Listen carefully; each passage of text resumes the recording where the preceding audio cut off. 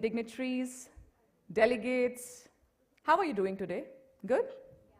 Great? Okay, people who are actually feeling good, can I just see your left hand up in the air like this? Fabulous. People who are doing better than them, raise your right hand. And who are really looking forward to this day, can I see both your hands up in the air? And let's start this morning by bringing some energy and putting our hands together louder. Come on, let's do that. Ladies and gentlemen, a very warm welcome to India Plant-Based Foods Show 2025, organized by Plant-Based Foods Industry Association. My name is Namrata Sehrawat, and I am elated to be your host for this day. Well, I also have my another co-host over here, very gorgeous lady, Shruti, and she will also be joining us here in a while. So ladies and gentlemen, in a world where every choice we make holds the power to shape our future, we are here to embrace and recognize the plant-based food products. But more importantly, to embrace a profound truth. The quest for a better world need not come at the cost of another life. Ladies and gentlemen, it is expected that the world's population would reach around 9.7 billion by the year 2050. Currently, if I speak of India, we are a home to 1.4 billion people. And by the year 2050, which should be surpassing 1.6 billion at least. That is what the estimate says. As per ICMR, we are way behind our protein intake, given the recommended dietary allowance. So in this world, our population is rising. We need a solution that can bridge the gap between these two extreme ends of hunger and environmental sustainability. And that's where the plant-based foods come in.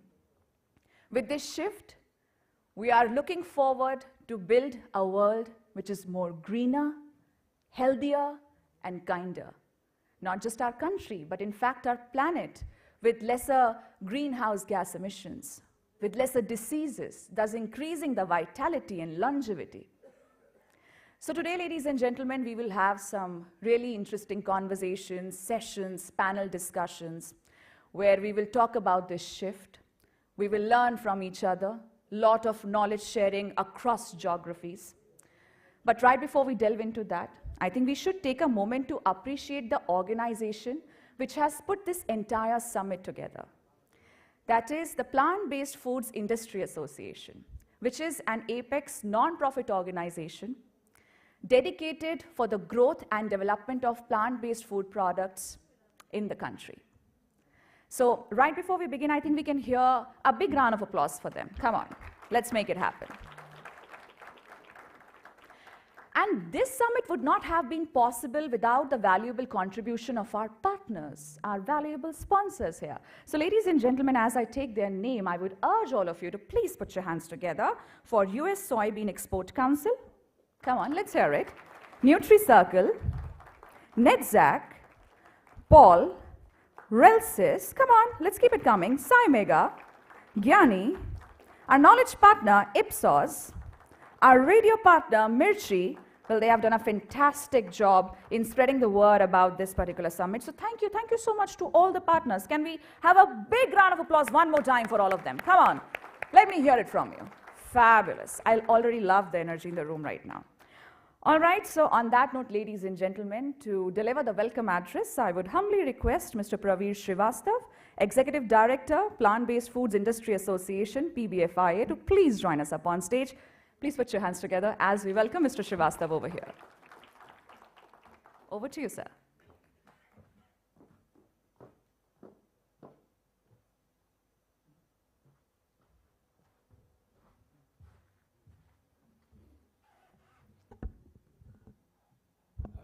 Good morning, everyone. I am Pravir Srivastava, Plant-Based Foods Industry Association Executive Director.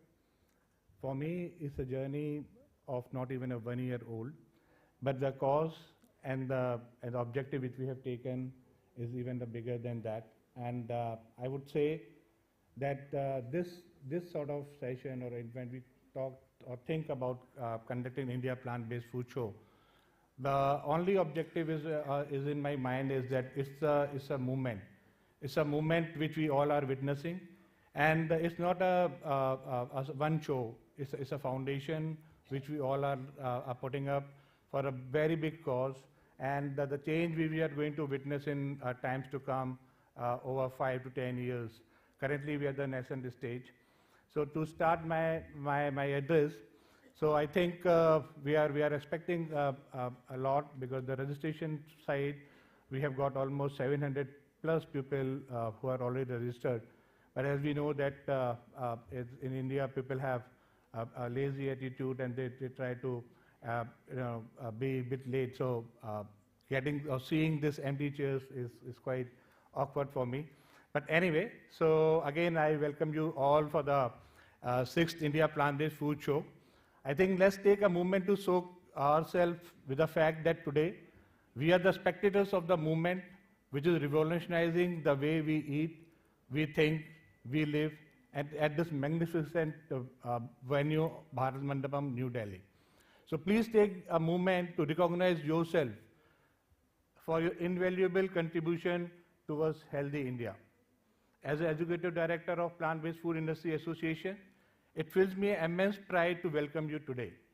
It fills me with immense pride to welcome you today, and that's not just another industry event. It's a testament to the progress we have made, the challenges which we have tackled, and the future what we are actively shaping together. The plant-based foods are no longer a niche concept, no longer a fleeting trend, but there is a fundamental shift, a necessary evolution, how we produce, how we consume, and sustain ourselves and our planet, and together at the heart of this transformation. I would like to thank the government and my sponsors for their unwavering support, right from the Ministry of Food Processing, the Ministry of MSME, the Ministry of Agriculture, APEDA, FSSAI, ITPO, and other associations, and their vision of Satat and Atmanirbhar Bharat aligns seamlessly with our mission to create a robust plant-based ecosystem. We also extend our heartfelt thanks to our valued sponsors, Nutricircle, NETZSCH, Paul, RelSus, Symega, Gianis, Mr. Veg, to knowledge, and our knowledge partner Ipsos, and our radio partner Radio Mirchi, whose unwavering belief in this industry continues to propel us forward. Most importantly, I want to acknowledge each and every one of you here, the entrepreneurs, the researchers, the policymakers, the investors, and the change maker who have dedicated yourself to this cause. The progress which we have made is not the work of one individual organization or one individual person. It is a collective effort of everyone of the industry that believes in better food, better health, and a better planet. Now, when we talk about the situation where we all are and how the things are checking up, so here I would like to touch base upon the kind of announcement with the Government of India, Honorable Minister of Finance made in her last budget speech. So where the key things which she has highlighted about the touching base on the Ministry of Agriculture, the thrust on the agriculture, the terms which they are using, the Dhan Dhanya Yojana or Beej Se Bazaar, where we talk about right from going emphasis on the cultivation to storage and the market linkage of the produce. Also the protein-rich pulses, like they mentioned tur, urad, and moong as a focus crop, and ICAR and IIPR are working towards that. So then also they are also talking about revising the investment and the turnover limit of MSME.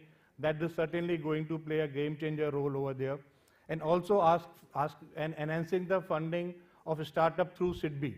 So that is something which will provide the greater financial stability, because most of the foreign financial institutions, there is always a risk of they may go and wiped out. So that is something which is important for all of us, and that this marks a defining moment for our industry and signaling that the plant-based foods are no longer on the sideline.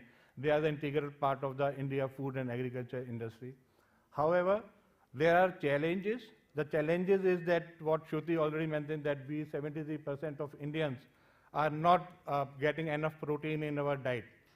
Now that is something which idea is, and just to address that the protein gap, we have estimated that this gap is around if we talk about in terms of volume, is about 17 million metric ton and that value to about $8.5 billion, which is a huge number. So that is something where the plant-based food industry would play a big role to bridge this gap in a sustainable and a healthier manner. Second thing, that the challenge which we talk about here is something on the when we talk about growing the popularity of the traditional meat and dairy, so making them rather than a luxury. So basically, we will talk about that our dependence and these products, when we compare with the dairy and the normal meat, there's always a question of affordability, which is associated with that, and that is mainly because of the certain input cost, which is whether it's high import duties on the certain raw materials, and also on the higher GST we talk about. So that is something that makes the price to consumer to goes up. Thirdly, the lack of the dedicated R&D centers and to support the incubation model. So that is something which we require, certainly, that a sort of a arrangement which we would think of the setting of a plant protein cluster in India, in association with MSME, Ministry of Agriculture and State Government, somewhere in the state where we have the right produce, the right crop, and vicinity to the market also. So that's approach which has already been discussed in my meeting with Ministry of Food Processing and the Ministry of MSME, and they have asked us our one-pager note that what was the thought process, and today we have a discussion on the plant protein cluster. So because what has happened is that globally, many of the European nations, be it Portugal, Italy, Denmark, everybody is talking of plant-based food and putting up some money, parking some money to promote this sector. When we talk about Singapore, that's again becoming an innovative hub on alternate protein sector. So also from the PBFI side, our request to the authorities that there are confusions in the FSSAI labeling part. That is one area which is the gray area. There are certain HS codes which are missing from the product side. That is something which we also need to, and we have been giving representation on that. Then making the GST at par with the animal origin products. So we have to have, like if we talk about egg or meat, and we to say about a plant-based alternate. So the GST, which is from 0 to 12, where here is about 12 to 18%. So that makes the product costly. And also important that today, during this event, we are releasing, because that is one thing which everyone is asking, that what is the industry size, how the industry is moving, what are the challenges, what are the consumer insight, and that's something which we want to decode. And I would like to say thanks to Ipsos. They have done a wonderful work to gather a lot of information, lot of insight, which I would believe that would help the industry people, our members, and the marketeers to decide their business plans for the market. And with that note, I would like to thank you all for coming, and we'll start our sessions. And we are expecting Honorable Minister of Food Processing, Shri Chirag Paswanji, to be the chief guest of that. There's a paucity of time because there are a lot of events which are happening today. There's also a Prime Minister address for the food processing sector. So we would also like to join that webinar virtually. We can all hear his speech at around 12:30. And with that note, I would love to say thank you very much. And let's begin the session on the marketplace challenges. Thank you very much.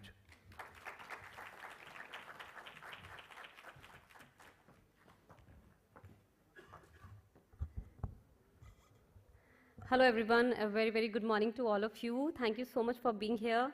Thank you so much, Mr. Praveen Srivastava, for your candid keynote address. So now let's start with our discussions we all have been waiting for. It's a pleasure to welcome you all to our first panel discussion, Exploring Market Dynamics of Plant-Based Foods Industry. As we gather to explore the future of food, one of the most transformative and rapidly growing sectors we are seeing is the plant-based foods industry. We already feel the shift towards more sustainable, healthy, and ethical choices across the globe. Our distinguished panel of industry experts will delve deep into the trends, challenges, and opportunities shaping the dynamic space and offer valuable insights into how plant-based foods are making a lasting impact on the global food system.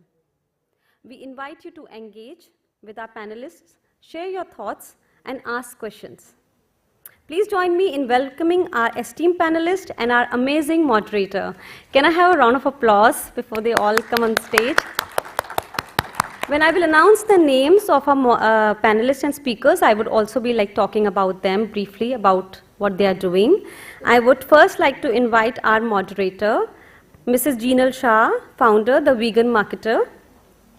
Mrs. Gheenal Shah, please. Mrs. Gheenal Shah. Hi, nice to see you.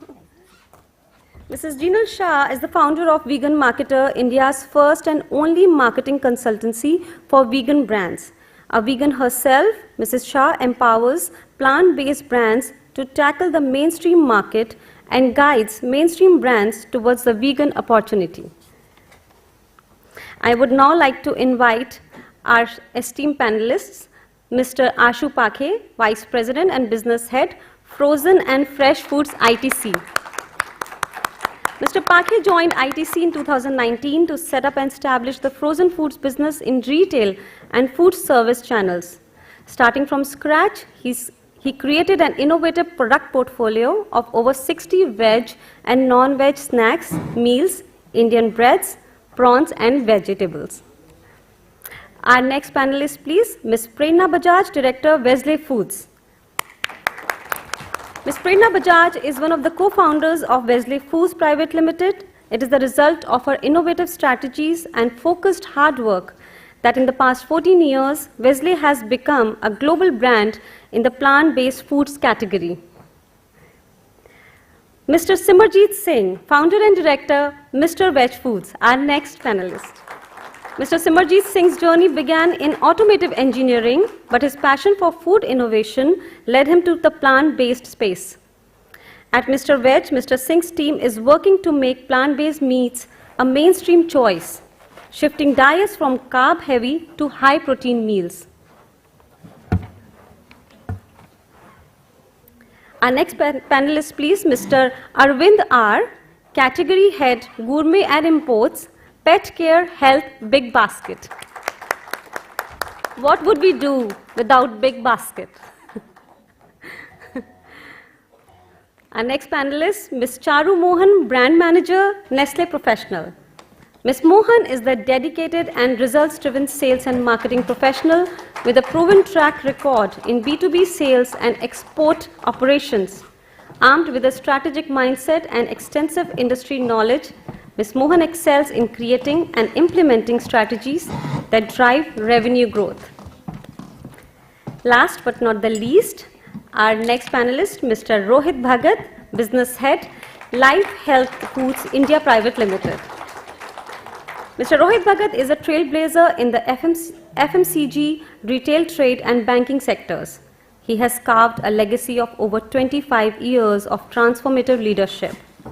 Rohit's journey is a compelling tale of vision, resilience, and a relentless drive to redefine consumer-centric innovation, embodying the very essence of a true business leader. Thank you so much, everyone. Thank you, our panelists.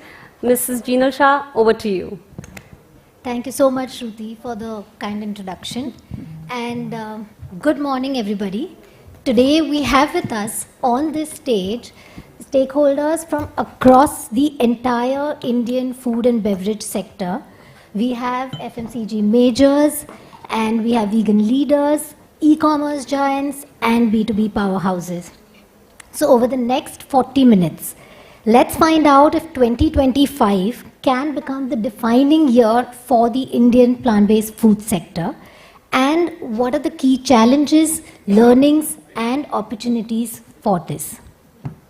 Let me begin the discussion by sharing some mind-boggling statistics. More than half of India's population consists of Gen Z and millennials, and this Gen Z accounts for 45% of the $75 billion packaged food and beverage sector of India, 45%. And overall, they account for 46% of India's consumer spending, which amounts to about $826 billion. It's expected to reach $2 trillion by 2035. So guess what this largest group of Indian consumers wants? They want sustainable, health-conscious products, particularly from purpose-driven companies. Plant-based products have been proven to meet all these criteria much better than their animal-based counterparts. So keeping this in mind, my first question, Ashu, is to you. ITC has shifted focus away from plant-based products. Is this a temporary pause? Are there plans to re-enter with an optimized portfolio?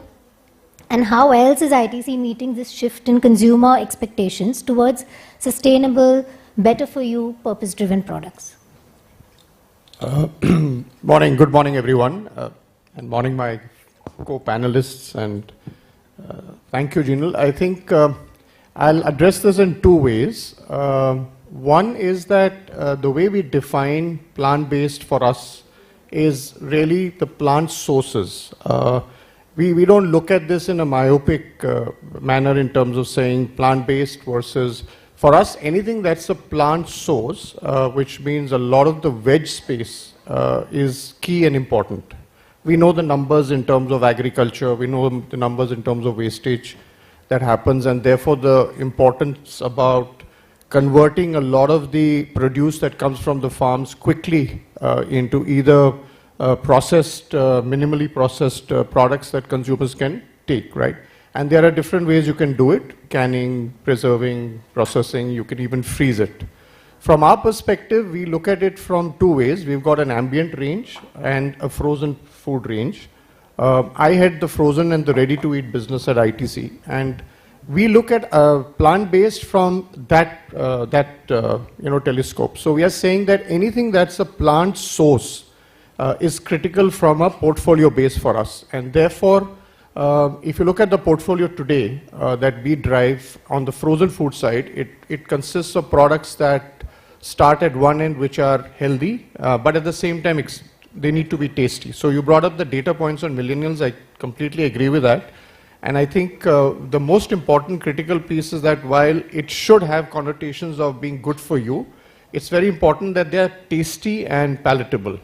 And when you look at the range that we offer, from kebabs that start at the beetroot kebabs to harabara kebabs, they're all plant-based, plant sources. You look at the falafel kebab, which is again a plant source. We also have a product that we are just testing and going to roll out, which is a kala chana based kebab, right? Which is high protein, extremely tasty, and made from lentils. So in the way we are looking at this is not just from the point of view of saying what is protein isolate and therefore what can I do with that, because that's one part of the entire spectrum, which I believe is currently a very small segment. I think the important thing is how can I transfer to consumers great tasting, veg-based, nutritious products. And if I can do that from the plant sources that I have, and I must raise this because from an Indian perspective, the kind of produce that we have today on the vegetable side is immense and extremely rich. And I think if we were to just look at the spectrum of products that we produce and start thinking innovatively in terms of what I can do with that and take to consumers. So look at kala chana as if I'll get that product out in 2 months, you must taste that product. I can bet you that the millennials will take to it like nobody, because it's a great tasting kebab, high on protein, but it's at the end of the day a black lentil. Kala chana is not necessarily right top of mind from a taste perspective, right? Similarly for the harabara that we have, which is basically spinach and green peas. So there is a range there's an onion ring that we have got, which is made from real onion, white onions and coated with a breaded product. So the idea is, can I take nutritious from the vegetable sources and transfer it to consumers in an easy, convenient manner? Because the other thing that's driving consumers today is convenience 2.0. So if I'll take a minute on that, is that till date, frozen was all about deep frying. But if you look at our portfolio today, you can air fry, you can pan fry, you can microwave, you can do everything but deep fry if you wish. So the idea is, can I get convenience 2.0? Can I create great tasting, innovative products and range, which don't necessarily have to just be plant sources, but can be plant-based. And therefore, one of the things I've been discussing also has been that, can we reimagine our association to call it plant sources and think differently is how I would approach it. Interesting perspective on the plant sources. Typically, we do say that Indian cuisine, a lot of it by default is vegan friendly, so, and plant-based. So yeah, that's correct. Charu, this was ITC's perspective, and now from a sustainable point of view, Nestle Professional Singapore is pretty bullish on the plant-based sector from the climate crisis and the climate credentials point of view. So how does plant-based fit into Nestle India's sustainability goals? I think India is a very, very different market as you compare it with Singapore. Singapore is a highly cosmopolitan, already ahead in the food consumption market.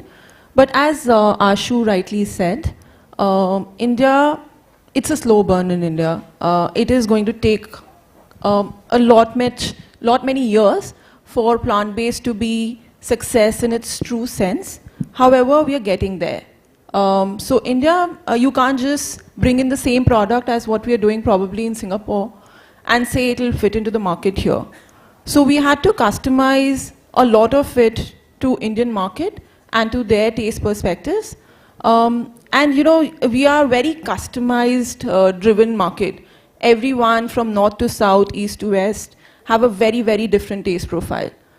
So not every one shoe fits all over here in this market's context. Hence, if you look at the market here, we were very sure that the product that we have has to be like a baseline product which consumers can tailor make it to their needs. So, you know, we can't heavily spice it with a certain ingredient, etc. It has to be one baseline product, which if I take it from north to south or east to west, a chef can do its own magic with it. So I understand about the localization, but the products that, from a sustainable point of view. From a sustainability standpoint also, what we are looking at is that we understand that the market is moving towards that. We already know in our outer circle, palm oil has become a challenge, right? So hence, I think the market is slowly moving in that direction. And we can't say that it will not trickle down into the regular food that we eat from day to day. So when it comes to, say, non-vegetarian eaters, we already know in Singapore as well, and in Indian market as well, that the health risks associated with non-vegetarian. Or, for example, this whole flexitarian eating is something that it is picking up in this market. Like I said earlier, it will be a slow process. It will not immediately trickle down into the market. But as we progress, at least tier 1 cities will definitely see sustainability as one of the big things coming up. And sustainability through the food, the changes in food plate. Right. So Arvind, now we've spoken with two biggies, we'll move to Big Basket. Big Basket is from the Tata Group, and it's a group that's known for its public service, its nation-first philosophy, and of course CSR, philanthropy, etc. Now Tata Group is also present in the plant protein category. They have come in because to meet the protein requirements and also from the sustainability perspective.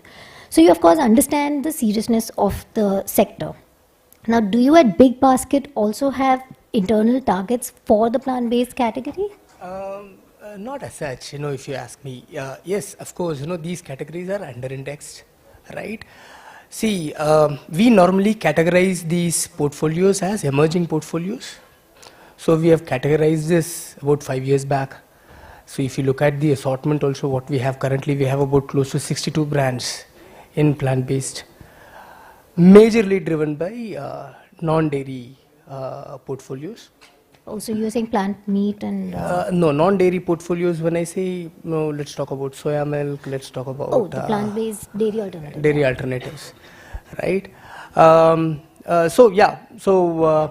What we normally look at it is again, all these are emerging portfolios.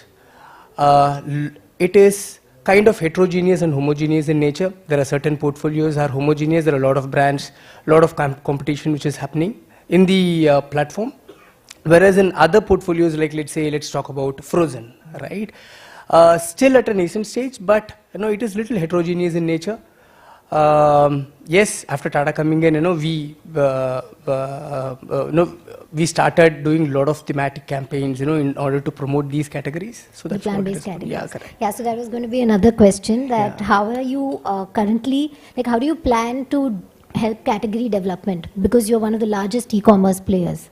And how likely are we to see lowering of, entry barriers like listing fees on the platform?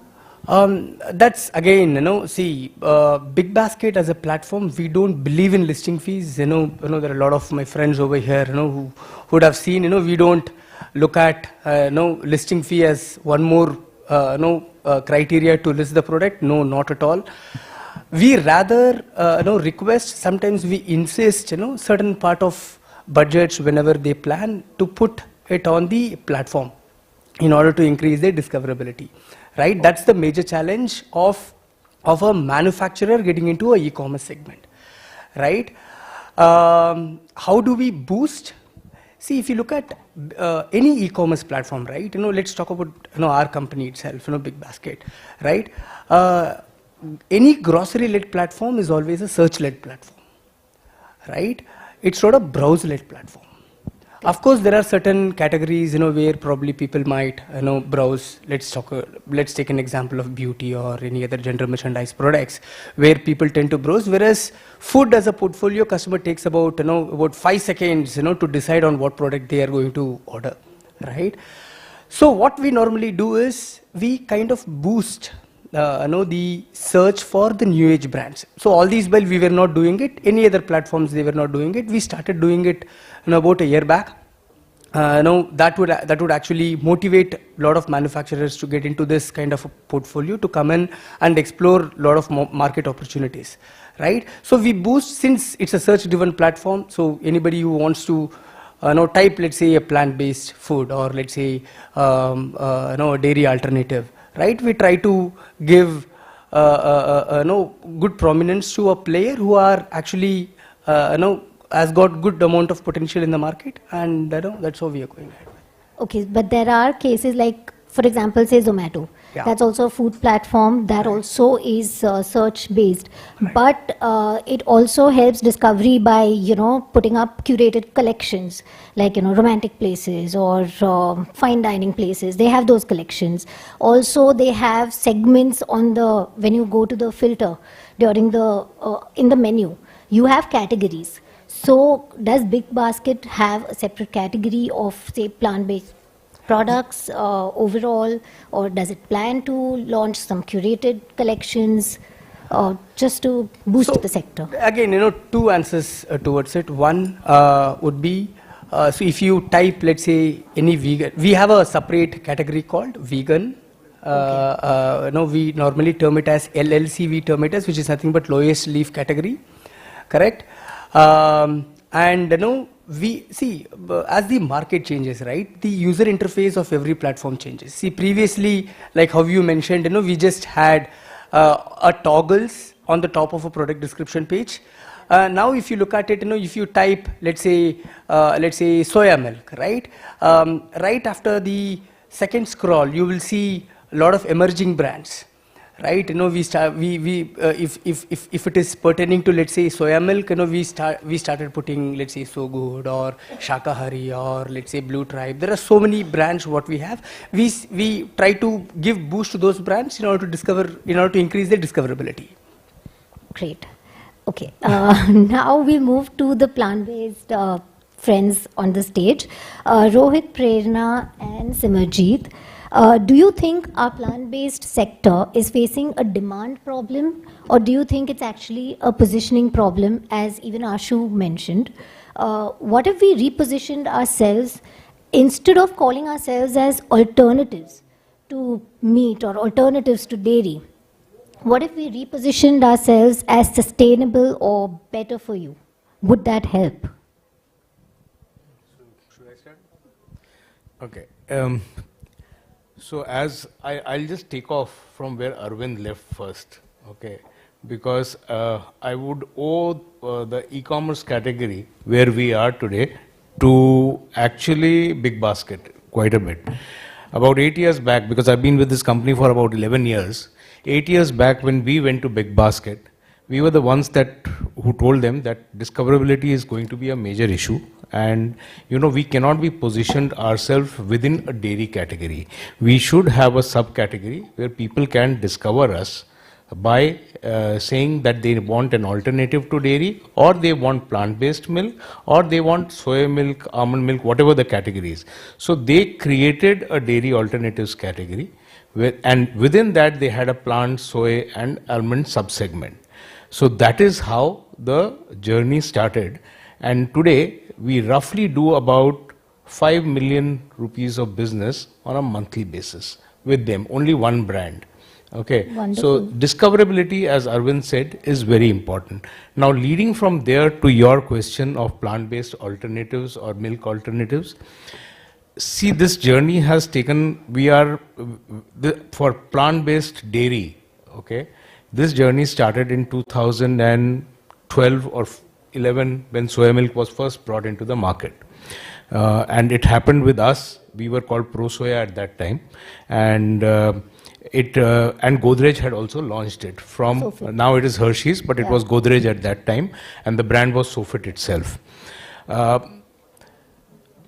Previously, having soy milk, and then we launched almond milk. We were the first ones to launch almond milk. This journey for the consumer, we have to always look at it from the consumer's perspective. The consumer did not understand what plant-based milk is. The consumer understood it when the doctor went and told them that, boss, you are lactose intolerant. Okay, that is the reason whenever you have dairy, you get some sort of a problem, whether it is acne, whether it is stomach trouble, whether it is bloatedness.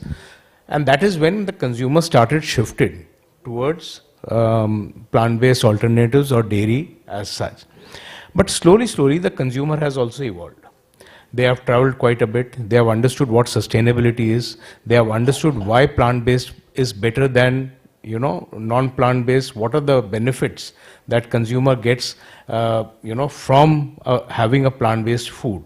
So that is the reason. Now, when we talk about millennials, when we talk about Gen Z, they are much better tuned than our generation to understand what sustainability is. Today they are taught in their school about the environment. We were not taught when we were kids. We actually discovered when plastic was banned first time, I think so, in 1990s or 1980s. So there is a huge evolution that has happened in the way the kids have been educated and brought up nowadays. So that's the reason that now is the time to shift towards saying what is sustainable for our future, and rather than calling us as alternatives. That, I think, answers the question as such. That does. Prerna, you'd like to weigh in? Hi, everyone. So, in my view, I think that plant-based alternative is not that much appropriate, which if we refer to my company, because we started a decade ago, and we deal in a lot of frozen products and non-frozen products as well. And we are manufacturing products which have got a high protein content, and all of them are mostly plant origin. And the basic foundation of my company is that we believe in constantly improvisation and innovation of the products, which we are trying our level best, and continuous trials and retrials. But we are not dealing in any animal or dairy products, if you know that. So. Okay. But you think that calling it plant-based, plant-based meat alternative is still the way to go in comparison with just calling it a healthy protein No, or a sustainable protein? Yeah, you see, what is that for me? Sustainability is not a concept or a mission. It's something which we imbibe in our company and fall in day-to-day activities. So what we believe is our products are healthy products which have got a high protein content with plant origins. Okay. Yeah. All right. Thank you so much. Thank you. And Simarjeet, your thoughts on this? Hi Jinal and hi everyone. So the benefits of health and all, Rohit and Prerna already mentioned. So for me, what is this? This is a product of startup. I am very happy with dealing with this product. Really. This is not on showing just a stage, but really very happy. Jinal, see, like what you are saying, we should substitute this product with the name of plant-based alternative or something else name. Yes, you are right. The positionings matter. The positioning 100% matters. तो मेरे को मैं आपसे एक share करता हूँ. About 4 years ago, when Jubilant funded us, so Mr. Arjun Bhartiya was there. So I was meeting with him. So Mr. Umesh Tripathi is also sitting here. So he was also in the meeting. कि सिमरजीत, इसको हम plant based alternative बोलेंगे या हम इसको क्या नाम बोलेंगे, इसको खाएगा कौन? Who will eat this product? Plant based meat बोलेंगे तो मीट ऑल्टरनेटिव से लोगों को हेजिटेशन होएगी. So yes, we said yes sir, our target is 100% non veg eater, लेकिन वहाँ समय लगेगा जाने में. हमें वहाँ हम एक दिन में नहीं जाने वाले. शुरुआत में हमें वेजिटेरियन मिलेंगे, वीगन्स मिलेंगे, फ्लेक्सिटेरियन मिलेंगे, जो सर चाहते तो हैं प्रोडक्ट खाना, लेकिन उनको पोजीशनिंग हमें वैसी करनी पड़ेगी. This is a product of startup, तो हमें स्टार्टअप के हिसाब से चलना पड़ेगा सर इसमें. तो व्हाट वी डिड, लाइक अभी प्लांट बेस्ड मीट, ये वर्ड से हेजिटेशन है सबको. This is a real fact. ये हेजिटेशन होती है, लेकिन ये कुछ समय बाद ये plant based meat will be the normal word. कैसे? This is a fact. अभी मिस्टर वेज प्रोडक्ट्स बनाता है, वेजले प्रोडक्ट बनाता है, वो plant based meat products are there only. अभी हम एक प्रोडक्ट को लेते हैं, लोकल एड प्रोडक्ट है, Delhi NCR and northern region people know about that, soya chaap. Everybody knows. If we see the word soya chaap, where it come from? What is the chaap? What is this chaap word? This is a part of mutton only. One part of mutton only, the mutton chop. What they did? Cut the mutton and put the soya word. ये 15 साल पहले mutton word हटा के सोया लगा और आज ये normal word हो गया. इवन हम किसी से भी पूछेंगे व्हाट इज सोया चाप, तो एवरीबडी से this is a vegetarian product. वो चाप एक प्रोडक्ट बन गया, जैसे नूडल्स एक प्रोडक्ट बन गया, डोसा एक कैटेगरी बन गया, ऐसे चाप एक कैटेगरी बन गया. तो ठीक है, थोड़ा समय लगेगा, लेकिन पोजिशनिंग मैटर्स. अभी हम प्लांट बेस्ड ऑल्टरनेटिव कहने की जगह, लाइक अगर हम सीधा ही प्रोडक्ट बोलें, प्लांट बेस्ड मीट का मैं बोलूं, अगर मैं डेयरी को नहीं जानता ज़्यादा, because I am into plant based meet space, तो जब हम सोया चाप वर्ड यूज करते हैं तो really I am telling 10x sale हो जाती है प्रोडक्ट की. एवरीबडी सीरियसली एक्सेप्ट दिस, क्योंकि जब हम प्लांट बेस्ड मीट कह के किसी को प्रोडक्ट देते हैं तो उसमें क्या होता है, जब हम किसी को खिला रहे हैं प्रोडक्ट, तो उनकी एक मेंटेलिटी आ जाती है कि नहीं यार, इसमें वैसा वाला टेस्ट नहीं है, इसमें मेरे को माउथ फील वो नहीं आ रही. तो उसमें प्लांट बेस्ड मीट वर्ड से उसकी एक्सपेक्टेशन बहुत हाई हो जाती है. बट एक्चुअल में plant based products is very much better than animal meat, everyone knows. अब जैसे ही उनको प्रोडक्ट हम थोड़ा वेजिटेरियन वर्ड का देते हैं और टेस्ट अच्छा दे देते हैं, तो everybody easily accept this product and the positioning matters. And we are agree with you, positioning matters. Thank you. So this was the experience, a similar experience with Tibbs, Frankie and Good Dot. When Yes, instead of definitely. launching it as a vegan roll, they just called it a plant protein roll. So that appealed to vegans, vegetarians and non-vegetarians as well. Now, Rohit, plant-based dairy is growing at 12 to 14 CAGR versus the plant-based meat, which is growing at 8 to 10% CAGR. What do you think plant-based dairy is doing better or differently than plant-based meat that's helping its market penetration as a category? So what the plant-based dairy category and especially we are doing, because we are actually growing by about 20-25%, so it's good that we are growing more than the category and pulling the category along. But what we are actually doing is, as I said in my previous talk right now, that we have to, again, looked at it from the consumer perspective. We have also understood how the retail channel is working. Previously, e-commerce used to contribute near about 10% to the entire retail space. We have seen now e-commerce in our category moving up to a 25 to 30 to 40% also in the space, because the discoverability, as Arvind mentioned, nowadays anybody wants to buy a product, he first goes to Google and searches, and then he finds a number of options wherein e-commerce options are also available. So the reach becomes wider with e-commerce players being present. Second point is that even the HoReCa segment, people want options. As Simarjit was saying, that he's working with, I think you're working with Jubilant, right? So people consume a lot of their products or our products at these segments. So coffee houses, specifically with Starbucks now going to about 450 stores. Third Wave Coffee having about 120 stores, and even boutique cafes, independent cafe owners having one small cafe in each and every locality, and the cafe culture also growing in India. So they are also asking for a alternative milk category, because a lot of people have become aware that why almond milk, soy milk or oat milk is better for them and also tastier. You develop the taste of these products very easily, and they are very close to, or I would say almost about 75 to 80% like dairy, not 100%, but like dairy. So this is one thing that we are doing to get our growth trajectory. We are following the consumer, the way of shopping, as well as the consumer behavior of shopping. And getting these two things right is actually leading us to a better growth. So wherever the consumer is going, that's where you're trying to Yeah, both distribution as well as their buying habits, the behavior pattern. Thank you. Charu, what sort of support do you offer restaurant owners and the HoReCa segment for the to increase plant-based adoption of the Nestle Professional products?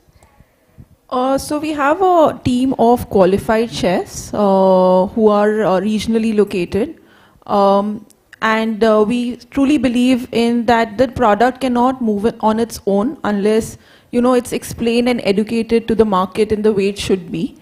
So the team goes into the kitchens and they do the demonstrations over there. Largely what we do is we pick out from their own menu options something that they're already serving. Say for example in the non-vegetarian, if they're already doing a spaghetti meatball and so on and so forth. Our team goes over there and tells them, like, look, this is also an option, you can actually incorporate plant-based substitutes as well, and the product comes out fantastic. And what we've seen as a feedback coming in is that people are amazed to see that, at first it sounds, because, it's breaking out of your comfort zone. At first it sounds, oh my God, what am I including in the menu? But as they see the product, seeing is believing. They realize the potential of this product. They realize that it is going beyond, say, a paneer or a tofu, etc. on the menu. And I think we've seen a lot of vegetarian adoption to the menu. We did a survey, and in certain restaurants there were 79% vegetarians who took to the menu. That's wonderful. Yeah, that's a very high number, and we were also taken by surprise because for us, when we initially started this project, we felt that a lot of non-vegetarians and largely flexitarians would be the one who would be adopting to this menu. But when we took this to the end consumer, we were also pleasantly surprised that there was a very high percentage of vegetarians adopting to the menu. Okay. And chefs were actually looking out for something as an option for vegetarian. An option to paneer, an option which they typically use. It's actually, you don't find anything in the veg option if you look out. So this becomes like a great way, and like what Simarjit said about soya chap, that was unheard of maybe a decade back. People have taken to it. And it's a slow progression towards, having more variety in the menu. Okay, from a B2B perspective, I'm just continuing with that. Is versatility more important to the clients or the affordability of the product?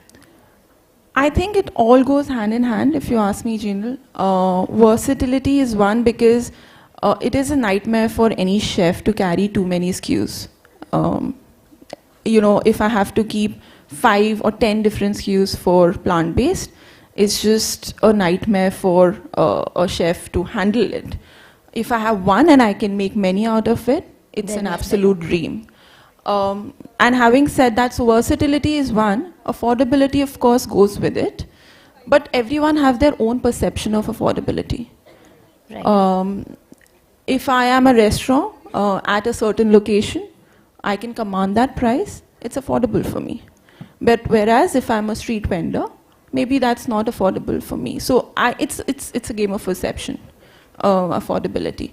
If my menu pricing already is 350, 400 rupees, which largely if you look around in any tier 1 town is what you find, then it is very well affordable. Yeah. Okay, thank you so much. Ashu, there is a growing demand for plant-based food in the B2B segment, as we heard. Sodexo has committed to offering 33% plant-based in their menu by the year end.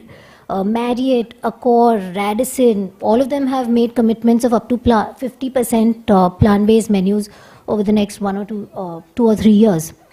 So does ITC have plans to tap into this massive B2B demand for plant-based foods? So one of my verticals is servicing the HoReCa channel, apart from retail under the ITC MasterChef brand. And we cater to about 18,000 outlets today in the HoReCa space. Wonderful. Where we take to them a range of both veg and non-veg products, from meals to snacks in the frozen space. So everyone is seeking convenience at that set. So with that, while in my portfolio today, the veg is around 55% of the portfolio. The vegetarian range, as I mentioned to you, ranges from the whole snacks to meals, from lentil-based, veg-based products. If you're specific, the demand we are seeing coming in from a lot of the caterers that we do. So we service caterers also. We service a lot of the institutional caterers, like you mentioned, Sodexo and Compass as one of the groups. At this point in time, we cater to what the demand is. So today it is veg and non-veg. If within that there is a specific need for a plant-based kind of product, we will be happy to service that as well, because we have the capability. We were one of the first, in fact, that launched a plant-based product. Yes. The philosophy is we go by what demand is. We want to make sure that it is a product that is of value and offers value to our B2B customer. Because one of the challenges that plant-based products face is that you need to be affordable. And if you are looking at an alternate protein in India today, you need to find an alternate protein that's cheaper than egg, which is at $5 up. And if it's going to be more expensive than that, adaptability to anything that is trying to solve for a plant protein deficiency is going to be a long haul. It needs to crack. That's the inflection point from our perspective, that if you can crack that, I think then you have, and that's what soya nuggets did in a way, right? So soya nuggets is one classic example which was able to do that 20 years ago. We also have a product in that under the brand name of Ashirvad. And that's a great value product, versatile for the Indian palate. But do we have an alternate in that space today amongst the offerings? I don't think so. Okay. I think we are a little short on time.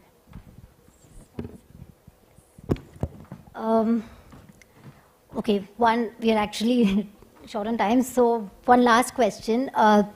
Each of you, in one sentence, name one plant-based innovation that you are excited to see and that you've heard of. One sentence each, please. So I was very excited not a few years, maybe 2 years back. Rohit, one sentence. About the plant-based meat as such. A specific innovation that you've heard of and you think plant-based meat is a broad category. No, if I name an innovation which is Exciting to you. exciting to me right now, so it is that what he said, Simarjit said, the soy chap thing. Okay. All right. Thank you. Prerna? So if I have to say that I'm excited about something, it's my own creation. That's the egg burji that we have created. Okay. And the chopstick, which was a result Okay. of constant Thank you so trials and much. all. And Ashu? So we have the advantage of the ITC hotel chefs, and the shakargandi kebab, which is coming next after kala chana kebab, to me is my most exciting. It may not fit the bill of a plant-based, but that's what we are looking forward to. Arvind? I'll tell from a retailer perspective, I think, brands discoverability in the platform has increased. So that is something, that will tend to increase in the next coming months as well. Okay. Thank you. And Charu? I think it'll be from my own range, the plant-based mints, because of the versatility like I earlier mentioned. Okay. And Simarjit? Soy chap kebab, soy chap nugget, soy chap finger, and the beautiful plant-based All logo things, chap. on the side. Wonderful. Yes. Okay, thank you so much to all the panelists for this wonderful discussion. There's lots to discuss and we'll continue next year. Thank you. Thank you to all our esteemed panelists for this very comprehensive and a very interesting discussion. And we loved hearing about all the innovations that you just mentioned. Kala chana kebab, shakarkandi kebab, and Simarjit, I believe for you, I can go on and on. The list goes on in terms of soybean kebabs and what not you have created out of it. Thank you so much once again. Gina, would you like to? We don't have time for the audience questions, right? This gentleman here wanted to ask something. We can maybe take one question, yes, of course, sir. But yes, only one question, Gina. Yes, let's go ahead. Yeah, who's the question directed for? And somebody give him a mic. Or general comments? Okay. Sir, we would request you to kindly keep it brief for only 20 seconds. Can we just pass on a mic? Do we have a mic over here?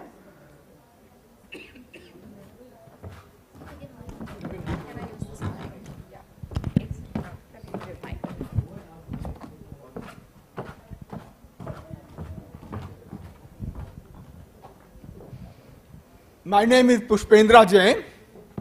I'm a retired professor of physics from Africa and a founder chairman of the Vegetarian Society of Botswana. What I heard this morning here is you are talking mostly of the elite market of the country, top 10%, who can go eat out in Moria Sheraton, in Taj Hotel, in other various places. But what about the 90% of the population? How do they access the plant-based food? There is no mention of them. You are only talking of the elite market. It doesn't make sense. Yeah. Hi. Can I please? Can I? Yeah, can I? Sir, India market is the parent market for us. If we doing the products in the US, we are definitely mentioning the name plant-based meat and the vegetarian mutton. In India, we and Wesley is selling the product under 20 rupees with a high protein content and working aggressively to cater the mass market. And definitely we are doing. And our 30% sales comes over these products only. तो हमारा पूरा motive रहता है कि छोटे street होकर पे भी प्रोडक्ट जाए और जब वो बड़ा हो जाए वो आईटीसी और नेस्ले के ब्रांड में आए. अभी ये स्टार्टअप का टाइम है. Hope this is the answer. Thank you. Yeah. Thank you. Thank you so much, Simarjit. And I think very well answered. Sir, I believe you got your answer. So on that note, I would humbly request Ms. Sharvari Roth from NETZSCH to please join us up on this stage to kindly felicitate all our panelists with a planter and a memento. Ladies and gentlemen, please put your hands together one more time for all our esteemed panelists. And thank you so much, Mrs. Shah, for wonderfully moderating this entire discussion, for asking really relevant questions. So, Ms. Roth, can I request you to please join us up on stage? Yeah, please. Welcome to you. So, starting with our moderator, Mrs. Jinal Shah, founder, the vegan marketer.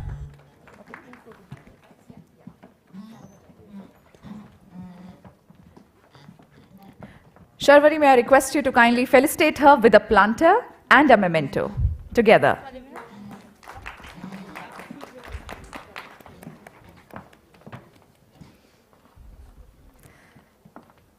Ladies and gentlemen, I believe we all can keep our claps rolling. Come on. Please put your hands together one more time. We have Mr. Ashu Phake, Vice President and Business Head, Frozen and Fresh Foods, ITC.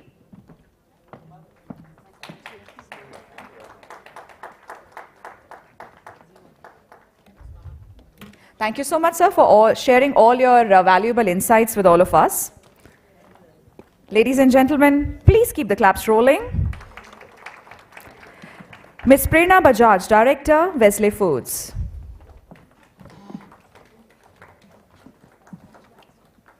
I think we can do better than that. Yeah.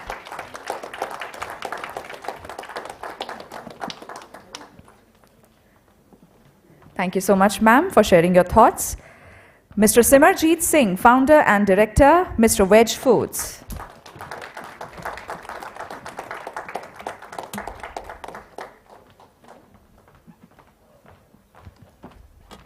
If you really liked all the innovations that he spoke about, I think we can give a big round of cheers for him. Mr. Arvind R, Category Head, Gourmet and Imports Pet Care Health Big Basket.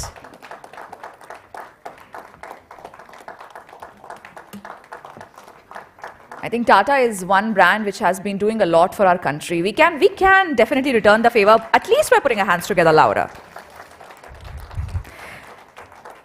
Ms. Charu Mohan, Brand Manager at Nestle Professional. Brilliant, brilliant insights from you, ma'am. Can we please have a big, big round of applause for her? Mr. Rohit Bhagat, Business Head, Life Health Foods India Private Limited.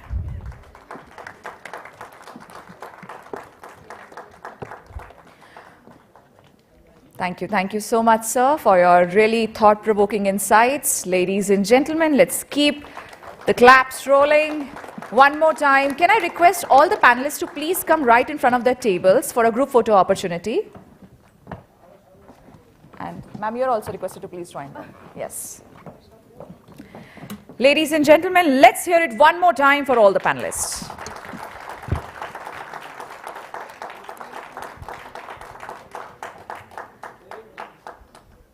Thank you so much once again, everyone, for bringing your wealth of knowledge and expertise to the platform. Thank you again, and thank you, Ms. Raut. All right, so on that note, ladies and gentlemen, we are proceeding towards our next exciting panel discussion, which is on the soy you deserve. Well, right before I invite our esteemed panelists on the stage, let me bring it to you that this session is powered by US Soybean Export Council, USSEC. So we would like to showcase one video on the screen right before I invite all the panelists. Can we please have the video over here?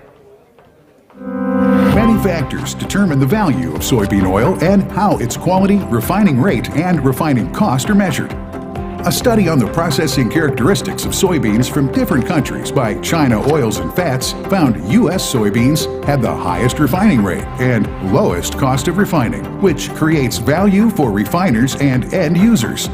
U.S. Soy delivers solutions for you, your customers, and our planet. All right. As we're inviting the panelists, can we have a look at the video one more time? Can we please play it again? Yeah. Many factors determine the value of soybean oil and how its quality, refining rate, and refining cost are measured.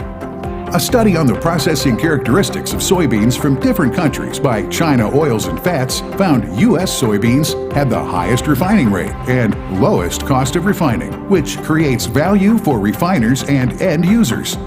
U.S. Soy delivers solutions for you, your customers, and our planet. Well, that, ladies and gentlemen, was USSEC, and now I would request Ms. Deepa Yanoli, Regional Head of Corporate Affairs at USSEC, to please join us up on the stage. Welcome to you, Ms. Deepa. You're looking really gorgeous this morning. And ladies and gentlemen, please join me in welcoming our esteemed panelists on the stage. We have Mr. Gaurav Agrawal, Director, Sri Radhe Rani International Trading. Ms. Malvika Siddharth, Co-founder, Hello Tempeh and nutritionist. Mr. Sumit Agrawal, Founder, Bionutrients India. Mr. Suresh Itapu, food technologist and chairman, Soy Food Promotion Welfare Association. Ms. Christelle Kordahi, MSRD, Regional Head of Human Utilization, South Asia, USSEC. May I request all the panelists to be kindly up here on the stage. Welcome to all of you. Now, Ms. Diba, I would request you to kindly welcome all the panelists with a planter. Go ahead.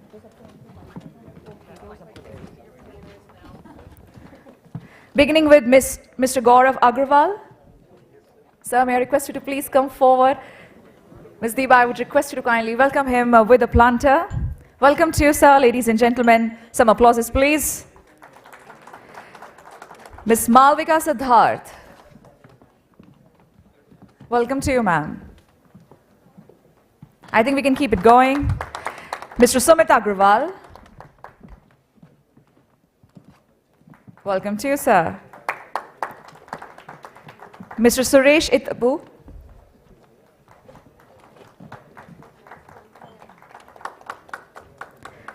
Ms. Christelle Kordahi.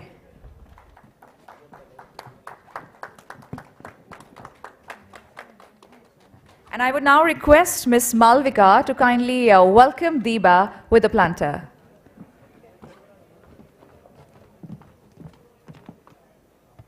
Welcome to you. So we are really looking forward to this discussion. Over to you, Diba. Great. A very good morning to you all here in Delhi. And I'm honored to be a part of this Plant-Based Food Industry Association Summit. And I think it's a wonderful time to be here. I think this is my third year participating and for USSEC sponsoring this event. So with that, I would like to ask all the panelists to sort of introduce yourselves briefly and share your connection to the soy food industry.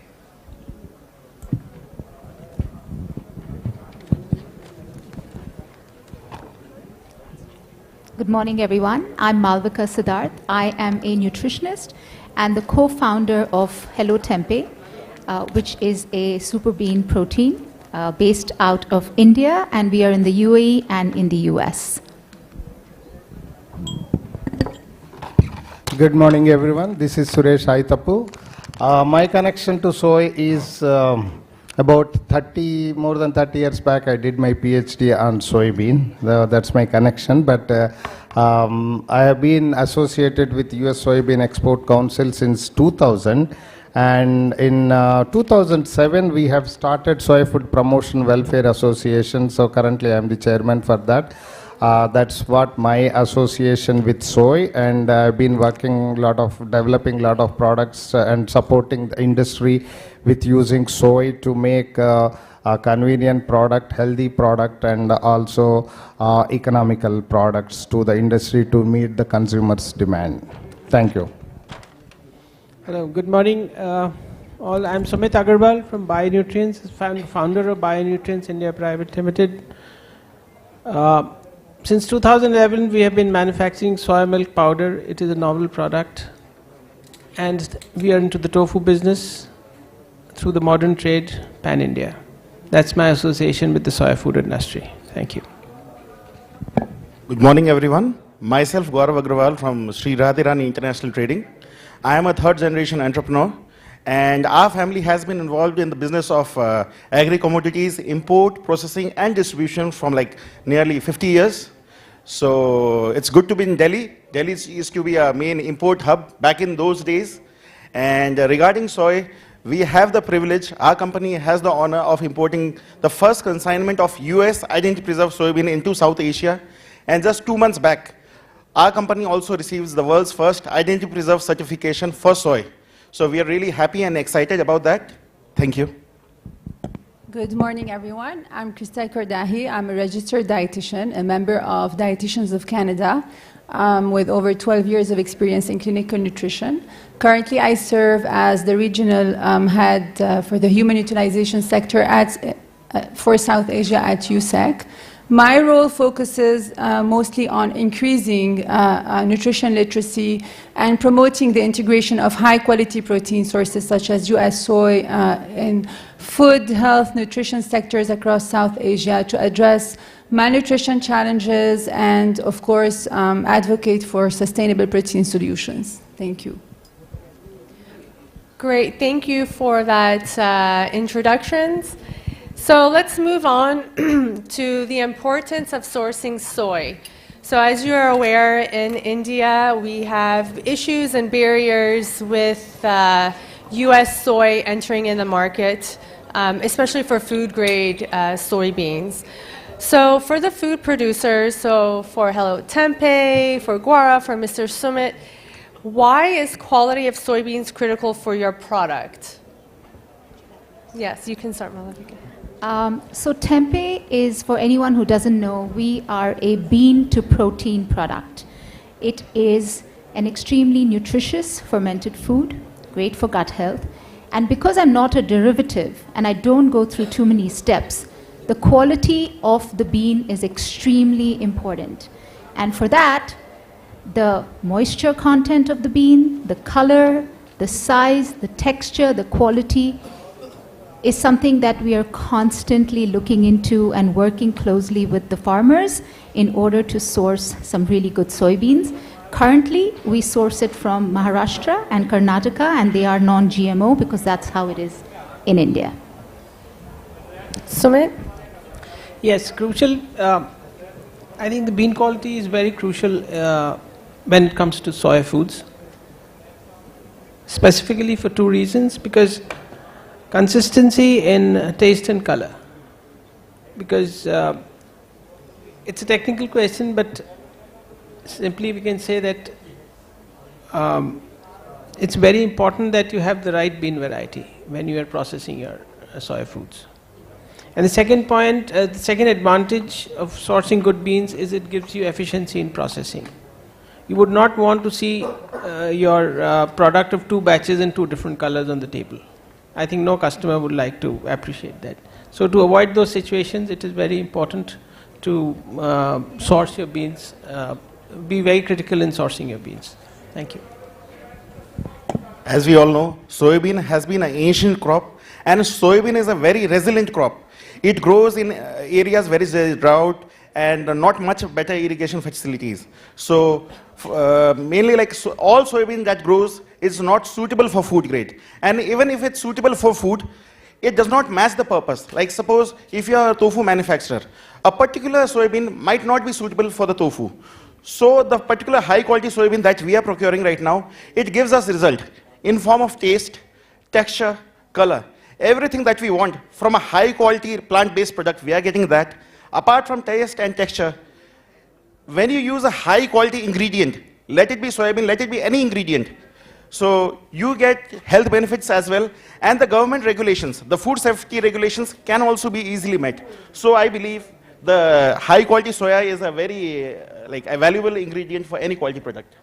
So for those who didn't catch what Gaurav had mentioned, so he's the only one in South Asia importing identity preserved non-GMO soybeans, food grade soybeans in all of South Asia, and he's doing it from Nepal. So, first of all, a big round of applause to him for taking that bold decision and to being, differentiating his product on the market compared to the other tofu manufacturers and brands. It takes a long time, the journey from the US to reach to a landlocked country like Nepal. We do understand the challenges, but we do also admire the enthusiasm, the entrepreneurial mindset, and the very innovative products. So these are some of the products that are made with IP soybeans that Gaurav has made in the Nepal market and available to try later. But on that note, Gaurav, what differences have you noticed in using the US food-grade soybeans as compared to the soybeans from the Nepalese market or the Indian markets? We've been sourcing very high-quality, non-GM, identity-preserved soybean. So for those of you who don't know what is identity-preserved, it's a particular trademark that is given to very high-quality soybeans that meet the specific product requirement. So suppose if you are a tofu manufacturer, the US farmer grows specific soybeans for making tofu. And suppose like if you make soy nuts, so you will get a specific variety that will give you the best results for soy nuts. So this way, you can cater different products from different soybeans, and the result is very nice. And as I already talked, the US soybean is premium. So like the quality, texture, it is supposed to be good. But the main thing is, you even get better yields in many cases. So the premium that you are paying, the expensive part of procuring a high quality soybean is actually not that expensive. When you get a high yield, the cost gets covered. And the perks of importing US soy, you get branding, you get trademarks. Like our company has the IP logo with us, Identity Preserve logo. And in a short time, we are about to get the sustainability logo. So the people who buy most amount of plant-based food, they want to know the source about the products. How is it grown? So all these trademarks helps us to differentiate from our competitors. So this is how the US soybeans has made the difference for us. Yes, and the plant-based food, the previous panel talked about sustainability. So all soy grown in the United States, whether GM, non-GMO, is all done sustainably. There are sustainability certificates that are provided free at no cost, which allow you then to use a label on your packaging. But turning it over to you, Malavika, you're the only tempeh food producer in India. How do you get consumers to sort of accept the taste, to accept your product? What are some tactics or marketing tactics that you use in this country? Okay, it's a great question. So the two, yes, so Hello Tempeh is the largest manufacturer, producer and in India of tempeh. We've taken a product that is not native to India, and that's been the biggest challenge, but it's a product that we greatly believed in because of the benefits associated with fermented foods. And the talk about it has been increasing over the years, especially during COVID, post-COVID, a lot of gut health, fermented foods. So we have that going for us. 60% of Indians are lactose intolerant, and they don't even know it. Or they know it and they don't care about it, and because we love our milk-based products. With soy, we are constantly talking to people about the benefits. We're undoing all the damage that's been done to soy for many, many decades. Finally, we have credible voices, dietitians, nutritionists, doctors, cardiologists, and wellness health experts all coming out and saying, soy is actually good for you. Quality soy is actually good for you. So we're educating them constantly, and as a nutritionist, I've consulted hundreds of clients who've switched to tempeh in some shape or form. You do not need to be vegan, you do not need to be exclusively vegetarian, you can be a meat eater, but you can be plant forward. It's been absolutely studied that eating more plants is only good for you. So you can balance that out. And the two biggest challenges that we try to constantly combat is the bitter aftertaste that tempeh has and the porosity. Now, tempeh is like a sponge. It absorbs flavor beautifully. It loves flavors. And the Indian market does not compromise on its taste. So we are constantly working on how to, different flavors, different textures. We actually have a plain version. And then we did a lot of R&D and had a lot of people who said, hey, what about flavors? And then we tried and tested, and we realized that people like their tempeh marinated, and we constantly keep improvising on flavors. And we do have many flavors, peri-peri, Szechuan, sriracha, and a whole bunch of other flavors. Peri-peri is my most popular one. So we're constantly innovating, educating, social media, talking. So it's constantly going on to educate the masses that quality soy is great for you. Fantastic. Suresh, you're a food technologist, so you know and you hear about the upcoming soy trends. So what trends do you see in soy food consumption in India? Yes, soy trends market is actually doing quite well. We have seen maybe around 10 to 12%, 15% growth in various products, like whether it is soy milk, which is there for a very long time, soy milk, tofu. Plant-based foods is definitely doing well compared to what happening in the Western markets. India, it is doing well, but there is slight low in that growth. But we are actually looking at more of a protein foods for nutrition and health. That is what is actually, if you look at COVID, after COVID, the awareness about protein has increased significantly. And people are, even bigger companies are looking at protein products.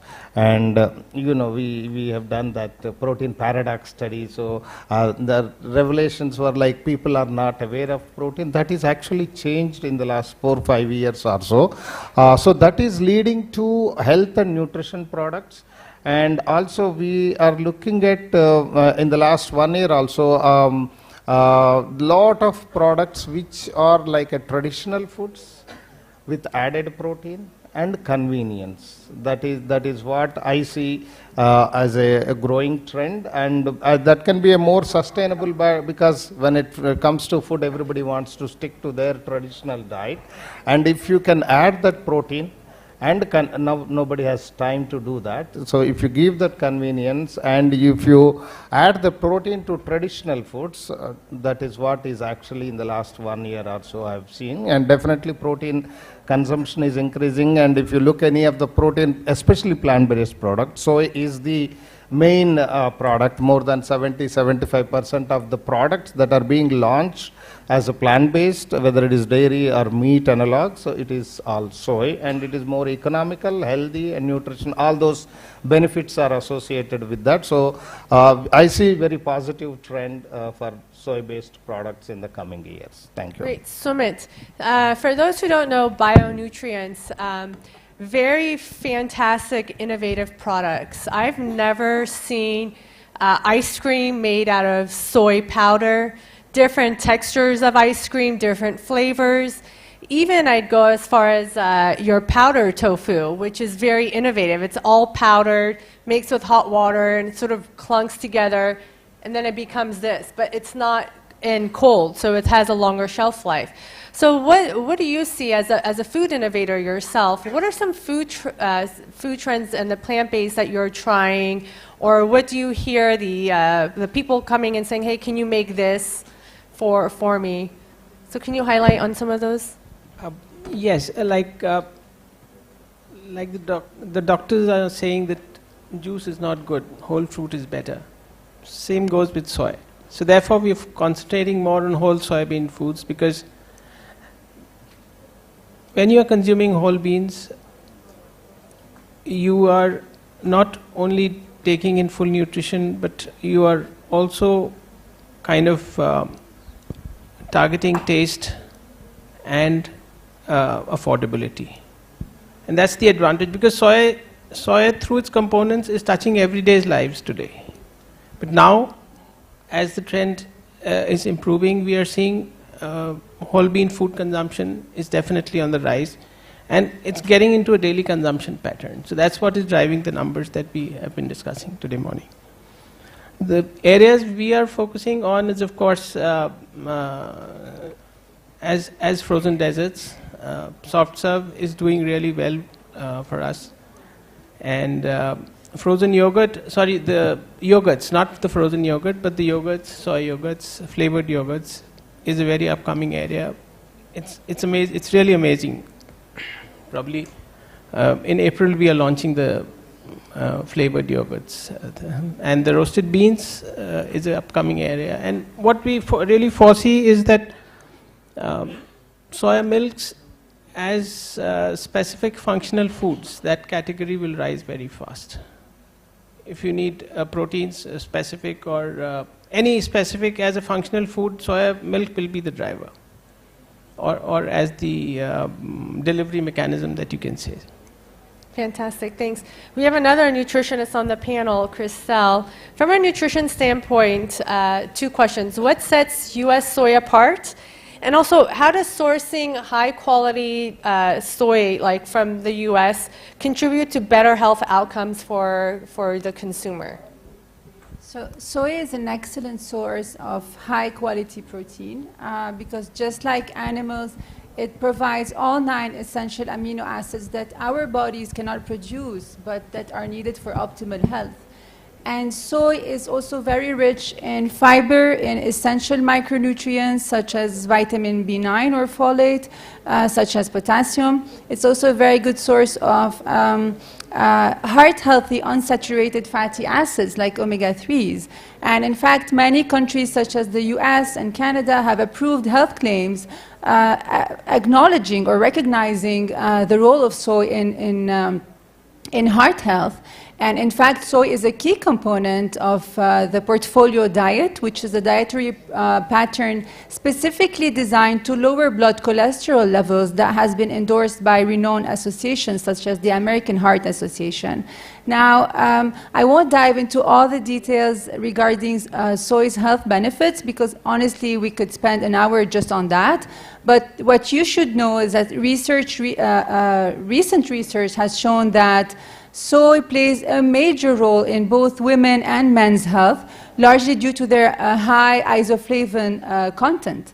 Now, from a sustainability point of view, it's very important to know that US soy stands out because it has the lowest carbon footprint among global soy producers, among all global soy producers, thanks to their advanced agriculture practices, thanks to their very strict quality control, ensuring that there would be a consistent protein content, ensuring also that high safety standards, and of course providing better nutrition for human health, but also a healthier planet.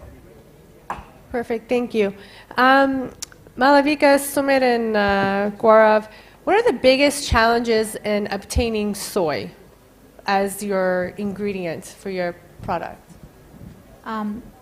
So for us, we're constantly in touch with the farmers because, like I said, I'm a bean to protein. I'm as minimally processed, not a derivative. So we're constantly educating the farmers to take up consistent practices, trying to be sustainable, trying to use bioorganic fertilizer, minimize chemical fertilizers, use neem sprays for pests. We're asking them to manual a weed instead of chemical weed. If there's any bitterness, we're trying to understand if it's a chemical related bitterness or if it's some kind of a crossing genotype result.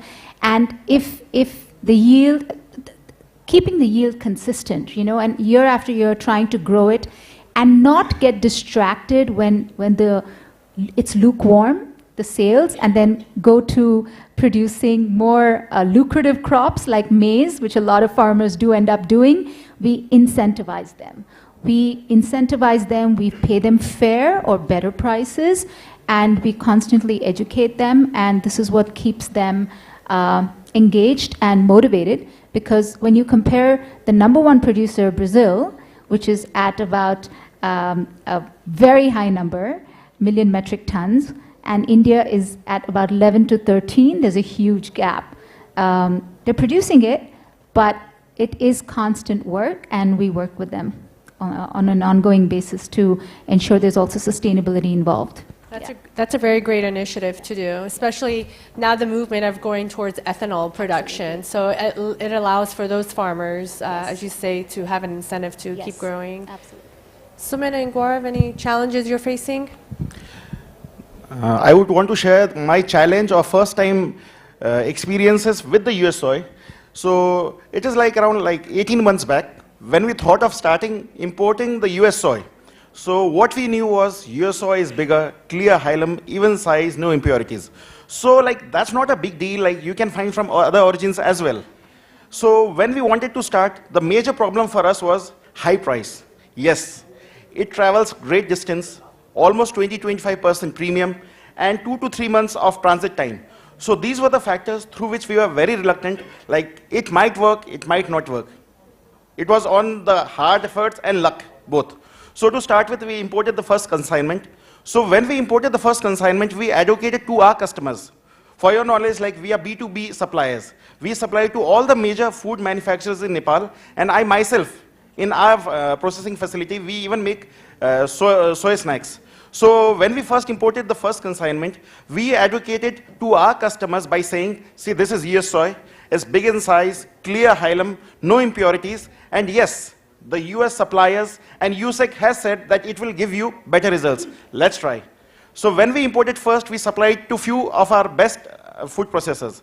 So for our surprise, initially we only educated saying it's big size and clear hilum and all that. For our supplies, the taste itself was very different. I still remember the first consignment we supplied to a soy nuts manufacturers. So what he said was, the taste itself is very different.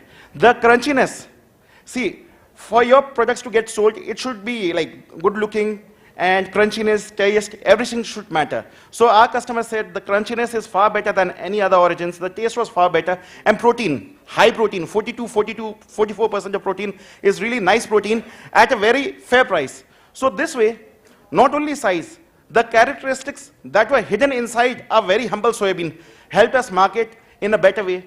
Initially we thought like we would only sell few containers a year or like it would be a push sale, but luckily it's a pull sale now. Our customers want more of US soy. So currently we were just importing for like soy nuts and tofu. Now we are trying to make the US soybean, the very famous US IP soybean, into the mainstream. What I personally feel, the fate that we have for the soy-based product is, from like decades ago, it has never been a mainstream product. Chickpeas, peas, lentils, everything was there. But soybean was never a part of a very essential diet. Personally, I come from a Marwadi background. We are pure vegetarians, no egg, no meat, no fish. So biggest problem for us was low protein. So this thing I started with my family, and now like monthly we have 3 or 4 curries made out of soybean, and we educate the same way. So this is how we are planning to make soybean at least into Nepal, into the mainstream, so that it is available from the traditional stores, supermarkets, to all the snacks outlets. So let's see if it works for us. Thank you. I'm sure it will work out for you. But I think going back to the actual whole bean and using and utilizing soy, as Sumit was mentioning, is quite vital. Like rather than go through such heavily processing and things like that, just have soy on its own. Soak it overnight, pressure cook it, right? And then put it in your curry. So. Yes, and the major difference or problem areas that we see in sourcing beans is the present system does not allow variety segregation.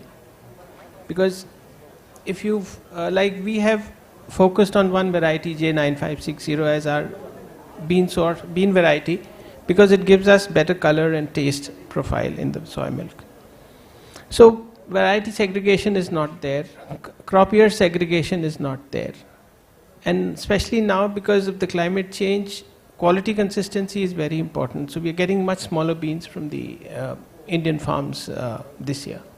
So the problems like these will, will always pose big challenges when now as we are looking to larger numbers in terms of market size. So we need a regular and a consistent bean supply chain. That's important. Perfect. Suresh, so for those who don't know, Suresh is the chair of the Soy Food Promotion Welfare Association. Very instrumental also for USSEC with writing papers on the goodness of soy, to a lot of white papers, being a big contributing factor to this Indian paradox, the nutritional, India's nutrition index as well. So with your role, what do you feel SFPWA helps in manufacturers finding and using the best soy sources, being in India? Yeah, as Sumit and Gaurav has mentioned, getting a specialty food grade beans is a challenge in India. Even though actually Indian Institute of Soybean Research has been doing some amount of research on providing food grade beans, it has been developed, but unfortunately in India, so segregation is a challenge. Okay, if Mr. Agarwal wants to have a special beans for tofu, it is very difficult to segregate from the market and get those beans. So if you look at that, as Gaurav has shared his experience, and Sumit has shared the experience, and established identity preserved food grade beans is a one big option. Like in tofu itself now it has been gone so much that you are maintaining of a ratio of 11:7 ratio to give a better tofu, and that kind of things are happening. So this is something which Indian industry can definitely get to get the source until locally available. And as you are aware, and for the interest of the people, I say at Soy Food Association, we are working with USSEC and Government of India to get some amount of food grade soybeans so that the soy food industry can make a better quality products to give consumers a better quality product and a superior quality product. And if you have those specific products, bean varieties for products, that is what we want as an association for the industry to get the exposed to the better quality product. Yeah.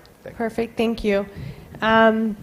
Christelle, what efforts are being made to dispel myths about soy in general? Like, we hear a lot of negative rap, as you were mentioning earlier. I remember back in, I'd say 2004, my first job was Starbucks. There was only 2 options of milk back then in California. It was either dairy or soy milk. Then one and a half to 2 years later, soy became, no, don't touch it, don't drink soy milk, make room for the almond milk farmers, right, to produce, to support the local farmers. So how do you circumvent these myths and talk about the benefits of soy and continue to dispel it? Because these myths are still ongoing, especially with, you know, males talking about what it's doing to the body. People don't understand their own health, their own benefits. So what's being done in this space? So very good question, Diba, thank you. Unfortunately, there are so many misconceptions revolving around soy. And we're seeing more and more, I would say, education, nutrition education and awareness campaigns conducted by organizations such as USSEC and the Soy Nutrition Institute Global. And these initiatives focus mostly on educating both consumers and healthcare professionals about the actual science behind soy and the health benefits it provides for a human being. Now, the most important part is getting, there's a big push to get dietitians, nutritionists, researchers, physicians more involved in spreading evidence-based science information regarding soy. And most of these, I would say, collaborations are being done with SFPWA and PBFIA associations such as SFPWA and PBFIA. And of course, it's very important not to ignore the role of media and consumer outreach. So whether throughout social media or articles, it's very important for people to really have access to the right information regarding soy. Great. And any challenges or any what you face here now being back in India itself? Just like the myths that you hear around or your clients coming to you? So, yes. So I've lived in the US for about a decade, in Australia for a few years, then I moved to the UAE, lived in Dubai, and I moved back to India about 8 months ago. I ate soy in the US many years ago, and it was fine. No one really talked a lot about it. And I think the biggest damage that's been done to soy is the lobby, the meat and dairy industry. Unfortunately, they took a very small group of people and overfed them soy decades ago and tested them and said, oh, you know, men who eat soy feminize, or it's, you know, this is going to happen to you, or people with thyroid. Now, the new research says that women with thyroid can also eat soy, quality soy, read the ingredients, spaced out from your medication. It's great to lower your cholesterol. It's great for PCOS. It's great for diabetics. It's great for fat loss, because there's really no bean. Remember, when you're looking at a bean, you have to look at the protein to carb ratio. Unfortunately, in India, dal is an emotion, and we think that dal is a source of protein. Dal is not a source of protein. Dal is a source of carbohydrates with some protein that you water down heavily, and you eat 3-4 grams of protein, and we eat it with a chunk of rice. I grew up in India. I grew up in a protein-deficient home. I was South Indian, traditional. Eating 2 eggs in a week was like, wow, that's our protein content for the day, for the week. And we were like, wow, we did great. And which will explain Indians, sorry, but we are skinny fat. We are not overly obese, but we carry belly fat. We are under-muscled, and we are over-fat because we prioritize carbs and fats over quality protein. Soy, one of the highest protein content, complete amino acid profile. You're talking about 19 to 20 grams of protein per 100 grams of the product. And it is fibrous, low cholesterol, practically no fat, calories, wonderful, low carb. You are not getting that much. There are very few plant sources that can compare to it.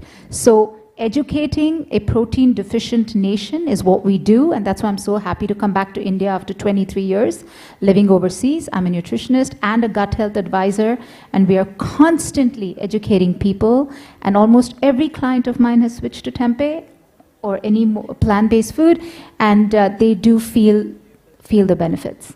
So it's ongoing. We all have to come together collectively as an industry to debunk the terrible myths surrounding soy. Great, and I'm sure India is happy to have you back as well, you know, with having the only tempeh product in India as well. So we're kind of getting close to short on time. Just from everybody, in one sentence, and we can start with Christelle down. In one sentence, what is your vision for the future of soy-based foods or plant-based foods, I would say, in the South Asia, and in particular in India? So the thing is, my vision is mostly I would love to see soy culturally integrated, widely accepted, and of course accessible to all across the region to bridge protein gaps, again, as it has been mentioned over and over again, to improve public health, and of course to support sustainable food systems, again, across the region in South Asia.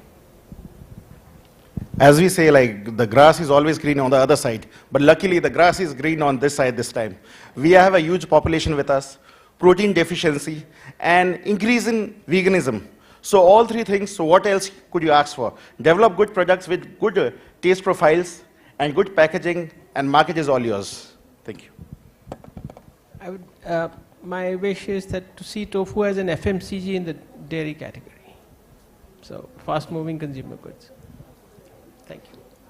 Yeah, my vision is what I would like to look at is soy is such a versatile, not only nutrition or health, providing health benefits, but functionality of soy protein is so versatile, and unfortunately we haven't still tapped to its potential, whether it is in the processed food industry as a food ingredient, we really haven't touched it. By getting those functional benefits realized by the industry to make a healthy, nutritious and economic product without compromising the taste. That is what I would like to look at for soy in India or in South Asia. Thank you. Everyone said everything that is to be said about soy. The options are absolutely limitless. The versatility is phenomenal. And recently I did a course on soy, and someone said, after water, soy is probably one of the products where not a single piece of soy, part of soy is wasted. The number of different things you can make with it. I was on a trip to Japan recently, and it's fascinating how they've incorporated soy in almost everything. Ice creams, coffees, teas, food products, etc. And it's mainstream there, longevity code. Japan, China also eats a lot of soy. So I think we're headed in the right direction. If we get the labels right, the clean ingredients, the customers are waking up. They want good products, tasty products, and I think soy has a lot of potential in India. Great, thank you. If the audience, if we can all give the panelists here a big round of applause. Please stand up. Thank you very much.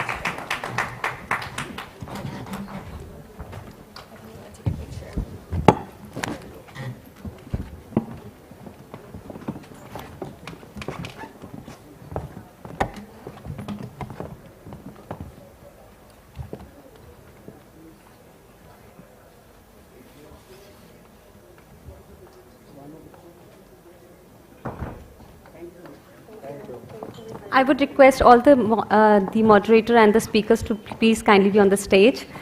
First of all, a big round of applause. What a great discussion. I think a huge round of applause for Soya also. Like, that's like an unpaid actor in this. So many benefits. I would now request Mr. Rohit Bhagat, Business Head, Life Health Foods India Private Limited, to kindly come on the stage and felicitate our moderator and our awesome speakers, please. Thank you.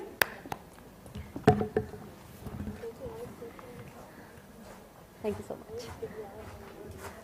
We'll start with our moderator, Ms. Diba.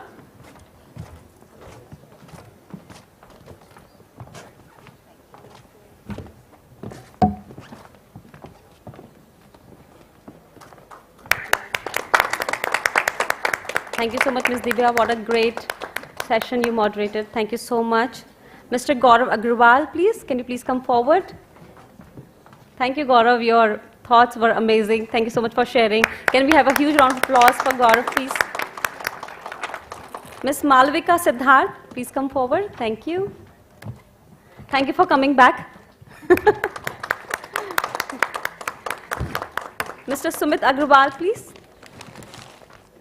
Thank you.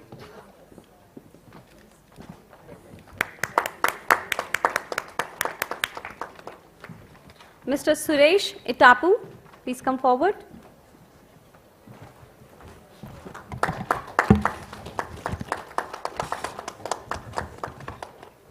Ms. Christine Kodahi, thank you so much. I would request all of you to please come forward for one more picture with Mr. Bhagat. Please come forward. Yeah. For a group picture. Yeah. With your.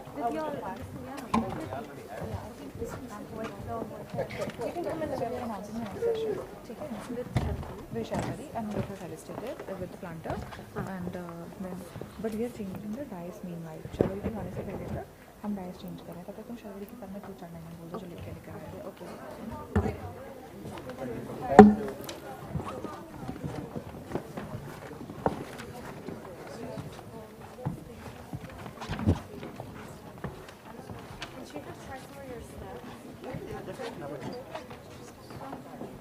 Now you are going to sell it.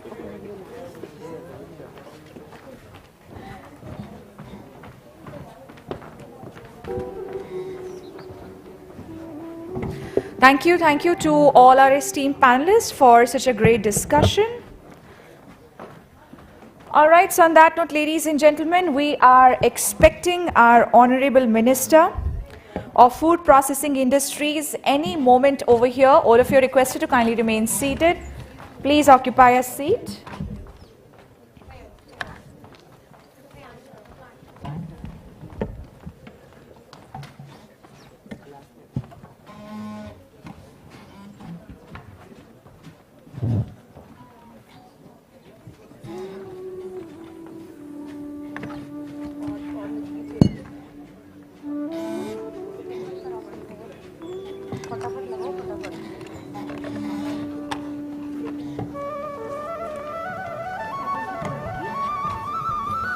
Ladies and gentlemen, as per the information, the Honorable Union Minister of Food Processing Industries, Shri Chirag Paswan ji, would be here any moment.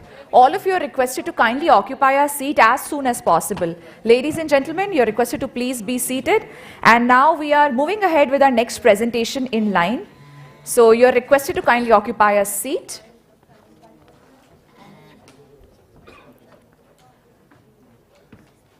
Now, ladies and gentlemen, we're going to have a very interesting presentation on boosting plant-based proteins with NETZSCH technology by Dr. Sharvari Raut, who is the Business Development Manager for Alternative Protein, NETZSCH Grinding and Dispersing Private Limited. I would humbly request Ms. Raut to kindly join us up on the stage. Welcome to you, Ms. Raut. Ladies and gentlemen, please put your hands together as we welcome the lovely lady over here to take the presentation forward.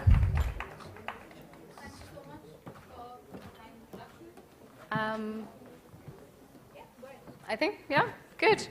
Thank you so much for the kind introduction. It has been a fantastic start with the panel as well as with all the discussion about food, alternative proteins, and plant-based proteins, and the last panel with soy.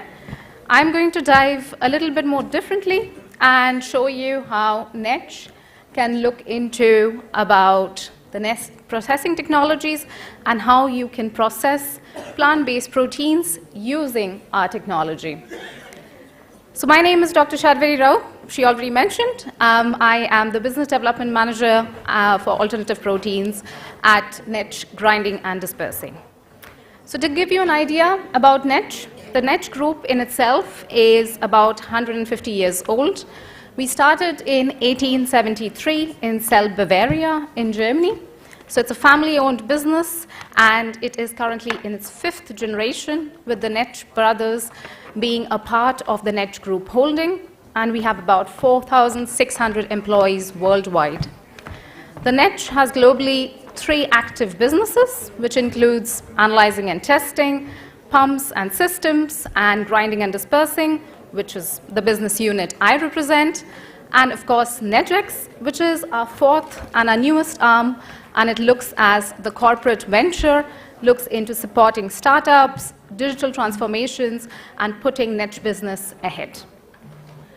To give you a little bit more idea about NETZSCH Grinding and Dispersing, NETZSCH Grinding and Dispersing has 3 main business fields. The first one is chemicals and minerals. In chemicals and minerals, we go all the way from paints, coatings, to agrochemicals, and to everything that is associated in the field of chemicals. This can be both wet and dry as and when required. We also have minerals, so all mineral processing for your fine grinding technologies that you require. Food and pharma, of course, so all application in the food industry and pharmaceuticals, including injections, cosmetics, skincare. And we have our energy solutions, so your lithium batteries, solid-state batteries that are a part of this business unit. Of course, as a corporate company, we also have our after-sales and service, because our machines also required timely maintenance all the time. As an engineer and with a heavy background in food, of course, I am a part of the food and pharma business field, in that especially in the business field food. So traditionally, our business field started in the chocolate industry, a lot more of turnkey solution for chocolates, coatings, compounds, your cacao masses, as well as for nut pastes and fillings and spread. We have a dry grinding technology, which is also for sugar and its substitutes. We have spices grinding as well. At the same time, we have our wet and dry technology for both food colorants and hydrochlorides. But today's focus is going to remain on protein shifting, which is more towards legumes, pulses, and all of its derivatives, because what better to tell you about protein shifting than at the plant-based food show in India. So to dive into it a little bit more in detail, why alternative proteins, or why proteins for that matter?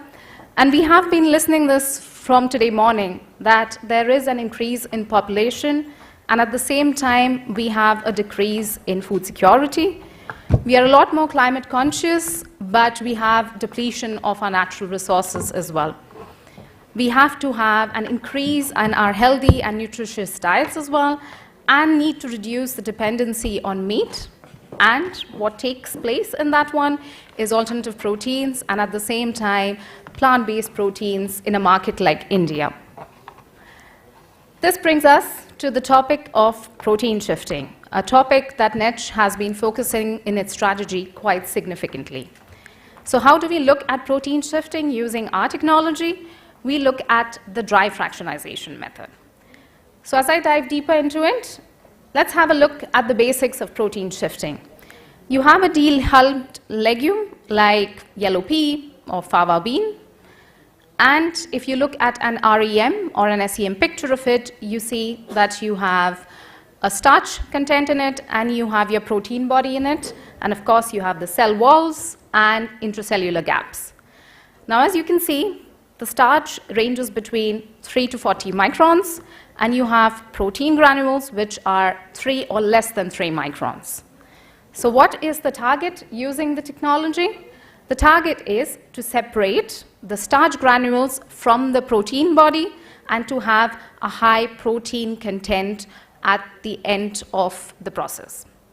Now in the protein shifting process, it's a two-step process. The first step is the fine milling. So in the fine milling, you have the raw product entering the classifier mill over here. This is the NETZSCH CSM that enters into the protein body. We have an integrated classifier wheel which allows us to optimize and give for this targeted fineness. Post milling, you have a fine flour which ranges to about 50 to 40 microns depending upon what target you're looking at. This classifier mill is specifically used for protein shifting process because it optimizes both for the protein content as well as the overall yield.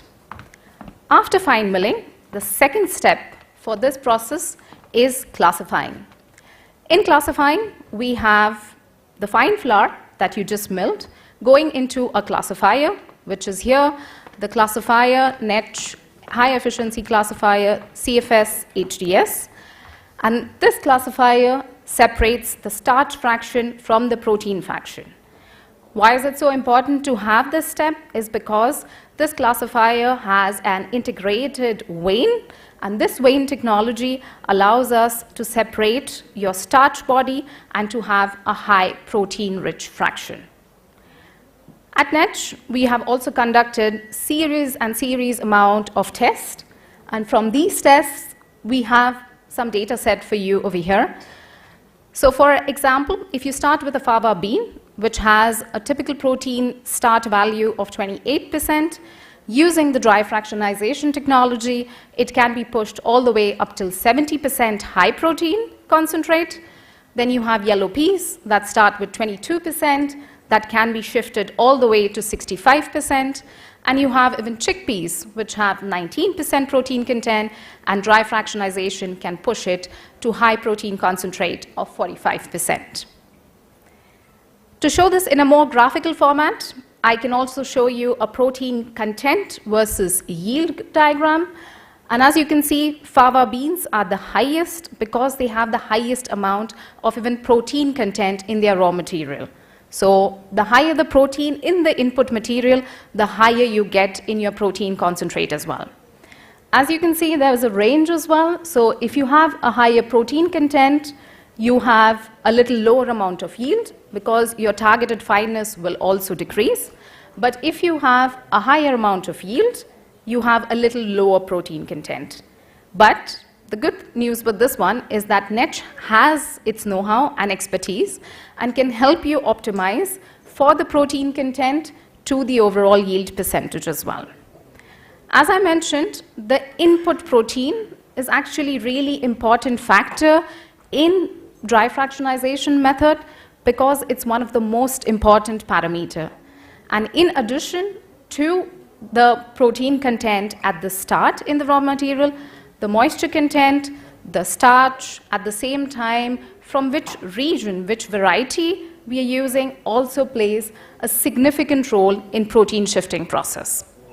Why do I say that? I have an example for you for fava bean species and 2 species with different protein content, and you can see already how much of a difference it makes at the overall protein content and the yield that you achieve from the dry fractionization process. The good thing is we already have a successful commissioning of our machinery in Latvia. So this is our newest project that has been commissioned in 2024, where the company produces highest quality protein concentrates from yellow pea and from fava bean and uses NETZSCH classifier mill and the CFS HDS as its classifier to reach a protein content of 55 to 70%. But NETZSCH is not limited to its milling and classification. We also provide turnkey solution, and in the case of protein shifting, we give a turnkey solution together with our partnership with 𝐼𝐧𝐝𝐻, where we provide the whole concept starting from storage all the way to milling and classifying, to having the fiber palletization, your starch packaging, protein extrusion, and at the same time, protein modification. What do I mean by protein modification? It's just that when we have protein shifting or when we have legumes and pulses, there's a beany flavor to it, and we work towards, together with our partnership, to reduce the amount of beany flavor without having any damage to the protein in the material. This brings us to another part of protein, and that in addition to the protein shifting, we have far more amount of machineries that can be used in the alternative protein space. The first one that I have for you is the horizontal disc mill, which is the wet milling process, also called as the master refiner. We exclusively use this as well for cell disruption, so that you can extract protein from different kinds of bacterial and yeast cells as well. We have a fine impact mill, so if you want to pulverize or make finer amount of powders, you can use a Conducts Compact. We also have a pre-cutting system for all your nut pastes, for everything that needs, or your oil seeds, for example. And this is just the start. We have many more in our portfolio to cater to different needs, as well as in the plant protein sector. As NETZSCH, our takeaway is that we want to provide a very highly flexible process for a broad spectrum of products. Of course, provide the best quality for it. We want to ensure that there is a maximum yield, and at the same time there is no product damage, whichever application of food it is. Specifically, when we talk about protein, we also want to make sure that we do not denature your protein, because you want to take that protein to have a high protein product at the end. And when we talk about wet grinding, cleanability is a bigger issue, and for that, NETZSCH is already certified with an hygienic design for its equipments, and we can support you even with the wet grinding technology and cleanability. A good thing about NETZSCH is that we have a machineries going all the way from lab scale to production scale, and this can also be visible, or you can test your material at our application laboratories, and these are specifically for food, and these are across the globe. Currently, we have at 5 locations, 2 in Germany, 1 in the US, 1 in Brazil, and 1 in China. If you have any more questions and you would like to come and talk to us, please do come and see me. I am here today the whole day. Most of the time I am in Germany, so please to get a chance, talk to me about your protein needs and how can NETZSCH technology support you with it. We also have our regional sales manager, Mr. Rafiq Mohammed, who can also support you in the future needs for plant-based proteins or how NETZSCH technology can be applied within your scenarios. Thank you so much for listening to me. I'll take up any questions that you have. NETZSCH, the global market leader in fine grinding and dispersing. As a family-run company with headquarters in Germany, we've been there for you with our technologies for more than 140 years. Whichever sector you call home, we're there too. Pharmaceuticals, cosmetics, confectionery and food, minerals, the chemicals industry, ceramics, printing inks, and many more. Our technology, your success. Across the globe, you profit from our unique and extensive pool of applications and processing knowledge. In our applications laboratories in Germany, Russia, the USA, Brazil, China, Korea, and India, we work together with you to develop optimum cost-effective solutions for your products. In particular, our scale-up know-how facilitates risk-free design of machines and processes on a production scale. Our expertise is readily available to you worldwide to meet your needs in the area of fine grinding and dispersing.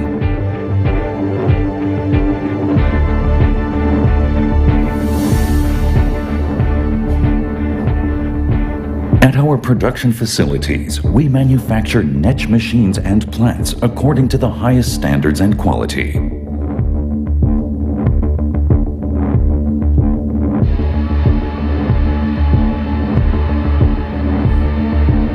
With our know-how as a leader in innovation, and the flexibility of a mid-sized company, we make customer needs a reality.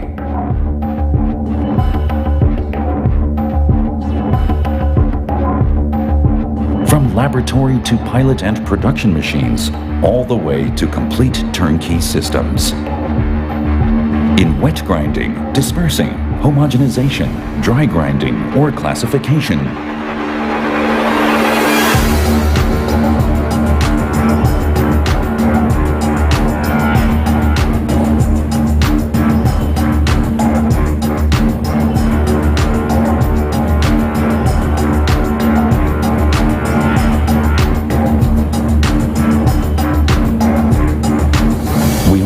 offer contract services for processing customers' products according to required specifications.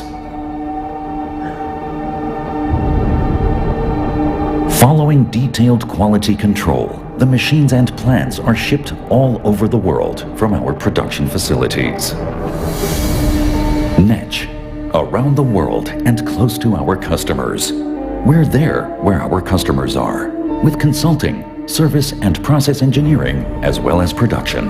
Our globally organized regional sales network, supported by trans-regional product and application specialists, ensures that you are always working with highly qualified NETZSCH professionals. NETZSCH, grinding and dispersing. Our technology, your success.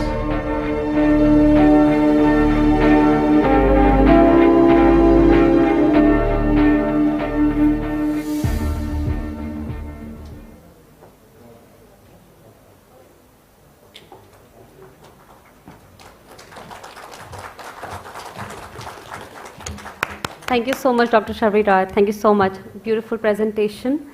I would request, can please be here? I would request Mr. Tajender Nahete from Paul Corporation to kindly come on the stage and felicitate our amazing presenter. Thank you so much. Can we have the planter and the... Dr. Sharvi, can please come in the middle? Thank you.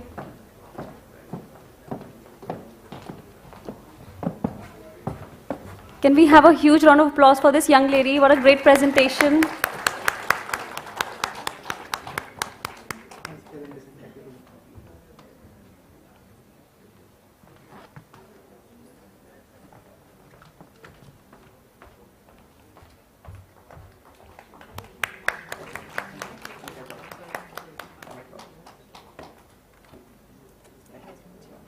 Thank you so much, Mr. Tejendra. Thanks a lot. I would now like to invite Mr. Deepak Hanumanthariappa, Partner and Country Head, Ipsos, to present his market research report. A huge round of applause for Deepak, please. Mr. Deepak, thank you. This is our story. It's about one purpose: delivering a true understanding of society, markets, and people. We deliver more than just information. We deliver truth and actionable insights with security, simplicity, speed, and substance. In our world of rapid change, the need to make informed decisions in confidence has never been greater. We want to make this changing world easier to navigate so that our clients can take faster, smarter, and bolder decisions. So that's not my presentation, of course.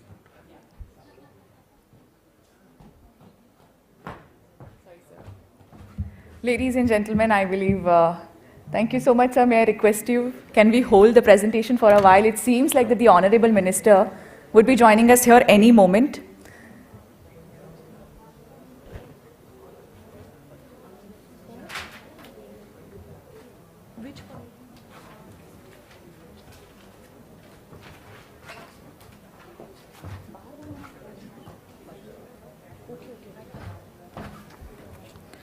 May I humbly request His Excellency Mr. Rasmus Abelgaard Christensen, Ambassador of Denmark to India, along with Shri Abhishek Dev, Chairman, Agriculture and Processed Food Products Export Development Authority, APEDA, to please join us outside in the pavilion for the inauguration of the Foods Arena. I would also request Shri Premjeet Lal, Executive Director, India Trade Promotion Organization, ITPO, Dr. Alka Rao, Advisor, Food Safety and Standards Authority of India, to please join us outside as well. Dr. Sudhanshu, Secretary, Agriculture and Processed Food Products Export Development Authority, APEDA. Ms. Deeba, Mr. C.S. Jadhav, may I request you to kindly join everybody along outside in the arena for the inauguration of our food arena, ladies and gentlemen, but all of you are requested to kindly remain seated because the Honorable Minister would be here any moment. So you're requested to kindly be there at your seats. If you're fortunate enough, we will get to hear his valuable insights today.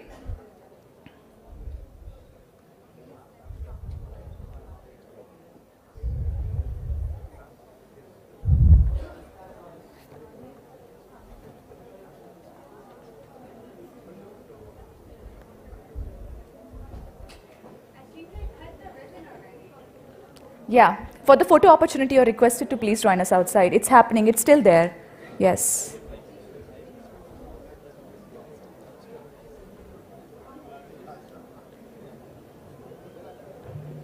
Ladies and gentlemen, we are now showing you the live footage of the Honorable Minister having a quick look around at AHAR, the 39th edition of AHAR.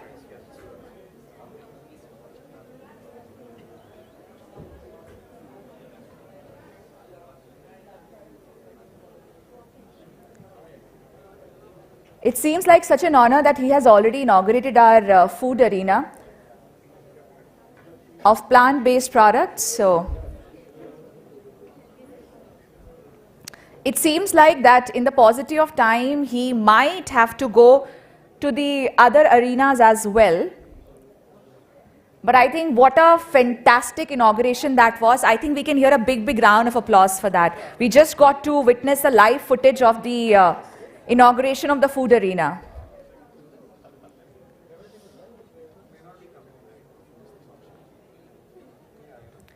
We still are not sure. All of you are requested to kindly remain seated. He might be coming here as well. So please remain seated. Please be there wherever you are right now.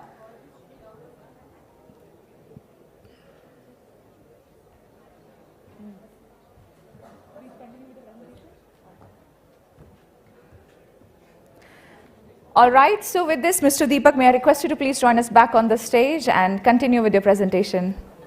We are a transforming company, shaping our markets with science, technology, and know-how. We measure, we understand, we predict. We stay true to our core values: integrity, curiosity, collaboration, client first, and entrepreneurial spirit. We are proud to be independent. We are proud to be Ipsos. Ultimately, success comes down to a simple truth: you act better when you are sure.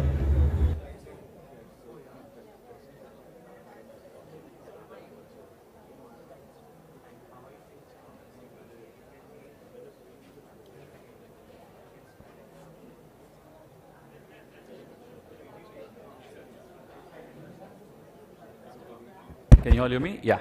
So I'll wait for a minute so everybody settles in. I'm equally puzzled, so we'll wait for a second.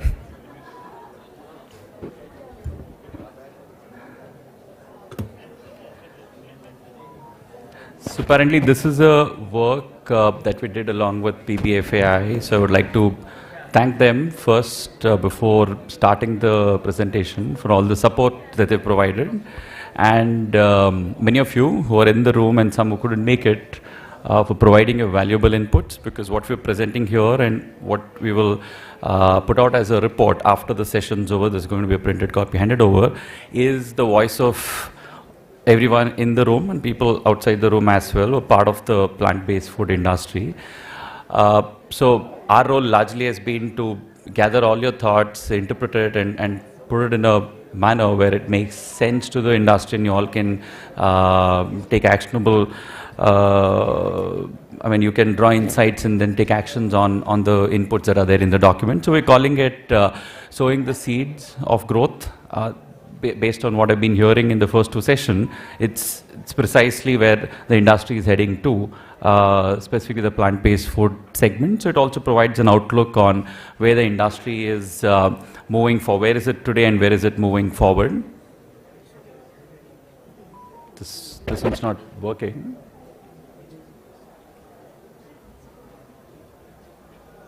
Can you all just check?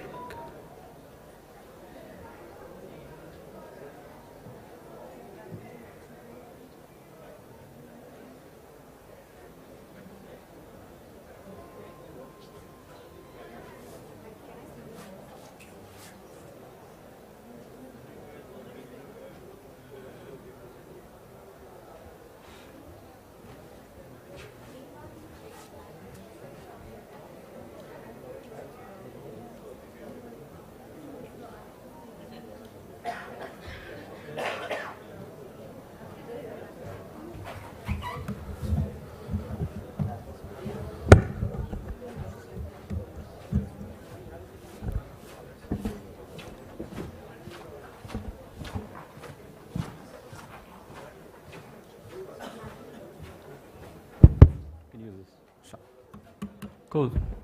Thank you. So I've been asked to switch sides, so I can use the machine here to change. So we go back to the manual way of doing things. You saw a short video before I started, but just to give you all a sense of who we are, and I realized when I was talking around that most of you don't know us well. So Ipsos is a France headquartered research and consulting organization. We're one of the largest globally. We started in 1975, present in about 90 countries with about 18,000 plus employees. Even in India, fairly well established. We've got more than 1,000 employees. We advise a lot of corporates and even government in terms of unearthing what consumers want, what businesses want, largely around growth and brand advisory and strategy. That's where the larger focus is. So with that background, when we started talking to PBFIA on the journey where the plant-based food industry is currently and the need for such a work, stemmed around saying, the size of the industry is still a question mark. There are many sizes which are floating around today, so we don't know what's the real size of the industry and what should we be looking at.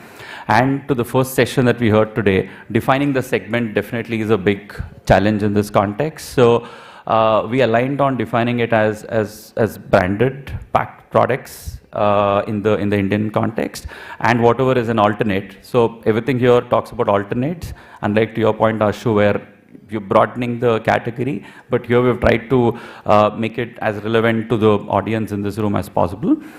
So the way we approached it was multifold. So the output of the work is based on inputs from about 220 odd plant-based food users today, which was a very refined user category that we went after.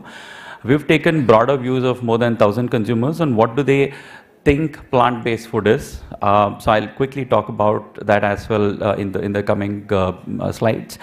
And the third biggest input for us was a lot of experts were there in the industry who are more from a top-down perspective to give their perspective, what they are doing today, where are they selling, whom are they selling to, and how much are they selling to. So which gives us a good pulse and measure of what's the sales quantum in the marketplace right now.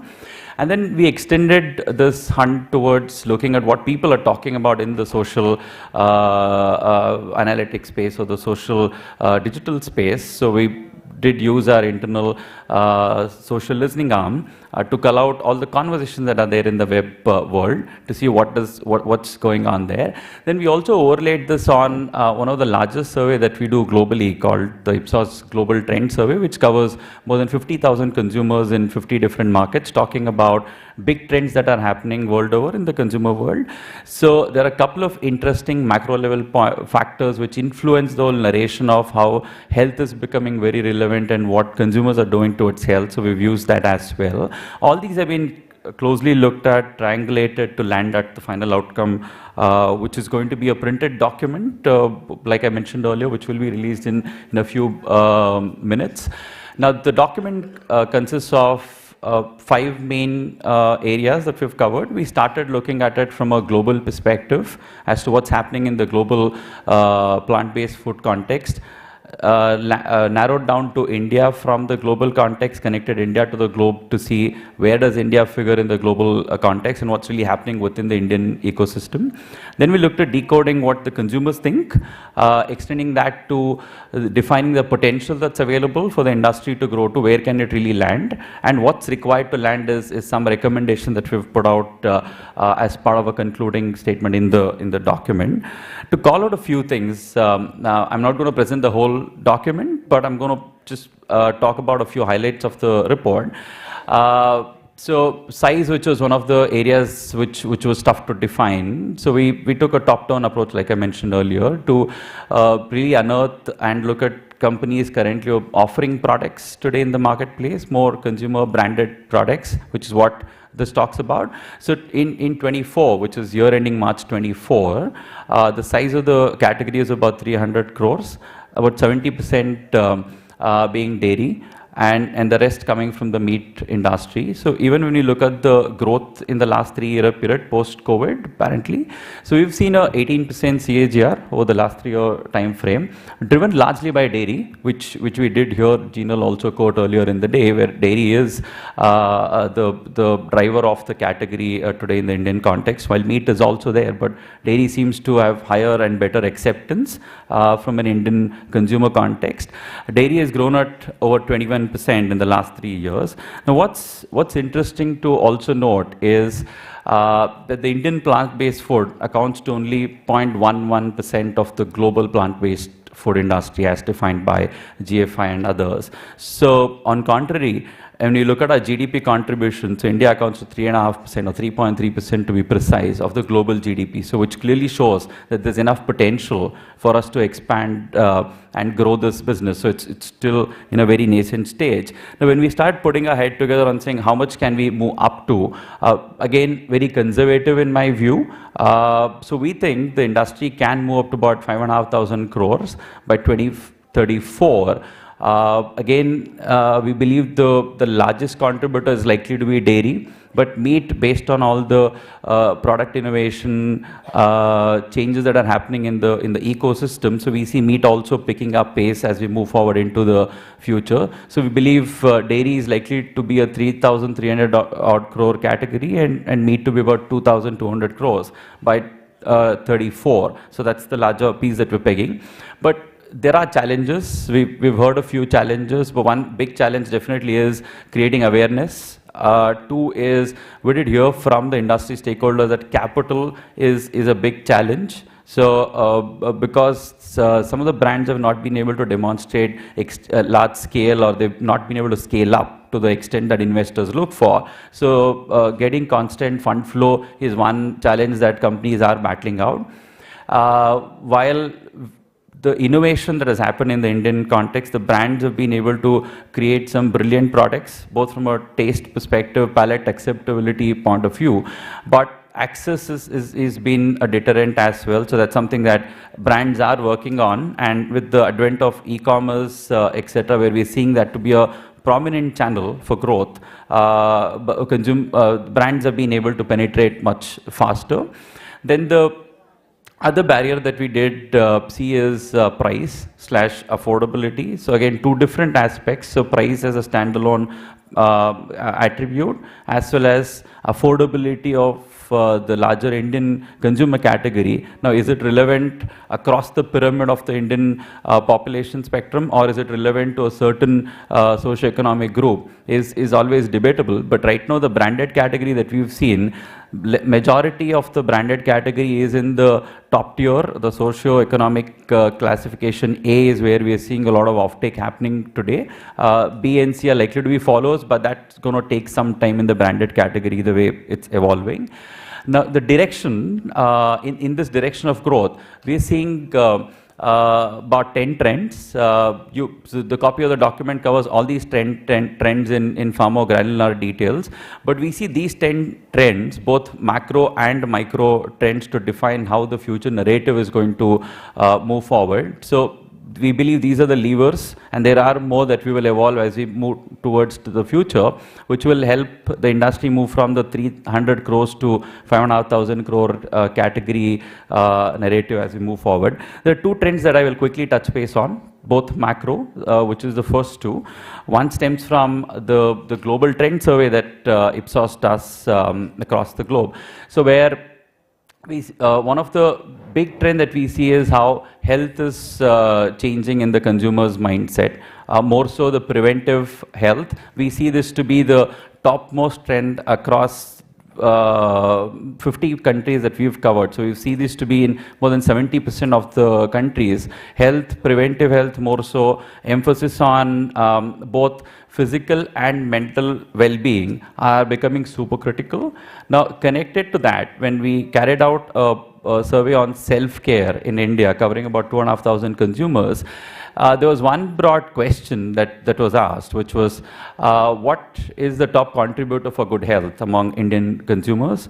So the first two that you see there, one is sleeping for required number of hours. Sleep is one big ask. The second one is mindful eating. Now, mindful eating is not about the quantum of eating, but we've been hearing all conversations today on the amount of protein intake, the carbs intake, etc. So consumers today are becoming far more aware of what are they eating or what are they intending to eat. So that's a predominant driver and definitely a factor which the industry can focus on to see the growth activating for itself.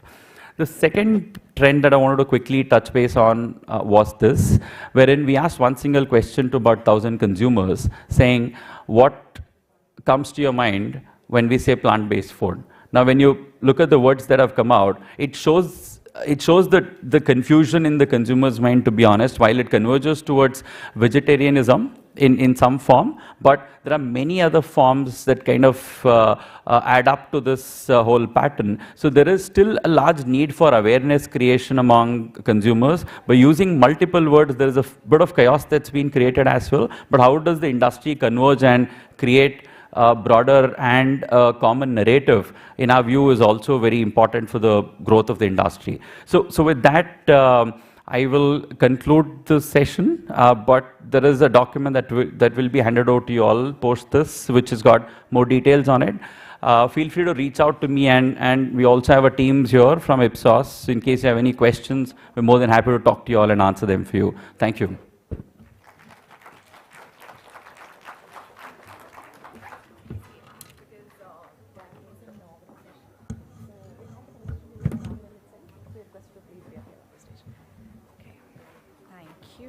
Thank you so much, sir, for that really informative and great presentation. May I request you to please be here at the dais, because we are about to start with our inaugural ceremony. You're requested to kindly have a seat. On that note, ladies and gentlemen, as we are moving towards our inaugural session, I would request our dignitaries to please join us up on the stage. You're requested to kindly join me in welcoming His Excellency Mr. Rasmus Abildgaard Christensen, Ambassador of Denmark to India. Welcome to you, sir. Please have a seat at the dais. We have Shri Abhishek Dev, Chairman, Agricultural and Processed Food Products Export Development Authority, APEDA. Okay. Premjit Lal is here? No? Okay. Dr. Alka Rao, Advisor, Science and Standards and Regulations, Food Safety and Standards Authority of India. She's not here? Okay. I would humbly request Dr. Sudhanshu, Secretary, Agricultural and Processed Food Products Export Development Authority, APEDA, to please join us up on stage. I would request Ms. Deepa Yunoli, Regional Head of Corporate Affairs, USSEC, to please be up here and have a seat at the dais. Ladies and gentlemen, please keep the claps rolling. Mr. C.S. Jadhav, CEO, Nutricircle. I would welcome Mr. Deepak back here on the stage. Welcome to you, sir. And I would humbly request Mr. Praveer Srivastava, Executive Director, Plant-Based Foods Industry Association, PBFIA, to please be up here on the stage. I hope I've not missed out on anyone, because we'll know. Yeah. Okay. So maybe we can request Parag Agrawal to accompany us. Okay. Right. We can request Nutricircle 𝐏𝐥𝐸𝐺. 𝐶𝐥𝐺 is here. Yeah.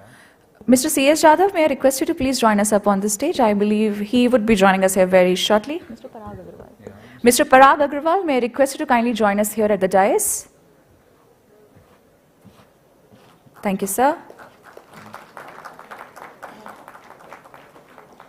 May I now request His Excellency, along with other dignitaries on the dais, to kindly proceed for the lamp lighting ceremony.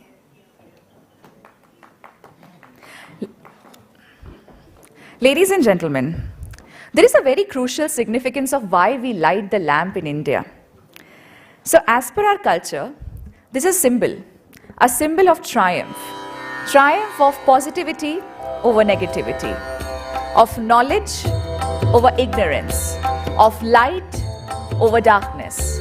So as we light this ceremonial lamp, let's pray to the deity to bless us all with abundance of health, knowledge, prosperity and wealth.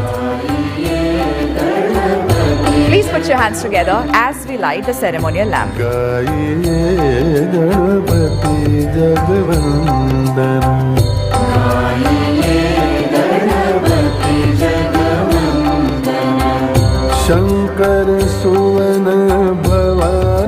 May I request all the dignitaries to please come together for a group photo opportunity near the lamp.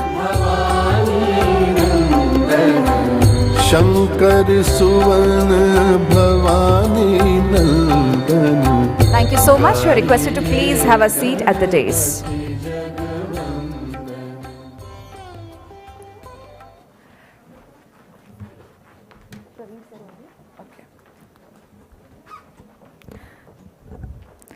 We are indeed honored and privileged to have amongst us His Excellency, Mr. Rasmus Abildgaard Christensen, Ambassador of Denmark to India. Welcome to you, sir.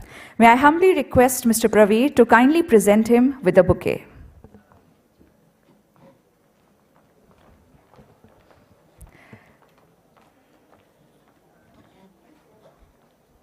Welcome to you. Ladies and gentlemen, please put your hands together as we welcome His Excellency. Ms. Deepa, may I request you to kindly present the planter to His Excellency.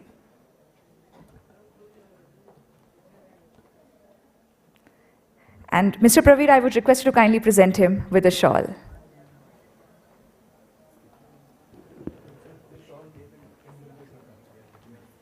They're coming?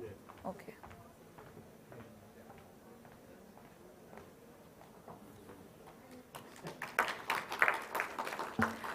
Welcome to you, sir, once again. May I request you to please have a seat now. Well, we are expecting Shri Abhishek Dev and Dr. Sudhanshu to be here any moment now. So, meanwhile, Mr. Praveer, I would request you to kindly present a planter to all the dignitaries on the dais.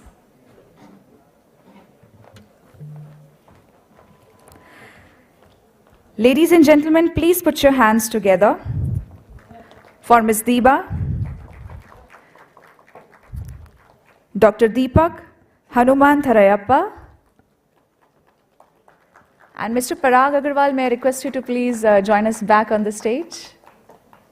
Okay.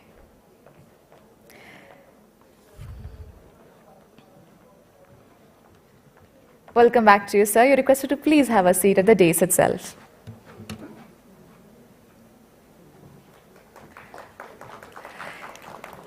Ladies and gentlemen,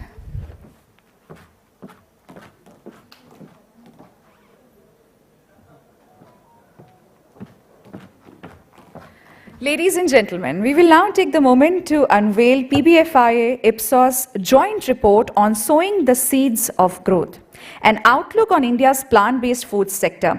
This is a market research on different categories of plant-based foods. There are challenges, what are the current trends and opportunities available in the market. May I request all the dignitaries on the dais to kindly do the honors of unveiling it. Yes, we are bringing it to you. May I request all the dignitaries to please come in front of their tables along with the report. And let's do it on the count of 3, 2, 1 together. You're requested to please hold it. Now, ladies and gentlemen, we take this moment to unveil the report of PBFIA Ipsos on sowing the seeds of growth. Let's do it on the count of 1, 2, 3, together.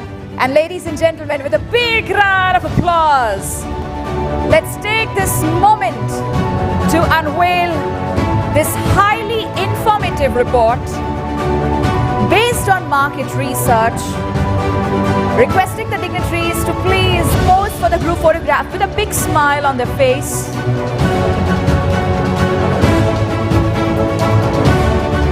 Mr. C.S. Jadhav, may I request you to please join us on the stage as well.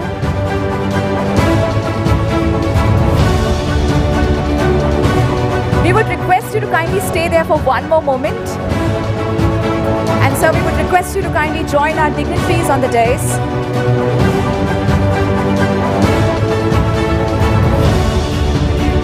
And I believe we can take the photograph one more time with all the dignitaries facing the camera with this joint report together. And I think we can expect some applauses from all of you. Come on.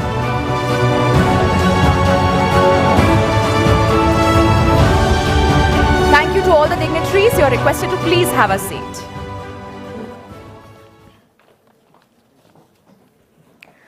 Ladies and gentlemen, we are now going to begin with a presentation by PBFIA on plans and priorities. I would request Mr. Praveer Srivastava to kindly take it forward.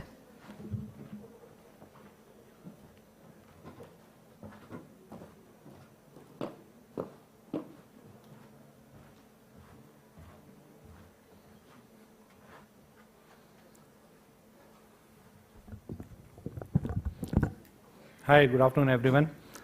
So may I take this opportunity to take you through the glimpse of the past activities, what the PBFI have done. So we are closing this financial year in the month of March, but it is always good to know that how we have proceeded this year, financial year 24-25. So I'm taking you through the presentation, which you can see some of our achievements, though they are, I would say, still, as I told you in the morning, that the journey has just begun. We'll have to travel a big path. So just let's begin with this thing. So about the Plant-Based Food Association, when we talk about, we started in November 21, and currently we have around 150 plus members. We have 50,000 plus social media followers and plus 60,000 plus industry contacts. When we talk about the vision is to develop an industry for the plant-based food that is robust, that expands and satisfies the consumer demand, encourage the food system to change the support of the regeneration, boost farmer income, can contribute to the better health and generate income. The mission for us is the network for the industry, advocacy for the policy changes, position members at the change, and share and gain the expertise. So when we talk about the key activity, when we divide this key activity, categorize them, one is the policy support advocacy, the members growth engagement program, the retail and the distribution activation, which we feel that the category must grow up, and we have to actually do something at the retail, at the e-commerce side to get the more sale for the brands. The category development, some of the initiatives which we are planning, or which we have planned to, along with the Ministry of Food Processing, and participate in events like 𝐊𝐧𝐨𝐰𝐥𝐿. So we have calendarized our exhibitions, and also engage with the HoReCa segment, so that we would be able to give the knowledge or information about the upcoming plant-based foods. So there's a budding chef apprentice should use more of this type of product, and later on once they become a full-fledged entrepreneur or they work in some hotel, so they should not be so that they are familiar with the word plant-based products. And also the export development. So our today's conference is also, when you talk about the discussions and what we have planned, are basically on the retail activation. The member growth is the objective. One of the objective of this plant-based food convention is the member growth and the engagement part. And for the export development, we are fortunate that the Embassy of Denmark is supporting us, and we are keeping a a session Invest in Denmark is a closed door meeting from 3 to 4, where Denmark is promoting the country as a part of a destination country for the Indian exporter. So when you talk about the recap, when I joined, so we tried to meet, touch base all the key stakeholders, we from FSSAI or MOFPI, and try to give them the idea or let them realize that PBFI is here. And we also did and got an invite from FSSAI. There was a challenge which was happening on the labeling side. So we have been, we have fully defined the industry, give them the representation to the FSSAI that we want the word milk and meat alternate to be used on the labeling part. As a part of our HoReCa event, we carried out the Navratri se Shobharam. So we held 2 culinary art competition. So there was total 80 chefs have participated. We carried out in IHM Mumbai. And and then we did one inter-college plant-based culinary art competition. 35 students, college have been participated. So then may come the month of October where we celebrate the Ekatva festival, and we were fortunate that the Chief Justice of India, he himself came on our invitation and gave value and add value to the entire event. So when we talk about November, our journey started with more interaction with the Chirag Paswanji. We gave them the kind of challenges and then opportunities what the industry is facing. So that's where he raised that, Pravir, we want to have the view of the market research. What is the size of the market in India? What is the traction? What is the growth rates? How the industry is performing, and what are the concerns for you? Then the month of November is a vegan month. So on 1st of November is a World Vegan Day. Since it was a Diwali day for all of us, so we carried out a joint campaign in Radio Mirchi in 3 cities where we run some consumer awareness or internal category awareness about the goodness of plant-based foods through Radio Mirchi. And then also we run a pledge campaign in the retail. So we put a booth and where people are taking the pledge to become a vegan that way. That is something then in the month of November, the pre-budget discussion have started. So we were fortunate enough to get the invite from the Ministry of Food Processing for the pre-budget meeting from their senior economic advisor. After that meeting, we were fortunate to get the invitation from Honorable Srimati Sitaraman, the Ministry of Finance, where a senior economic advisor, the Finance Secretary and Minister himself, she was discussing, and she listened for us patiently about the scope and the future for plant-based. Then, in continuation with the November, so the MOFPI has set up a committee, a core committee, led by the minister himself, and the people like FSSAI CEO, the secretary, additional secretary, MOFPI, they are the part of that, and very limited people and associations are invited. So this was something which is on misleading labels or claims which people are talking on the processed foods. So there are sessions which are going on. So then we thought of organizing this session of conceptualizing that let's have this India Plant-Based Food Show and the inaugural day of AHAR. Though it was unfortunate for us that Minister himself could not come. He inaugurated the plant-based food arena. There is a Prime Minister webinar which is going to start at 12:30. So I think I'm to rush up because we have to take him on live. He's addressing the food processing industry. It's a speech from the Prime Minister. So with that, I wish and I say again thank you very much. And on the stage, I say thank you very much. Welcome, Ambassador, His Excellency Rasmus, Deepak for the kind-hearted, throughout the support the Ipsos has given to us. Diba all the way flying from Dubai for this summit and also supporting us. Now we have Honorable Chairman APEDA, 𝐒𝐥𝐸𝐺 is also sitting on the dais. Dr. Sudhanshu, Secretary APEDA, is also welcome to the plant-based food show. APEDA has always been supported right from of our first event, and it is like a second home for us. So whenever we need any support, we always go to APEDA, approach Dr. Sudhanshu, and he always give some sort of solution and support to us. And with his busy schedule, when minister is around, I honestly feel indebted that Mr. 𝐒𝐥𝐸𝐺𝐸 and Sudhanshu ji has taken some time, and then he is sitting with us. So thank you, sir. Thank you for honoring us by coming. And thank you, Mr. Jadhav, for the Nutricircle support, whatever you give. Thanks a lot. So I think, yeah, that's all. So maybe. So if you want, if that is okay, we can log into the webinar where the Honorable Prime Minister would be addressing at any moment of time. It's at 12:30 as per the schedule. Maybe we request the audiovisual person controller to log in that. Yeah, okay. Thank you.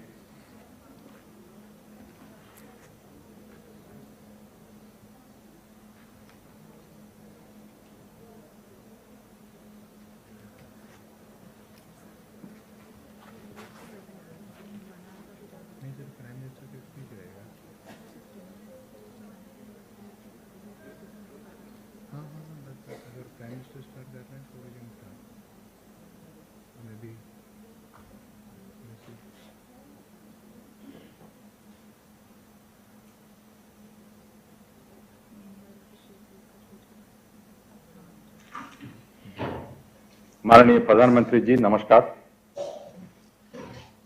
मैं इस post budget webinar में आपका हार्दिक स्वागत करता हूं। आज इस webinar में 3 विषयों पर स्टेक होल्डर के साथ विचार विमर्श तथा मंथन होगा। एक है MSMEs as an engine of growth, secondly manufacturing, exports and nuclear energy missions, and thirdly regulatory investment and ease of doing business reforms। मैं माननीय प्रधानमंत्री जी का आभार व्यक्त करता हूं कि आपने अपने बिजी शेड्यूल के बावजूद इस वेबिनार को समय दिया। अब मैं आपसे निवेदन करता हूं कि कृपया हमारा मार्गदर्शन करें। धन्यवाद। नमस्कार। कैबिनेट के मेरे सभी साथियों, फाइनेंस और इकोनॉमिक एक्सपर्ट्स, स्टेक होल्डर्स, देवी और सज्जनों, मैन्युफैक्चरिंग और एक्सपोर्ट पर यह बजट वेबिनार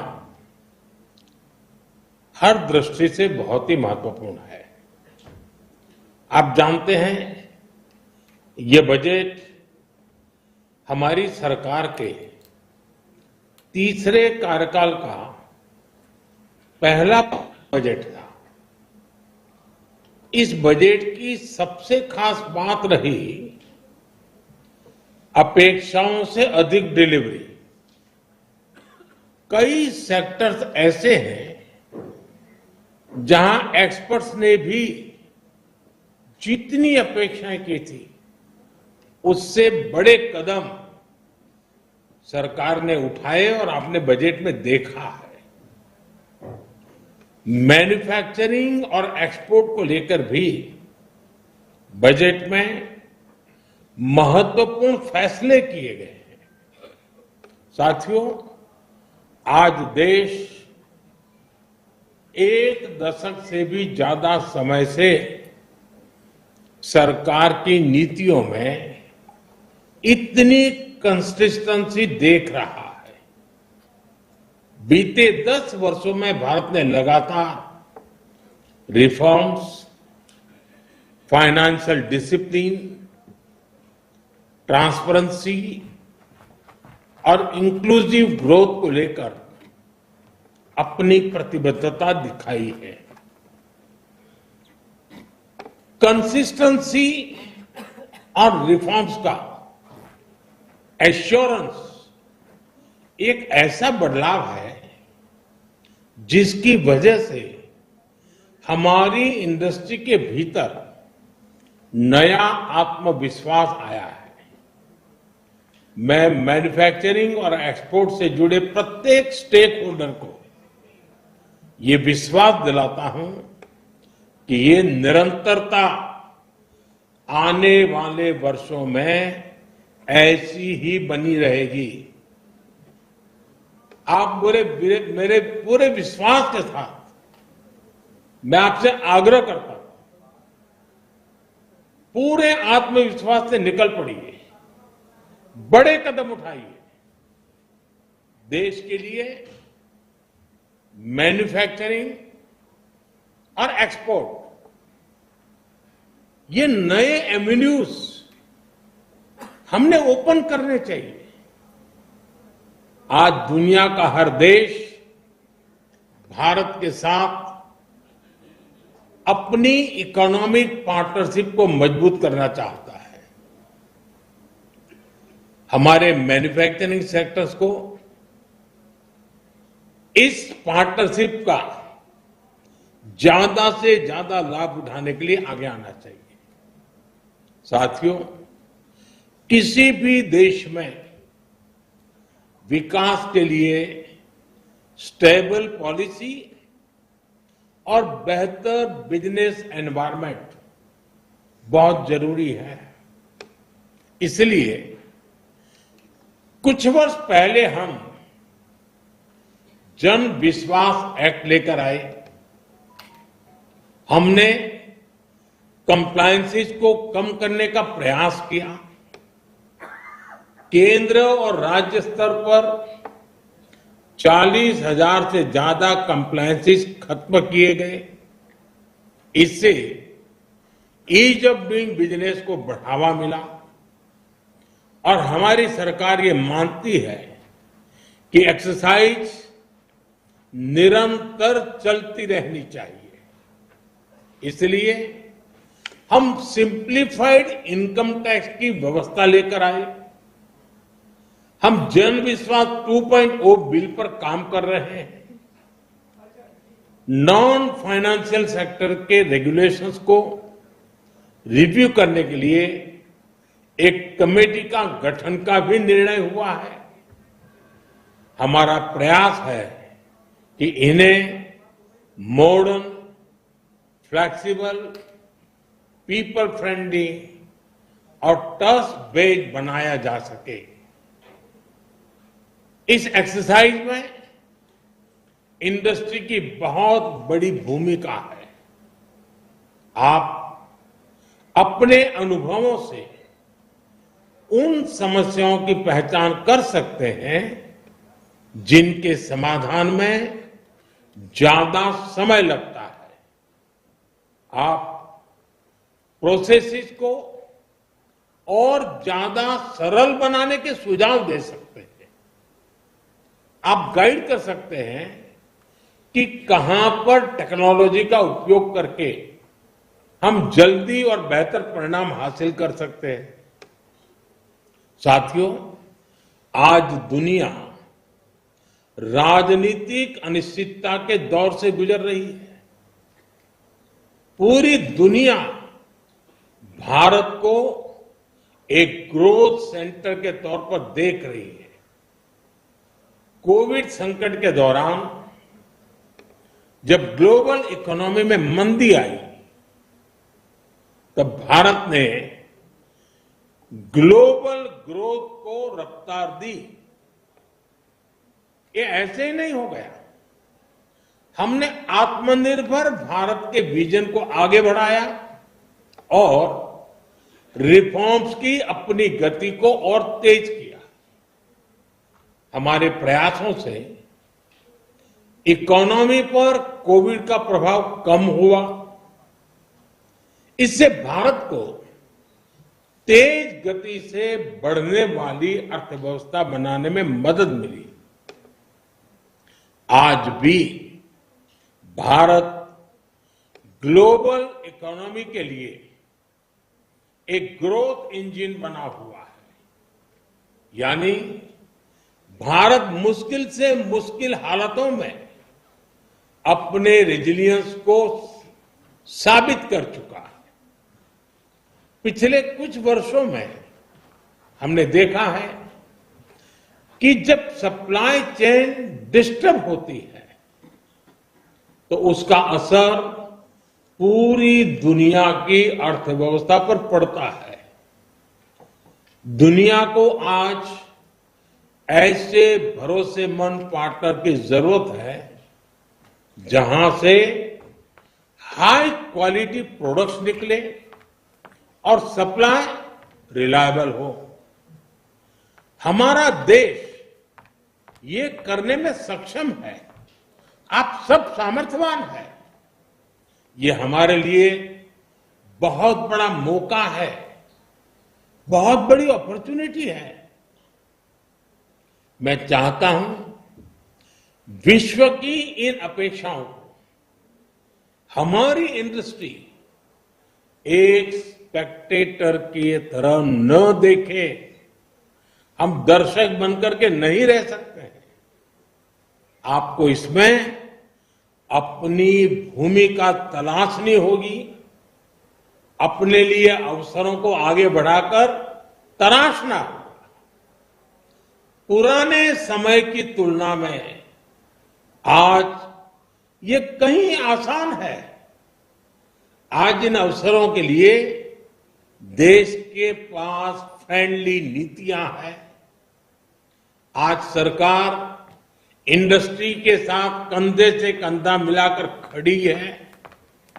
एक मजबूत संकल्प, ऑब्जेक्टिविटी के साथ ग्लोबल सप्लाई चेन में अवसर की तलाश, चैलेंज को एक्सेप्ट करना, इस तरह हर इंडस्ट्री एक एक कदम आगे बढ़े तो हम कई मील आगे निकल सकते हैं।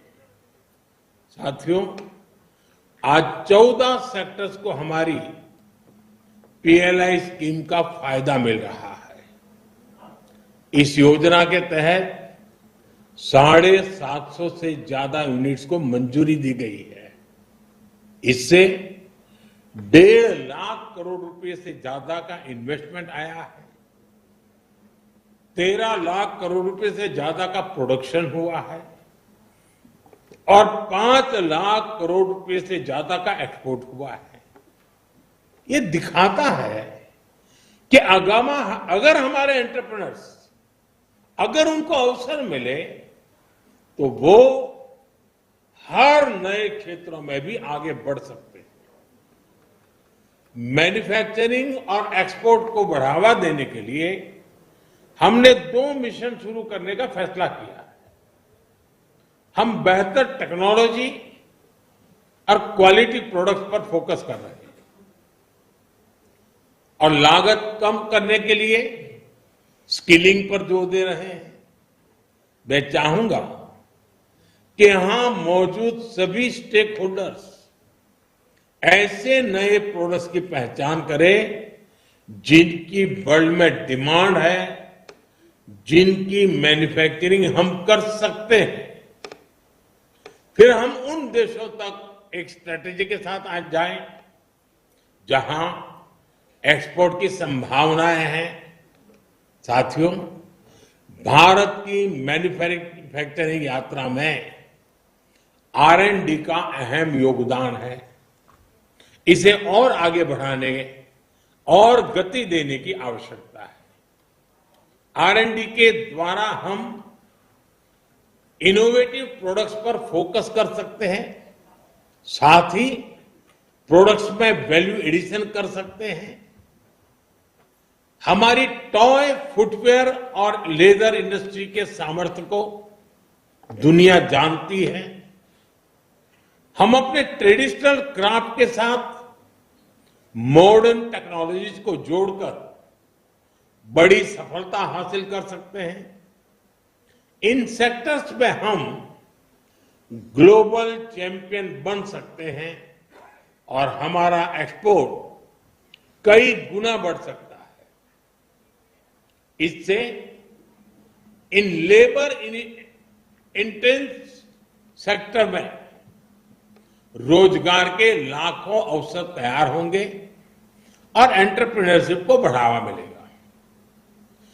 पीएम विश्वकर्मा योजना के द्वारा पारंपरिक हस्तशिल्पियों को एंड टू एंड सपोर्ट मिल रहा है। हमें ऐसे कारीगरों को नए अवसरों से जोड़ने के प्रयास करने होंगे। इन सेक्टर्स में अनेक संभावनाएं छिपी हुई है। उसे विस्तार देने के लिए आप सभी को आगे आना ही चाहिए। साथियों, भारत के मैन्युफैक्चरिंग की, हमारी इंडस्ट्रियल ग्रोथ की बैकबोन हमारा एमएसएमई सेक्टर है। 2020 में हमने एमएसएमई की डेफिनेशन को रिवाइज करने का बड़ा फैसला लिया था। ऐसा 14 साल बाद किया गया। हमारे इस फैसले से एमएसएमई का ये डर खत्म हुआ कि अगर वो आगे बढ़ेंगे तो सरकार से मिलने वाले लाभ बंद हो जाएंगे। आज देश में एमएसएमई की संख्या बढ़कर 6 करोड़ से ज्यादा हो गई है। इससे करोड़ों लोगों को रोजगार के अवसर मिले। इस बजट में हमने एमएसएमई की डेफिनेशन को फिर विस्तार किया है ताकि हमारे एमएसएमईज को निरंतर आगे बढ़ते रहने का कॉन्फिडेंस मिले। इससे युवाओं के लिए और ज्यादा रोजगार के अवसर तैयार होंगे। हमारे एमएसएमईज के सामने सबसे बड़ी समस्या ये थी कि इन्हें लोन आसानी से नहीं मिलता था। 10 वर्ष पहले एमएसएमईज को लगभग 12 लाख करोड़ रुपए का लोन मिला था, जो 2.5 गुना बढ़कर लगभग 30 लाख करोड़ रुपए हो चुका है। इस बजट में एमएसएमईज के लोन के लिए गारंटी कवर को 2 गुना करके 20 करोड़ रुपए तक किया गया है। वर्किंग कैपिटल की जरूरतों के लिए 5 लाख रुपए की सीमा वाले कस्टमाइज क्रेडिट कार्ड दिए जाएंगे। साथियों, हमने लोन पाने की सुविधा दी, साथ ही एक नए तरह के लोन की व्यवस्था तैयार की। लोगों को बिना गारंटी लोन मिलने लगा, जिसके बारे में उन्होंने कभी सोचा भी नहीं था। पिछले 10 वर्षों में मुद्रा जैसी बिना गारंटी लोन देने वाली योजनाओं से भी लघु उद्योगों को मदद मिली है। ट्रेड्स पोर्टल के द्वारा लोन से जुड़ी कई समस्याओं का भी समाधान हो रहा है। साथियों, अब हमें क्रेडिट डिलीवरी के लिए नए मोड विकसित करने होंगे। हमारा प्रयास होना चाहिए कि हर एमएसएमई की पहुंच लो कॉस्ट और टाइमली क्रेडिट तक हो सके। महिला, एससी और एसटी समुदाय के 5 लाख फर्स्ट टाइम एंटरप्रेन्योर्स को 2 करोड़ रुपए को उसका लोन दिया जाएगा। फर्स्ट टाइम एंटरप्रेन्योर्स को सिर्फ क्रेडिट सपोर्ट ही नहीं चाहिए, बल्कि उसे गाइडेंस की भी जरूरत होती है। मैं समझता हूं इंडस्ट्री को ऐसे लोगों की मदद करने के लिए एक मेंटरशिप प्रोग्राम बनाना चाहिए। साथियों, निवेश को बढ़ाने के लिए राज्यों की भूमिका बहुत अहम है। इस वेबिनार में राज्य सरकारों के अधिकारी भी मौजूद है। राज्य ईज ऑफ डूइंग बिजनेस का जितना बढ़ावा देंगे, उतनी ज्यादा संख्या में निवेशक उनके पास आएंगे। इसका सबसे ज्यादा फायदा आपके ही राज्य को होगा। राज्यों के बीच ये कंपटीशन होना चाहिए कौन इस बजट का ज्यादा से ज्यादा फायदा उठा पाता है। जो राज्य प्रोग्रेसिव पॉलिसीज के साथ आगे आएंगे, कंपनियां उनके यहां निवेश करने पहुंचेगी। साथियों, मुझे विश्वास है कि आप सभी इन विषयों पर गंभीरता से विचार कर रहे होंगे। इस वेबिनार से हमें एक्शनेबल सॉल्यूशंस तय करने हैं। पॉलिसी, स्कीम और गाइडलाइन तैयार करने में आपका सहयोग महत्वपूर्ण है। इससे बजट के बाद इंप्लीमेंटेशन स्ट्रेटेजीज बनाने में मदद मिलेगी। मुझे विश्वास है कि आपका योगदान बहुत उपयोगी सिद्ध होगा। आज दिन भर की चर्चा से जिस मंथन से अमृत निकलेगा, वो जिन सपनों को लेकर के हम जा रहे हैं, उन सपनों को पूरा करने का सामर्थ्य देगा। इसी अपेक्षा के साथ आप सबका बहुत बहुत धन्यवाद।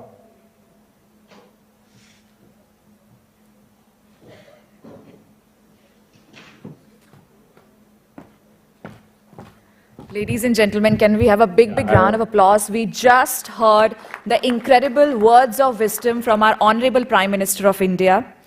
Well, with that, we will take our inaugural session forward, and we understand that His Excellency has to leave due to some urgent work. So I would request His Excellency, Mr. Rasmus Abildgaard Christensen, Ambassador of Denmark to India, to please join us here and share his thoughts with all of us.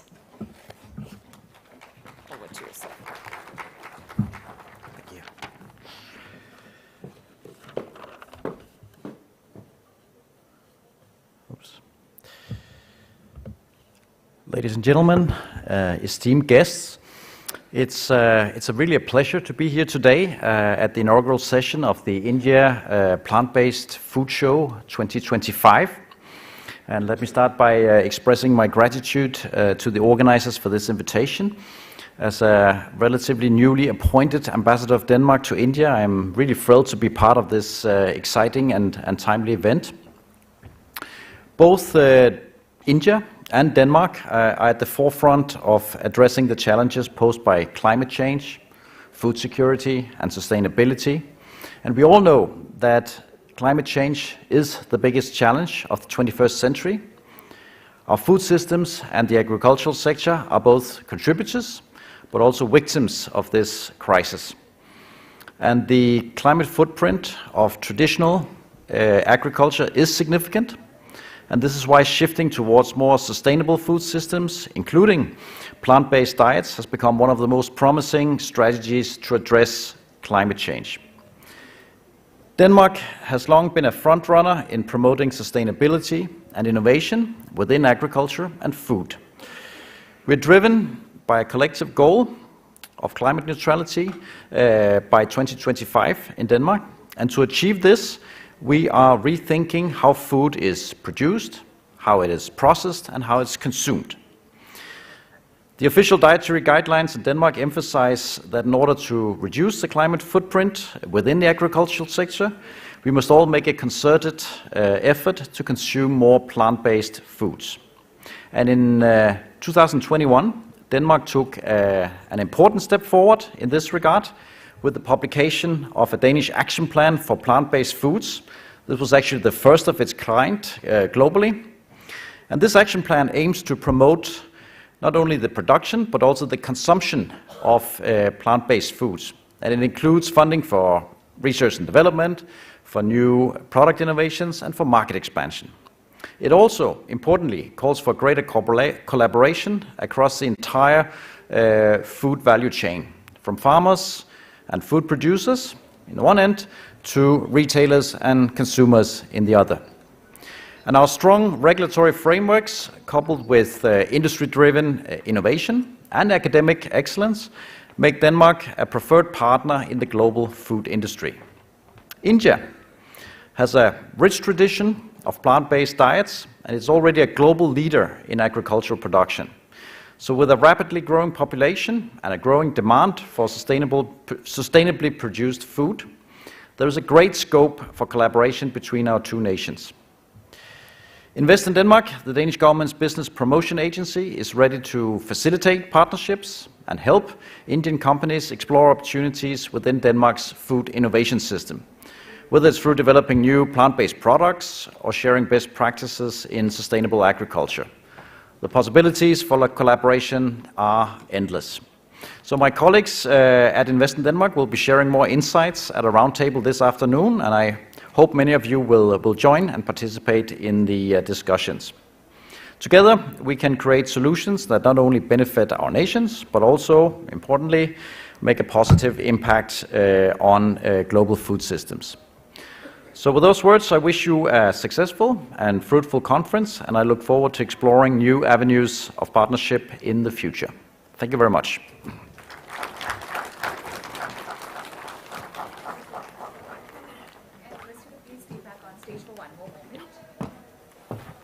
I would humbly request Shri 𝐒𝐴𝐵𝐴𝐵𝐴𝐵, Chairman APEDA, along with Mr. Praveer on the stage to kindly present the memento to His Excellency.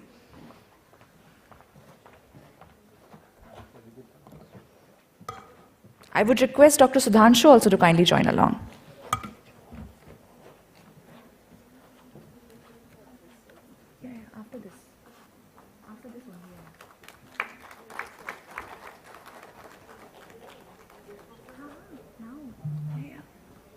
Ladies and gentlemen, can we please have a big round of applause as we felicitate His Excellency.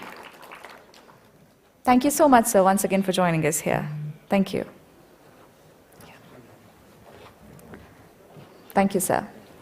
May I now humbly request Shri 𝐒𝐵𝐴𝐵𝐴𝐵, Chairman, Agricultural and Processed Food Products Export Development Authority, APEDA, to please address the gathering. Over to you, sir.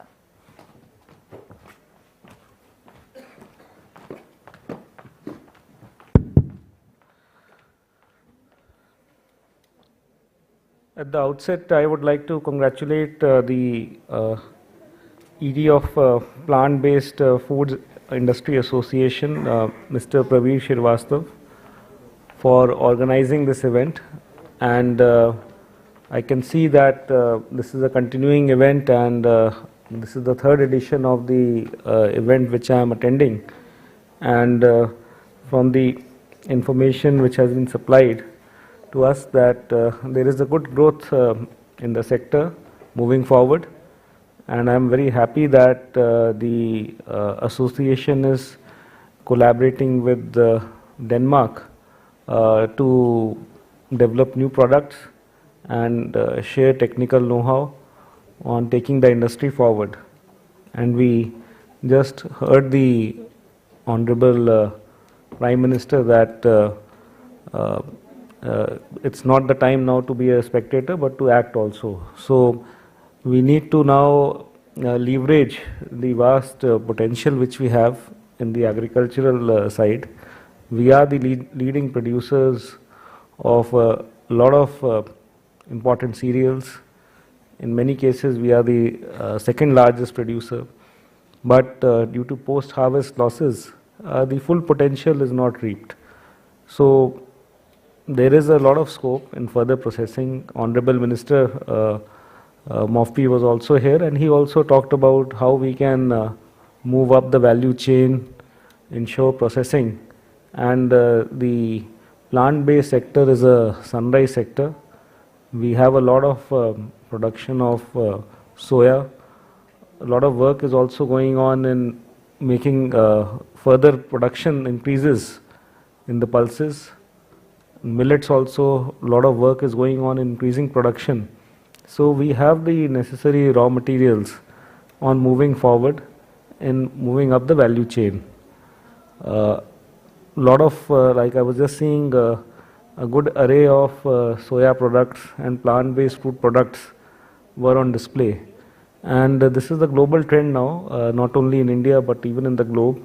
We now see a lot of plant-based products, alternate meat products, which are in the market. only limiting factor which we saw was the high cost of the items. But I am sure that with better know-how and industry collaboration between the various stakeholders, we can improve the quality, the taste and the price. A lot of things have also been reported on the unhealthy diets in the world and also in India, and a lot of obesity is going on. So this is a very good movement for us, where we can leverage the healthy diets through bringing in a more array of plant-based food products in our diets.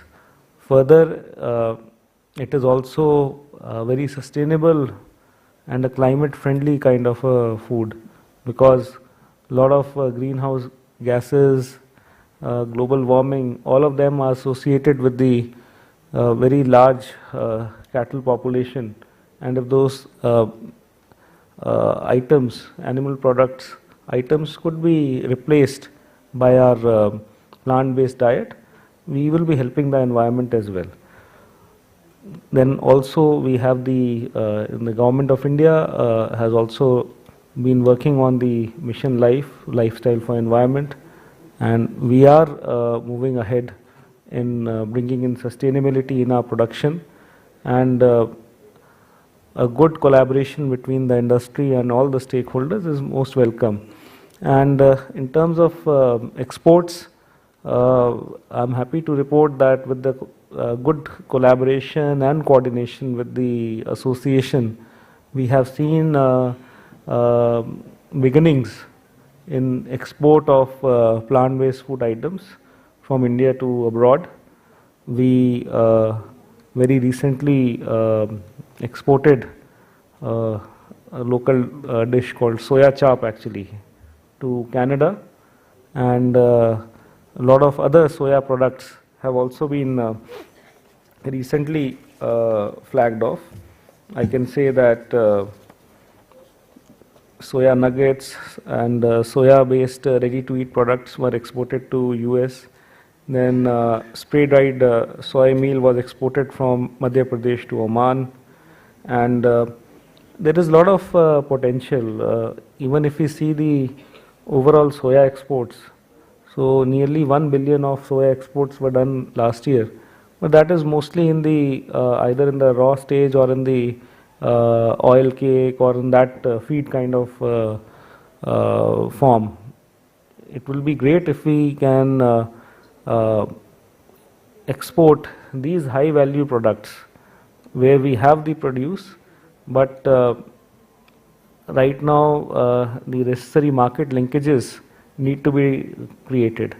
And I'm sure with this forum, this 4-day forum, and a lot of good engagements are going on, and we would like once the event is over, whatever are the main findings, please do share with us, and we can work together to create an export plan on how to export the innovative products abroad, and also if there are good opportunities for collaborations with foreign know-how, as very kindly we see Denmark has stepped up. So we can take that forward also. We can work with our partners in Invest India, or also in the IBF or MOFPI, to take it forward. I said IBF because there is a need to popularize and brand the plant-based food product exports abroad. So we have been now engaged with them in popularizing our products abroad, and we have now campaigns for exports of our organic products, for our basmati rice, fresh products, millets. We can include this product also with them for global branding. So I look forward for your suggestions and areas where we can take forward. I'm also pleased to note that another research report has also been, I think, released today, which will also throw light on what are the opportunities and what are the key areas where we can take the mission forward.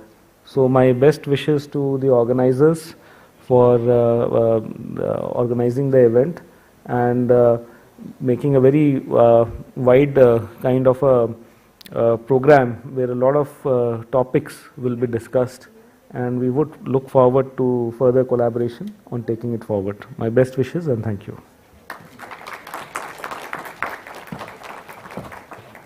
Thank you so much, sir. Mr. Praveen, may I now request you to kindly thank all the dignitaries on the dais.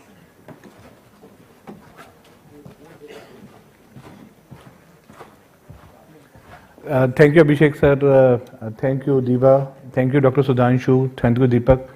So, right, sir, what you talk about the export, the suggestions and the expectations of the industry.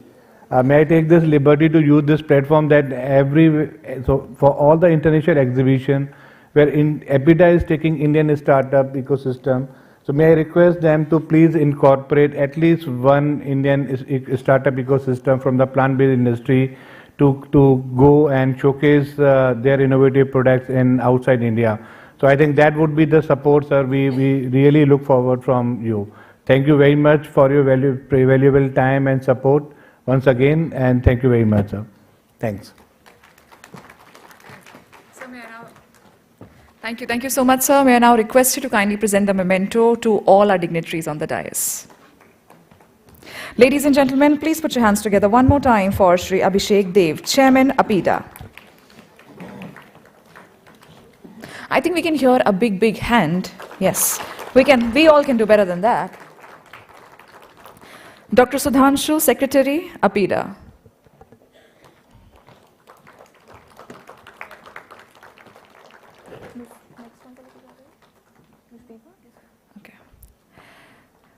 Ms. Diba Yunoli from USSEC.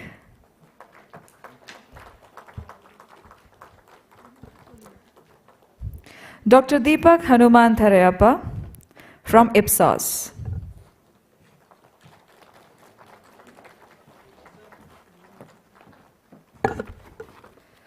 Mr. C.S. Jadhav, CEO, Nutricircle.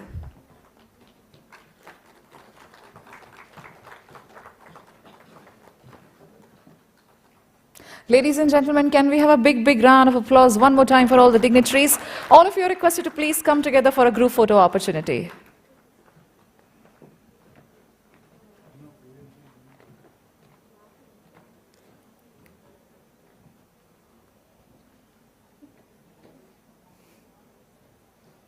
Thank you once again to all the dignitaries. Thank you so much for sharing your thoughts with all of us. Thank you.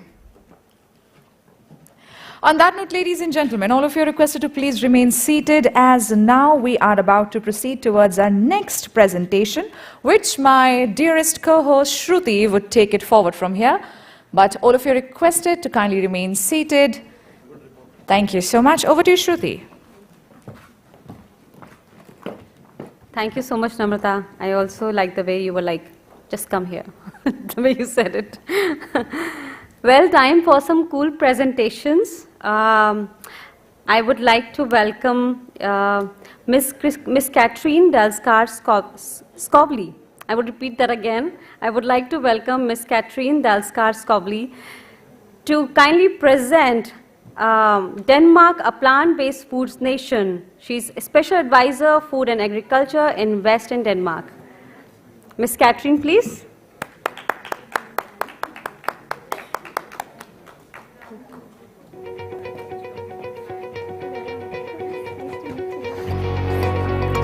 Actually, 25% of all carbon emissions in the world today comes from what we eat and drink. So we simply need to change our diet to a plant-based diet. It's all about sourcing local crops. It's about doing the production in a more sustainable way when it comes to energy and everything around the product, the packaging material, and so on. In Denmark, we are really good at sustainable food production because it lies in our DNA. We have a huge focus on producing climate-friendly food, plant-based. We have the government, the political parties in Denmark really care about how we can lower our carbon emissions, not only in Denmark, but around the world.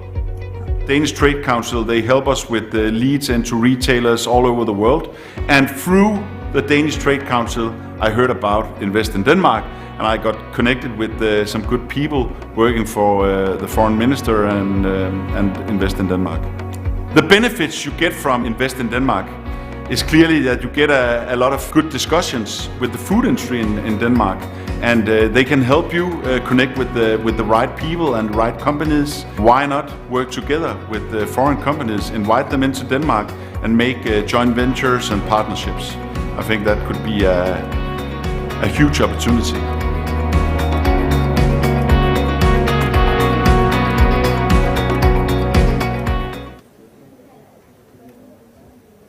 So good afternoon, everyone. It's a great pleasure being here today, and I'd like to extend a big thank you to the Plant-Based Food Industry Association for inviting me. So my name is 𝐁𝐚𝐬𝐞𝐝, and I represent Invest in Denmark, which is the national investment promotion organization of Denmark and an integrated part of the Danish Ministry of Foreign Affairs. This is my very first time in India, and I'm truly excited about this opportunity to explore your beautiful country. So since I'm new to India, I decided to ask ChatGPT what people from India actually associate with Denmark. And this is what ChatGPT came up with.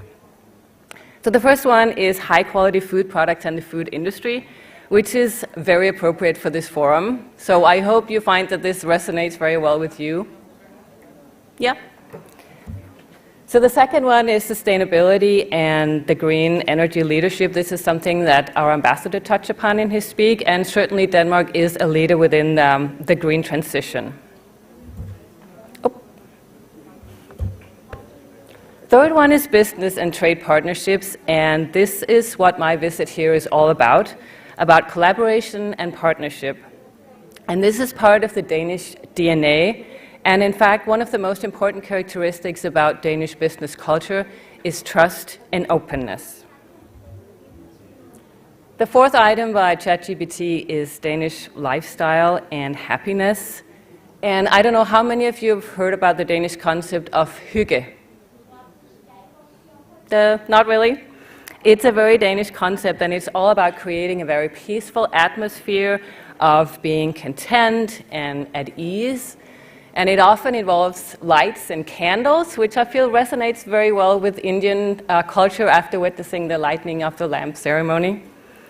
It also involves enjoying something nice and comforting to eat or drink, warm blankets, because it tends to be very cold in Denmark, and also, most importantly, being with your loved ones.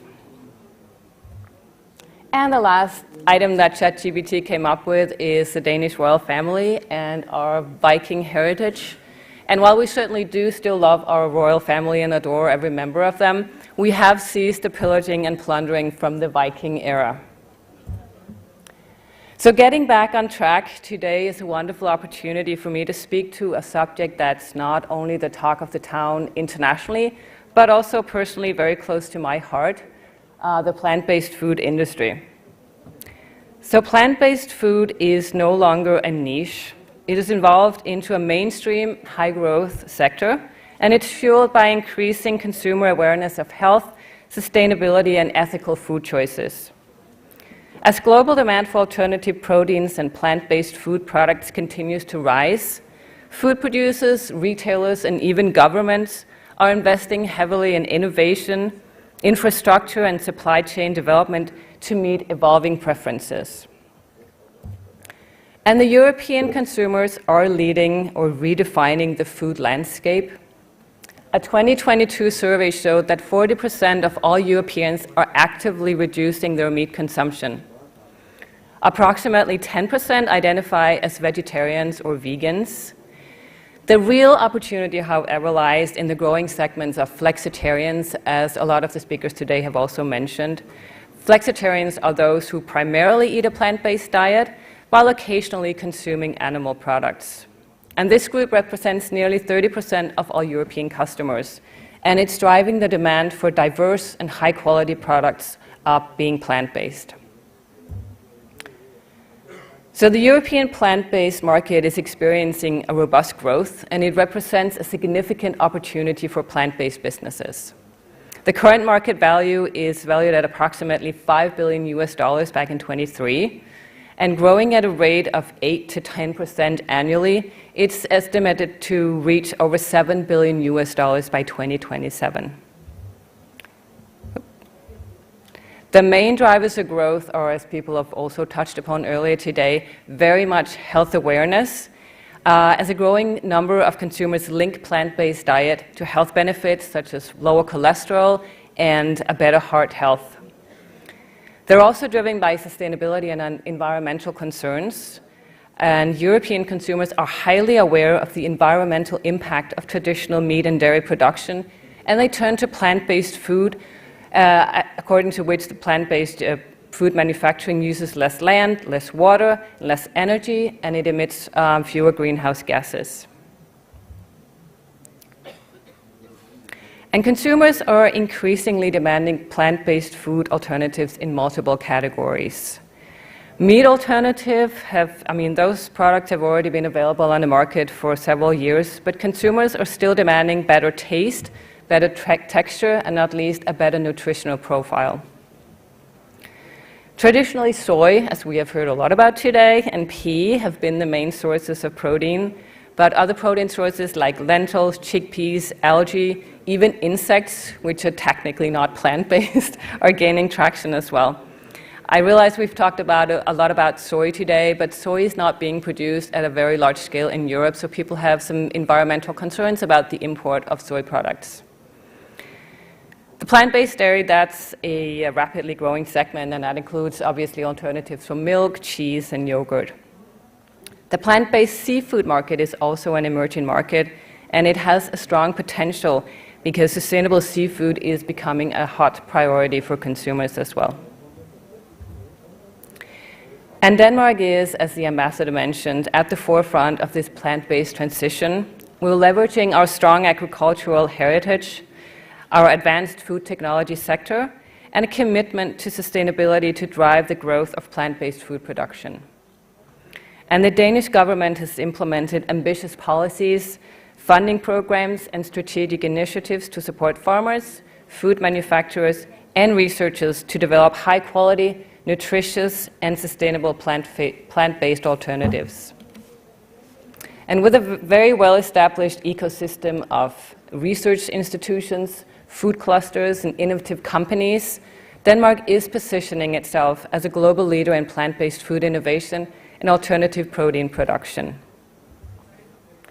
Back in 2023, Denmark launched our first ever national action plan for plant-based food, and we did this to promote the plant-based food production and consumption. The key goals in the strategy or action plan includes expanding the plant-based food production in Denmark, supporting innovation and research and development in new alternative proteins, promoting consumer awareness and education on plant-based food diets, and obviously boosting export of Danish plant-based food products. And to support this plant-based food strategy or action plan, the Danish government has dedicated funding schemes to accelerate plant-based food innovation and production. One of these schemes is the plant-based food grant that include approximately $90 million to support the development of new plant-based products, investments in processing facilities and infrastructure, and also marketing campaigns for plant-based food towards consumers. We have other funding schemes, including Plant-to-Food program, Agri-Future, and GDP programs, and the government has invested quite a lot of funding into these programs.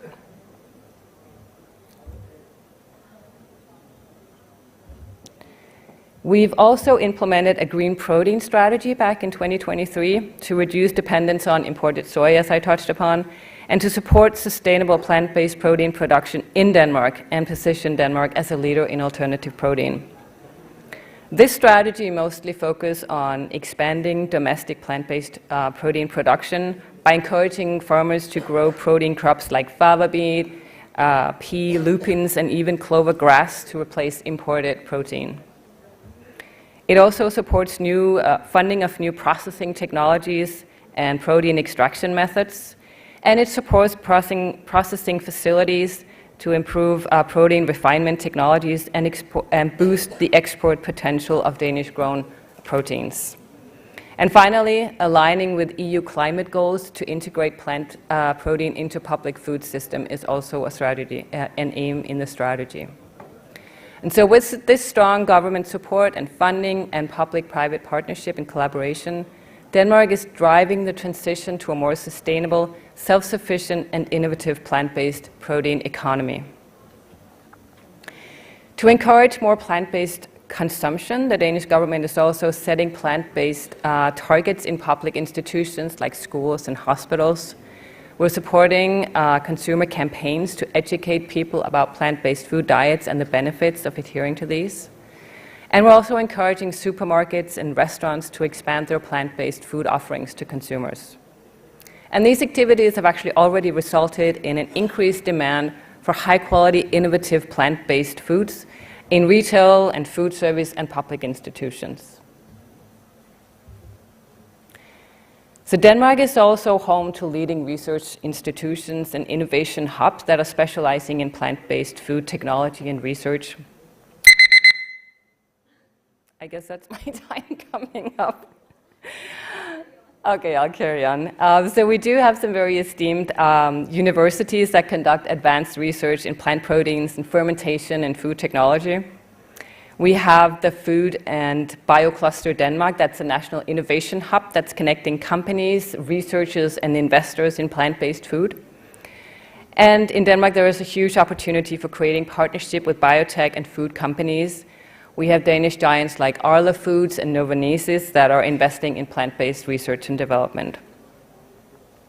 So Denmark is a European leader in alternative protein, and we aspire to be a key leader in global alternative protein market as well. Massive investments are being made in fermentation, precision fermentation, cultivated protein, and Danish companies are scaling up their export of plant-based food products in the European Union and beyond. And the Danish ecosystem is based on trust, and it's founded on collaboration. So foreign companies operating in Denmark have easy access to collaboration with Danish universities, food clusters, and R&D facilities to develop the new next-gen plant-based food. On top of this, Denmark is one of the best places in the world to do business. We constantly top all rankings when it comes to ease of doing business. We offer a stable economy, very business-friendly regulations, and a very strong innovative ecosystem.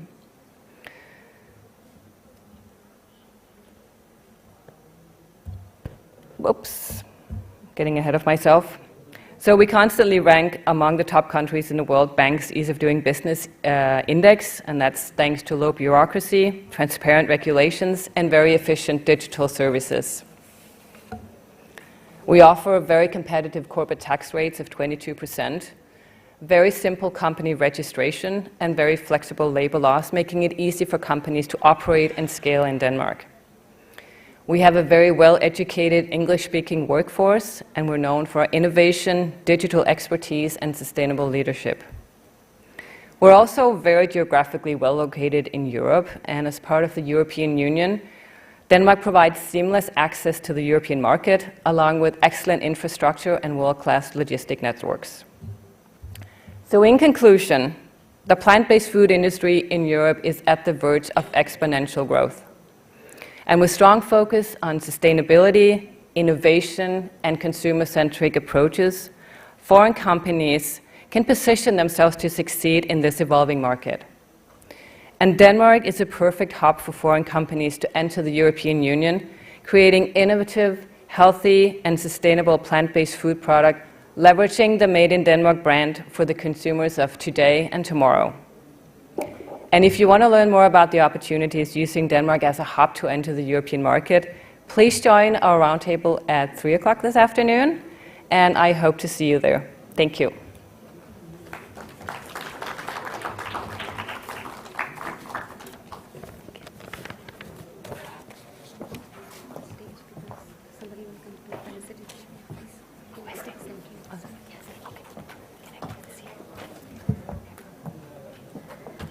Thank you so much, Ms. Catherine. You also said that this is your first time in India. I hope you're having a good time. And Denmark is beautiful. Thank you. Yeah, it's really beautiful. I would request Dr. Anupa Sidhu to kindly come on the stage and felicitate Ms. Catherine, sorry.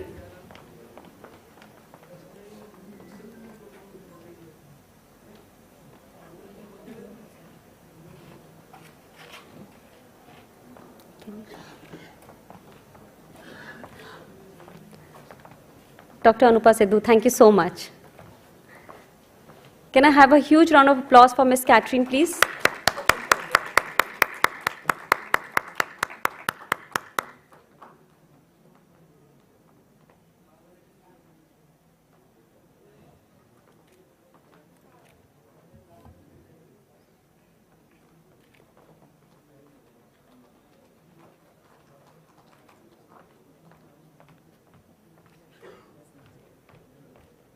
There's one more gift for you. There's a lot. Well, Ms. Catherine, thank you so much. What a wonderful presentation. Thanks a lot again. I would now like to invite Mr. Sandeep Sibal, CEO, Demolish Foods, to present on the evolution of plant-based meats. Mr. Sandeep Sibal, please.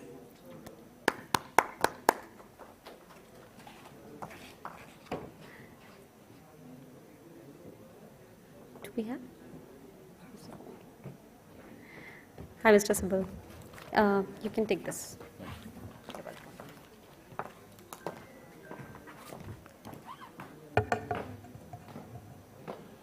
So I realize I'm the penultimate speaker before lunch. Hopefully I'll keep you all awake. So firstly, I want to say that this morning session has been extremely educative and I enjoyed each of the sessions. Past the opening, I think the panel on market dynamics of the plant-based food industry in India was enlightening. You know, I didn't know that much about soy, as much as I found out with the next panel. I think the other sessions that followed, including the exhortation by the Prime Minister to promote exports from India, and of course the most recent presentation by Denmark. It's a big leap from the Vikings to having a government action plan for plant-based foods. It's you know, really exciting and inspiring. So I hope this particular presentation, I've just got 5 slides, or 4 if you minus the thank you slide, will perhaps give you a new perspective. Just as a matter of introduction, Demolish Foods is an Indo-US company. It's headquartered in the US, but we have a wholly owned subsidiary in India, which is where most of the R&D is done. So I'll just move to the first slide past the title slide, if you could move to that. Oh, do I do it from here? Oh, I did, yeah. All right, thank you. So I thought I'd have one slide with a graph. I don't think anybody had a graph in their presentation till now, so here's a messy graph. It looks like somebody with crayons has scribbled on it, but let me try and see if you can parse this. So the simple lines are the red and the green lines. So the red line essentially is the evolution of technologies to create meats. There was an interesting question asked in the first session as to why is it that we've had a lot more success with you know, plant-based milks as opposed to meats. And in my mind, one of the simplest explanations is this: just that liquids are a lot easier to copy than complex textures. That's one of the reasons. But as we look at this generational development of meats, a lot of the meats that you see in the market, and this is a global view, it's not necessarily that of India. We started off with ground meats that you would find its way in burgers and sausages, and then shredded meats, nuggets and the like. But I think this move towards whole cuts is an area that's relatively unexplored. And the reason why that's important is that if you look at conventional meat, the majority of it is actually sold as whole cuts. In the US, it's about 60%. It's perhaps the same in Europe. In Asia, it's even higher. It's more like 80%. And yet, we don't really have good replicas of whole cuts. And the reason we don't is because it's technologically much more complex to imitate whole cuts than it is ground meats or shredded meats. And we're going to talk about that a little bit more. And just like we saw in many other technologies, perhaps most familiarly with mobile phones, you have the 1G, 2G, 3G, and 4G and 5G technologies, right? So it's very similar, the path the technology takes. It builds on the shoulders of the previous generation as we move along. And I haven't seen a discussion, at least a long enough discussion today, on the technologies that are driving this move in the plant-based meat space. You can call it, if you wish, CHOP, as we heard earlier. But regardless, the point is that what are the underlying technologies that are developing this? And remember, this is a new sector. This is not an established science. Many of the academic universities, for example, that were mentioned by the previous speaker, are still working in the space. It's still a very, very new area. So we'll talk about whole cut meats and precision whole cuts and why it's complex and why I think there needs to be a lot more action in that space. The second one is the falling price of plant-based meats. And these are US prices, but you'd see similar trends anywhere in the world.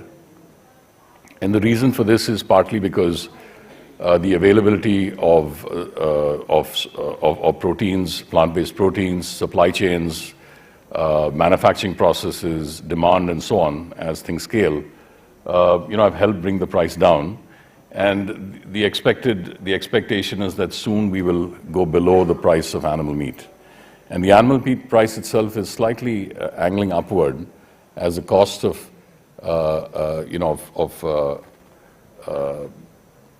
manufacturing meats is actually on the rise. And with things like bird flu and other supply chain disruptions, we would expect that to grow even higher. So that's something we often ignore. So I think that crossover point is an important point. When that happens, some people say it's already happened, but we're close to that point. It's a very important one. But in the middle of all this is a black line, which has really thrown the industry backwards and forwards to the point where we've gotten ourselves into a bit of a trough. So if you look at the global scene, as often happens in many other technologies, the US led the charge, and there was a company called Beyond Meat, which IPO'd a little before 2020, I think it might have been in 2018 or 2019. And it was that IPO that really got the investors excited, and they realized that this was actually a sector where they could invest in. And, I might be wrong here, but I would say in many other parts of the world as well, this industry took off around that point, where people said, okay, this is something that we can bank on.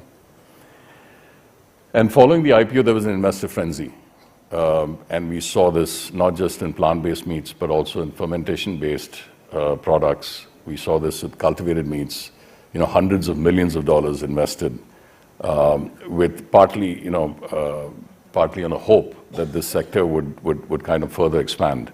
And by the way, we've seen this before. We've seen these cycles before where investors come in and there's kind of a herd mentality. We saw this, for example, I don't know if, I guess some of us were old enough, but not all of us.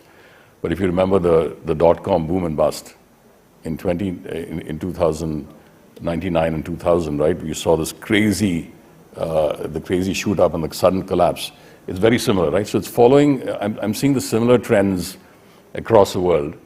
And we've gotten ourselves into what I would call a disillusionment trough, where people are like, this market's not taking off like I expected it to. And I think one of the earlier comments and the questions, of course, that were asked from folks like ITC is, why did you guys step out of the sector, right? We didn't get a straight answer to that. But the truth is that there is a lot of disillusionment. There's a feeling that perhaps we are a little ahead of ourselves. In the meantime, the incumbent pushback, a lot of it from meat lobbies in the US, was also to poke a few holes into the arguments that were being made by the alternative meat sector, primarily around litigation regarding to names. I'm not quite sure about Europe, but I presume it was somewhat similar. Famously in the US, bans on cultivated meat in many states. If you're not aware of that, it's pretty remarkable what's happening. And of course, the ultra-processed agenda that's been pushed really hard, perhaps to some extent with some truth, but I think it's perhaps also been exaggerated in many ways. So these three also helped, or didn't help, but I would say made this sector kind of suffer a bit more. And this happened in the last, I'd say, 5 years or so, right?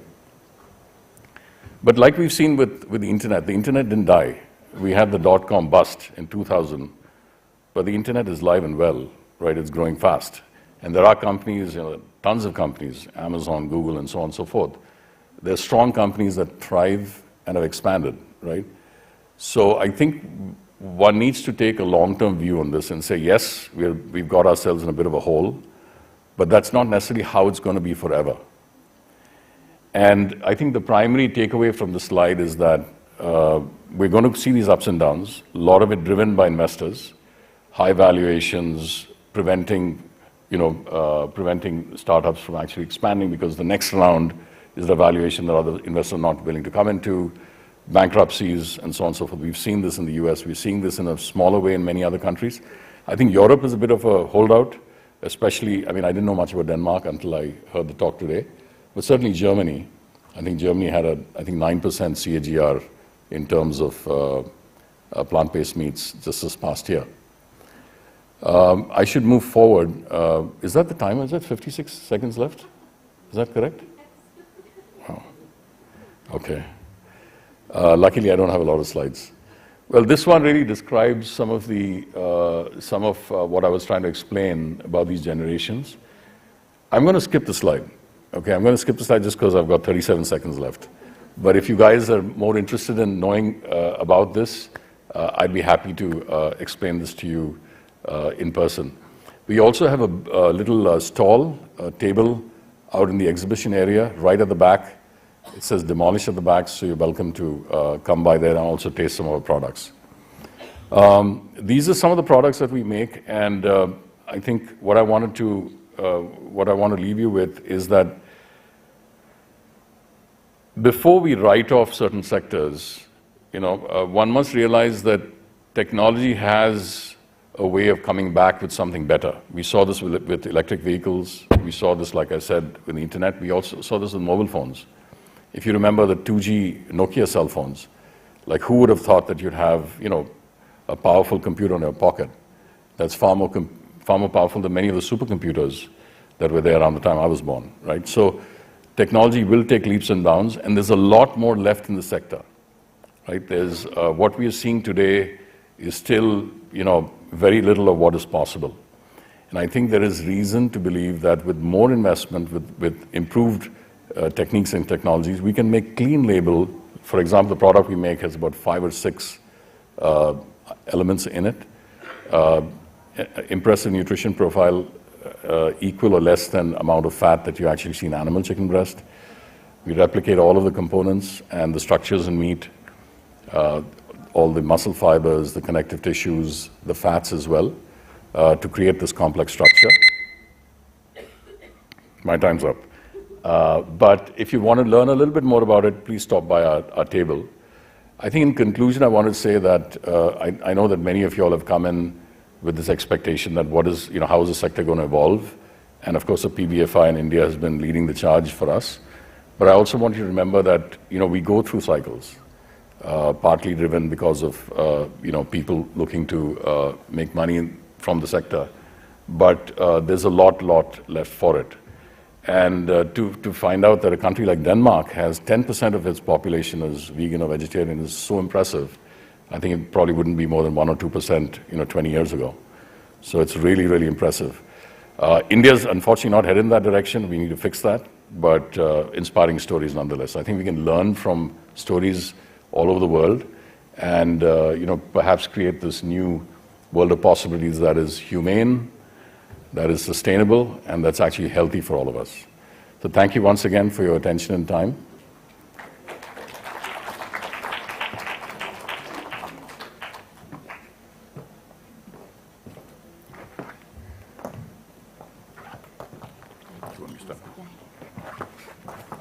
Sandeep, I must thank you. You're like so particular about the time. Thank you so much.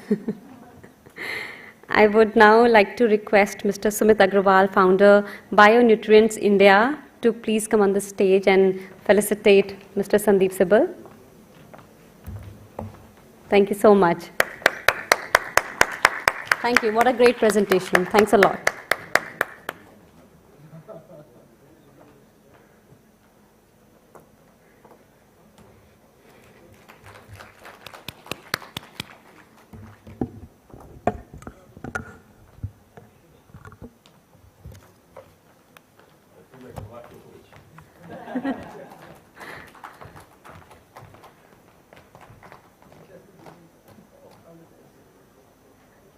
Thank you so much, Mr. Sumit. Thank you so much, Sandeep. Thanks a lot. I extend a warm invitation to our distinguished speaker, our next speaker, Dr. Anupa Sidhu, former director, Lady Irwin College, University of Delhi, to kindly share her expertise and insights on sustainable food systems and the importance of plant-based foods in promoting health, sustainability, and ethical living. Dr. Anupa Sidhu, please.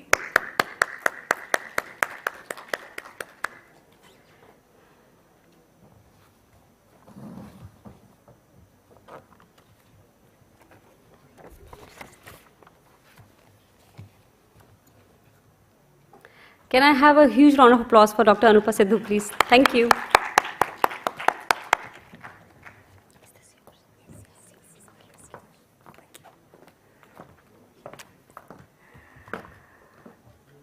Good afternoon. A great moment which is pre-lunch and one is famished and wants to hear something fast and get on with business. So in that tone, let me be very brief and make certain and give a perspective. So this is not the best time to draw the canvas, but I plan to do that, within which we embed the plant systems as to where and how, so that one can grow innovatively vertically. So I'll try to be brief and will remain in time.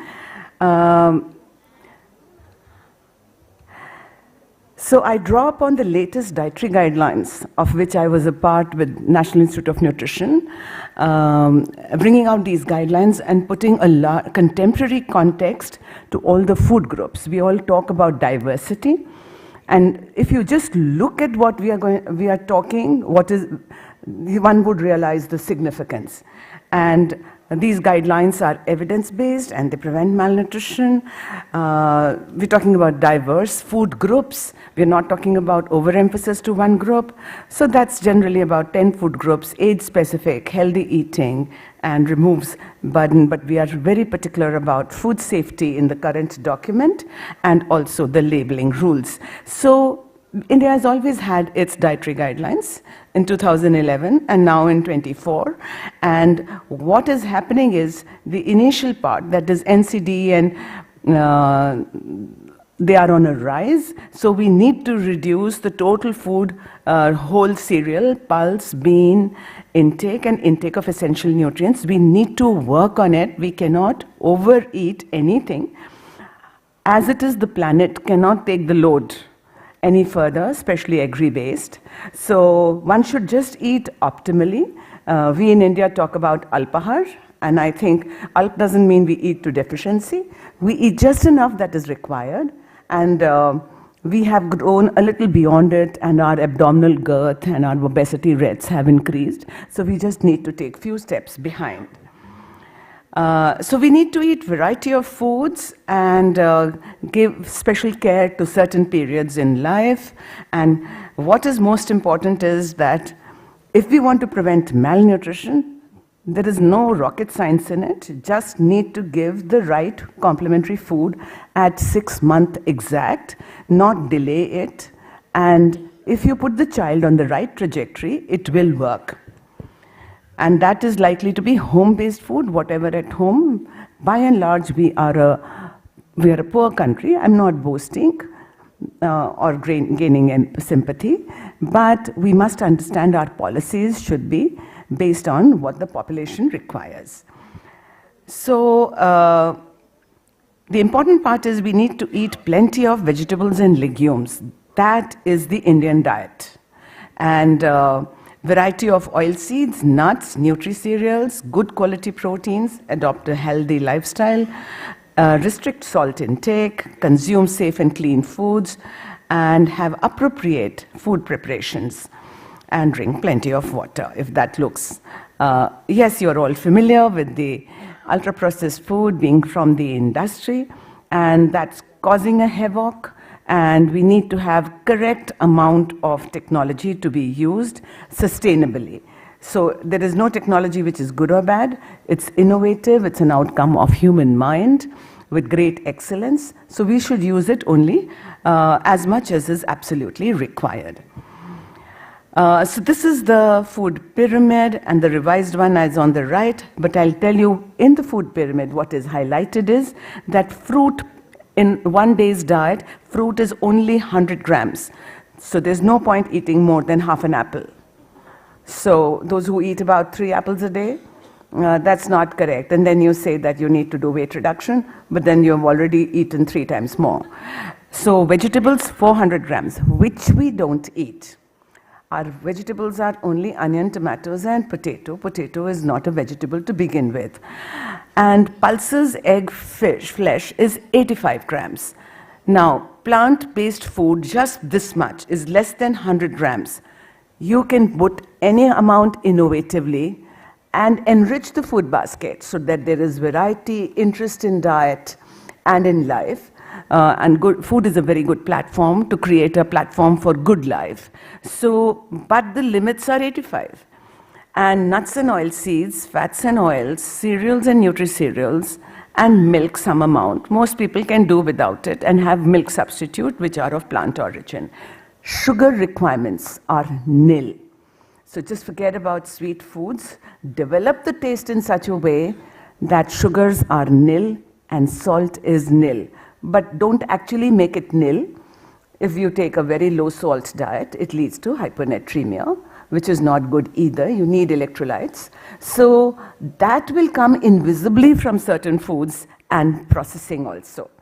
So it's important to, however, understand that there are no, as such, requirements of salt, 5 grams a day. If you eat 10 grams a day, you will get adequate amount of iodine from iodized salt. That is hypothesis, but actually those are not requirement values. So let me come back to the guidelines. One needs to have a prism through which we must read these guidelines, and that is sustainability. Healthy dietary habits, and should not have polished, so we'll give emphasis to millets and whole cereals. Adequate nuts and oils, I've just given that. Avoid sugar, no snacking. Ensure essential fatty acids. You don't need fats per se as much as essential fatty acid, which is just about 5 grams. It will come invisibly from the right choice of plant foods like chia, walnut, etc., flax, and that will give you. But if you do not have essential fatty acids, the issues of depression, sterility, reproductive sterility, there are significant effects that are seen in the body and should be addressed, therefore, carefully through choice of foods. So the last one, 10 food groups, all to be included. Please have foods with diversity, and my plate plan is already there by a National Ministry of Health document of 2,000 calories, and it can be taken in both prism, that is a vegetarian or a non-vegetarian diet. When you start with the first line, that is sustainability, you will make a natural choice of vegetarian. Let me particularly focus on food system. We need to revisit and recontextualize the food systems in the country, because the conventional agri-based society and the food we derive is not environment friendly or economical or adequate or will be able to feed the number of people on this planet, nor will you have space for so much of agri-produce. So none of this is sustainable or economical. We may think vegetarian foods are economical, not necessarily. And therefore, we need to revisit that and recontextualize that through the new prisms. With conferences like this, I must thank the Plant Food Industry Association to organize this. Praveer Srivastava sir and your team, congratulations for you to have this vision and patience to do it this third year onwards. Please continue it and keep this center stage to address issues of sustainability through industry. You can't feed masses through local markets. You will depend on industry, and there is no way without it. Industry is an important partner, and industry needs to do mindful delivery of its products and position them correctly. So the food should be then at affordable cost. The food basket that it provides should be healthy and safe for all ages and locations. कहीं पर fruit produce हो रहा है और वो जाते जाते आधे रास्ते fruit and vegetable wastage is more than 50%. Post-harvest technology is really needed in a big way. So there are several issues which industry partners should be able to look at and reduce the chemicals in food, water, minimize the cost, carbon footprint, and cost of production. Globally, people are converting themselves into vegan for the reasons just said out, all of that. And over-dependence on agriculture has equal number of challenges. That also requires space. If you put too much technology, that will also have carbon footprint, that will also have chemicals in the agricultural field. So don't think that plant foods are, insulated, and if we are irresponsible about it, it will be just as bad. So I think that is something which the industry has to look at very carefully. I go back to the very first line, revisit, recontextualize the food system, and I urge the industry partners to do mindful planning. Plant foods are strong in sustainable food system, and we can use agri-waste.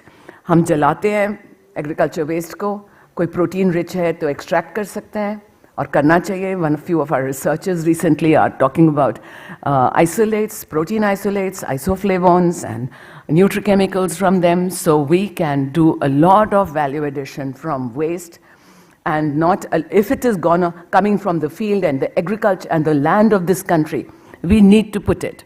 I give example of rice, that the rice itself, the stalk is into food basket, the grain is into food basket, the rice bran oil, the polish is into the food basket, and then there is value addition that you can extract oryzanol for cosmetics. So you should use every part of the plant.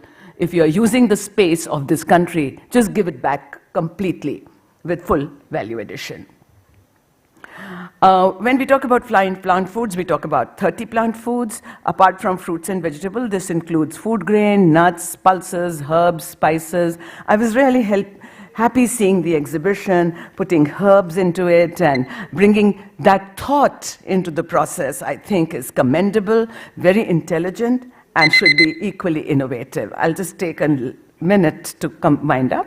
The advantages of having plant food is phytochemicals, nutraceuticals, and many are rich in protein, and I think the previous speakers have covered this.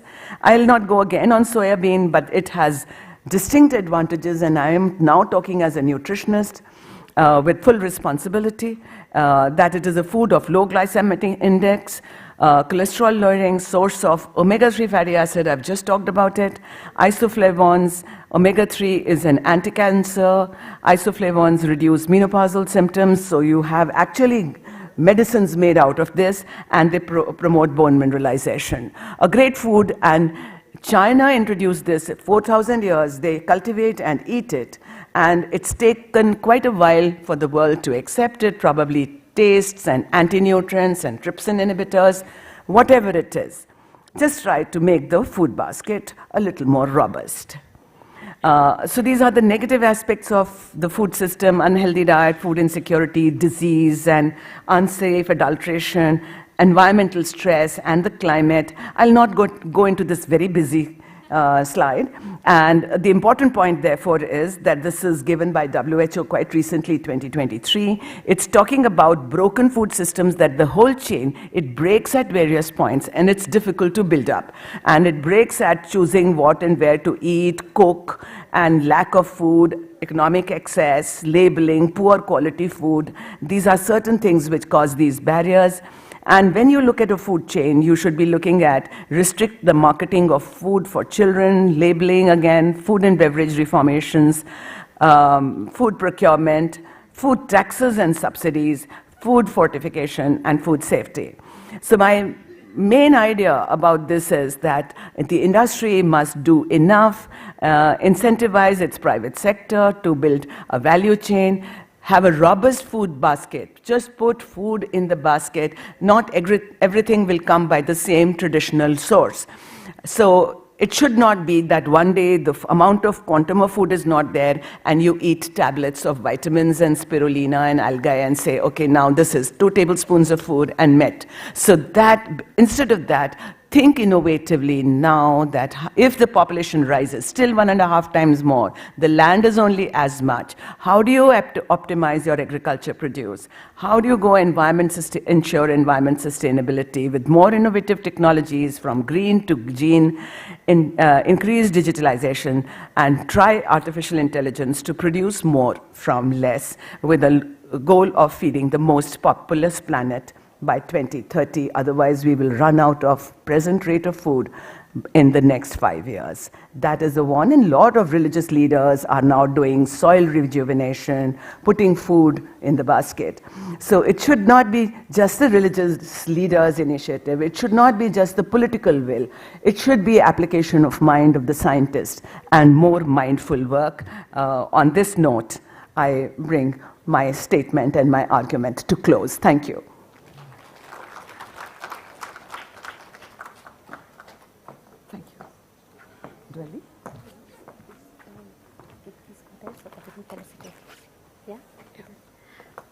A huge round of applause for Dr.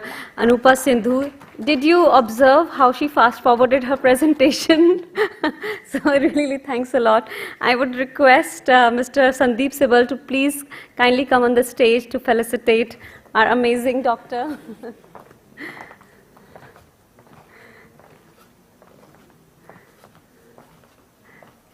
Well, thank you so much, Mr. Sandeep. Thanks a lot.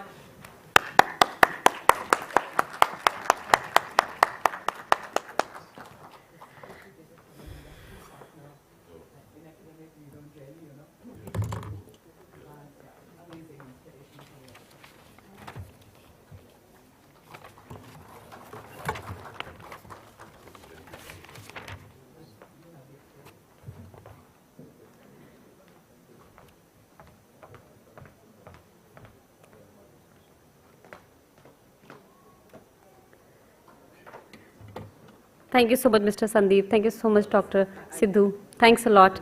I have an announcement which we have already done before also. There is a closed-door meeting with Invest in Denmark in meeting room 15, level 1 at 3 p.m. The plant-based food companies are invited to join this meeting. Also, I invite you all finally to have lunch at the plant-based foods arena, which is right next to Audi number 1. So let's have lunch together. Thank you so much, everyone. And please come back after lunch. Thank you.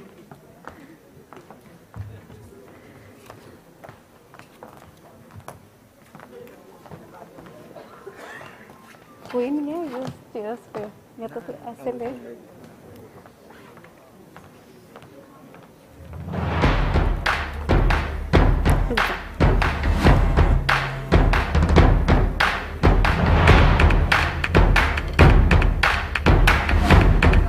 maybe like this you can do. Maybe like this. Maybe like this you can do. Right. Watching this.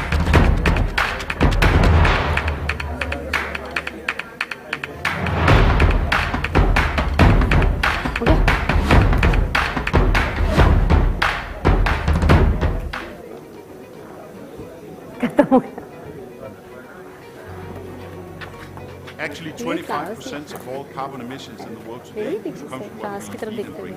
So we simply need to change our diet to a plant-based diet. It's all about sourcing local crops. It's about doing the production in a more sustainable way when it comes to energy and everything around the product, the packaging material, and so on. In Denmark, we are really good at sustainable food production because it lies in our DNA. We have a huge focus on producing climate-friendly food, plant-based. We have the government, the political parties in Denmark really care about how we can lower our carbon emissions, not only in Denmark, but around the world. Danish Trade Council, they help us with leads into retailers all over the world. And through the Danish Trade Council, I heard about Invest in Denmark, and I got connected with some good people working for the foreign minister and Invest in Denmark. The benefits you get from Invest in Denmark is clearly that you get a lot of good discussions with the food industry in Denmark, and they can help you connect with the right people and right companies. Why not work together with the foreign companies, invite them into Denmark and make joint ventures and partnerships? I think that could be a huge opportunity.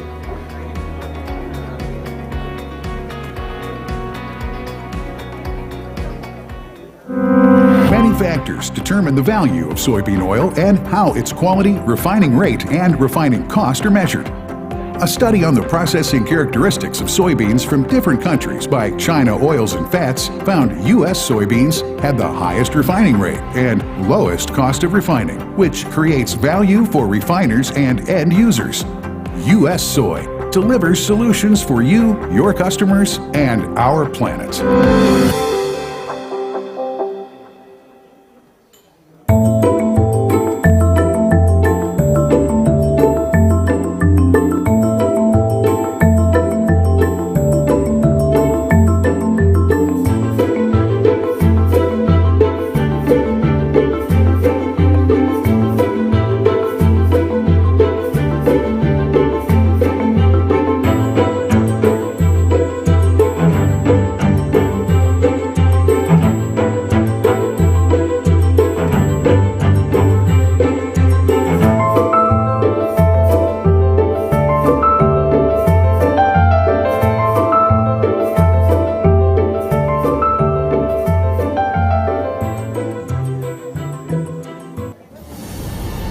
𝐁, the global market leader in fine grinding and dispersing.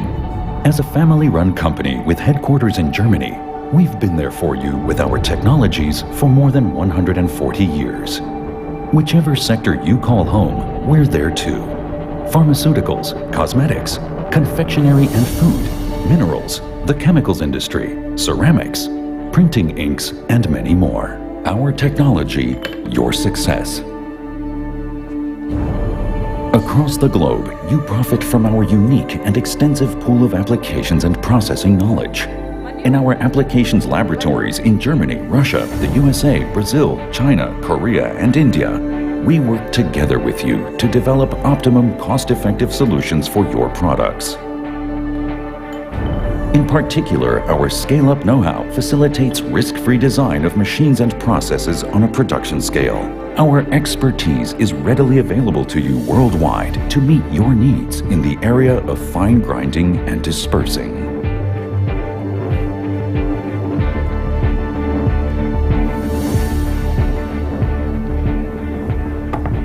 At our production facilities, we manufacture 𝐁 machines and plants according to the highest standards and quality.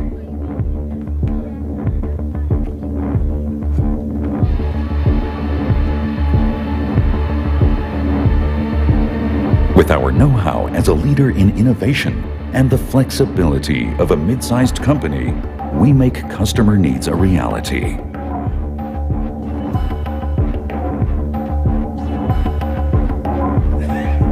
From laboratory to pilot and production machines, all the way to complete turnkey systems. In wet grinding, dispersing, homogenization, dry grinding, or classification,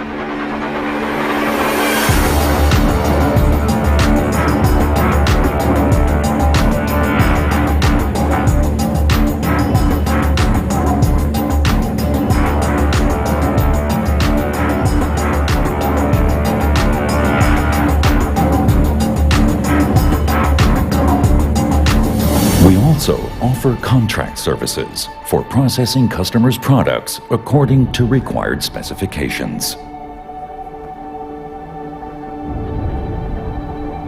Following detailed quality control, the machines and plants are shipped all over the world from our production facilities.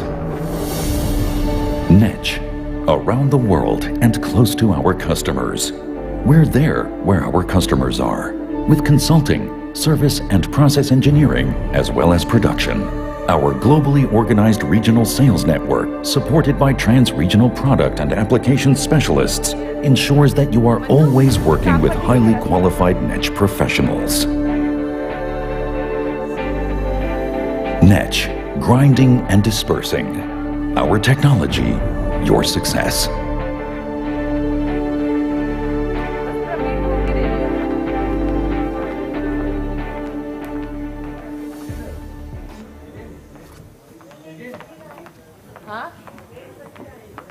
Wait a minute.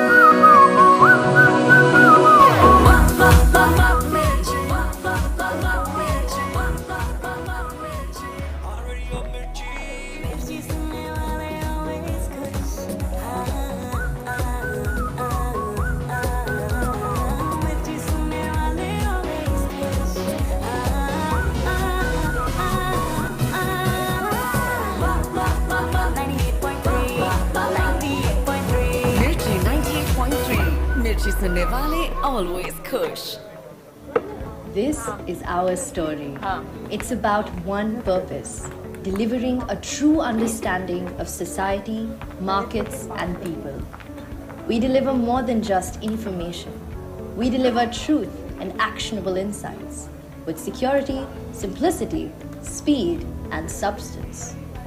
In our world of rapid change, the need to make informed decisions in confidence has never been greater. We want to make this changing world easier to navigate so that our clients can take faster, smarter, and bolder decisions. We are a transforming company, shaping our markets with science, technology, and know-how. We measure, we understand, we predict. We stay true to our core values: integrity, curiosity, collaboration, client first, and entrepreneurial spirit. We are proud to be independent. We are proud to be Ipsos. Ultimately, success comes down to a simple truth. You act better when you are sure.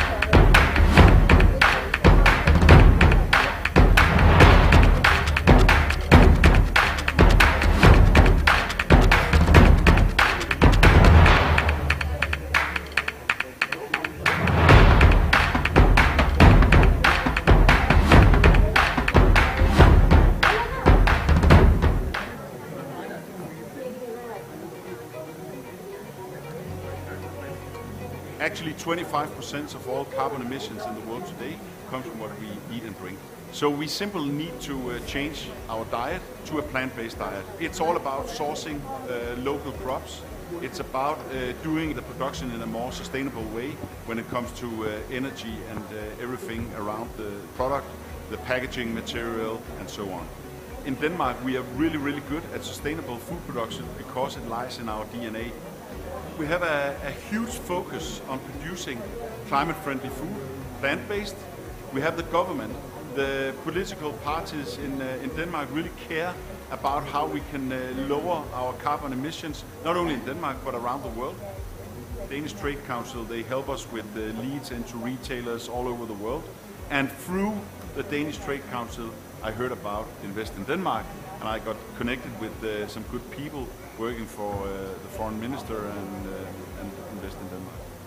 The benefits you get from Invest in Denmark is clearly that you get a lot of good discussions with the food industry in Denmark, and they can help you connect with the right people and the right companies. Why not work together with foreign companies, invite them into Denmark and make joint ventures and partnerships?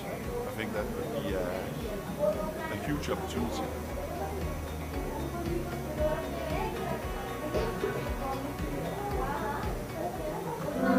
Many factors determine the value of soybean oil and how its quality, refining rate, and refining cost are measured. A study on the processing characteristics of soybeans from different countries by China Oils and Fats found U.S. soybeans had the highest refining rate and lowest cost of refining, which creates value for refiners and end users. U.S. Soy delivers solutions for you, your customers, and our planet.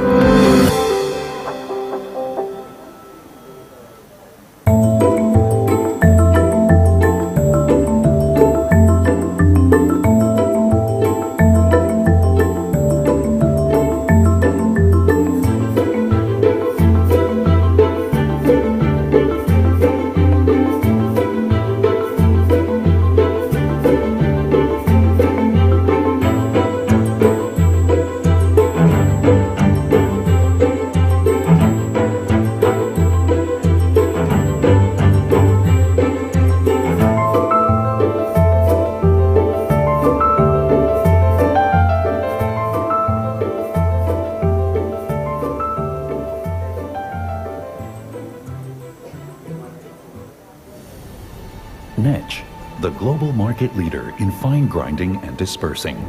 As a family-run company with headquarters in Germany, we've been there for you with our technologies for more than 140 years. Whichever sector you call home, we're there too. Pharmaceuticals, cosmetics, confectionery and food, minerals, the chemicals industry, ceramics, printing inks, and many more. Our technology, your success.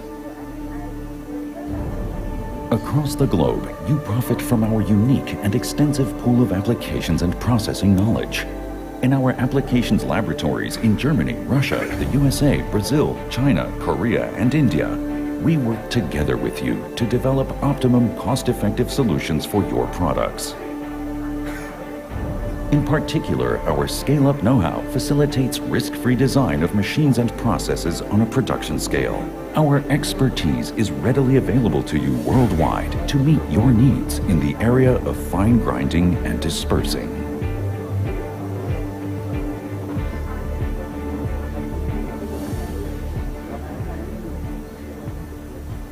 At our production facilities, we manufacture NETZSCH machines and plants according to the highest standards and quality.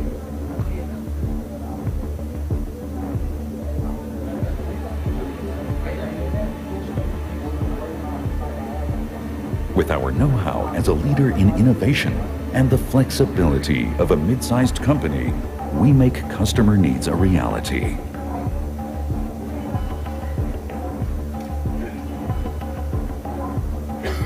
From laboratory to pilot and production machines, all the way to complete turnkey systems. In wet grinding, dispersing, homogenization, dry grinding, or classification,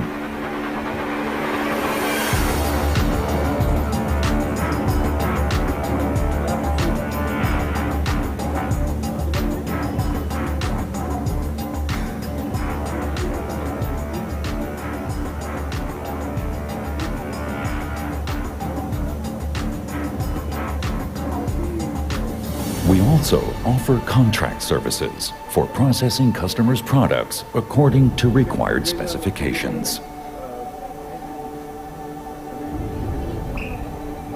Following detailed quality control, the machines and plants are shipped all over the world from our production facilities. NETZSCH, around the world and close to our customers. We're there where our customers are, with consulting, service and process engineering, as well as production. Our globally organized regional sales network, supported by trans-regional product and application specialists, ensures that you are always working with highly qualified NETZSCH professionals. NETZSCH, grinding and dispersing. Our technology, your success.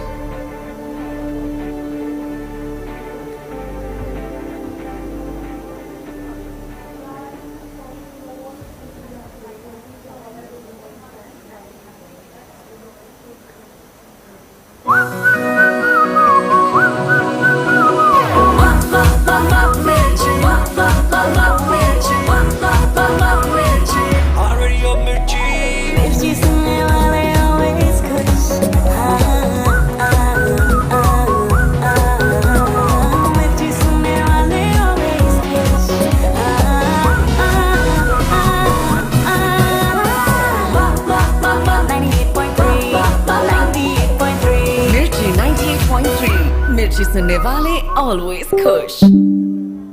This is our story.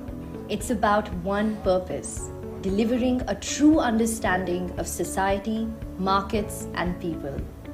We deliver more than just information. We deliver truth and actionable insights with security, simplicity, speed, and substance. In our world of rapid change, the need to make informed decisions in confidence has never been greater. We want to make this changing world easier to navigate so that our clients can take faster, smarter, and bolder decisions. We are a transforming company, shaping our markets with science, technology, and know-how. We measure, we understand, we predict.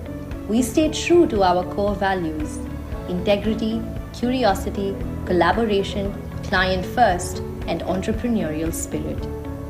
We are proud to be independent. We are proud to be Ipsos. Ultimately, success comes down to a simple truth. You act better when you are sure.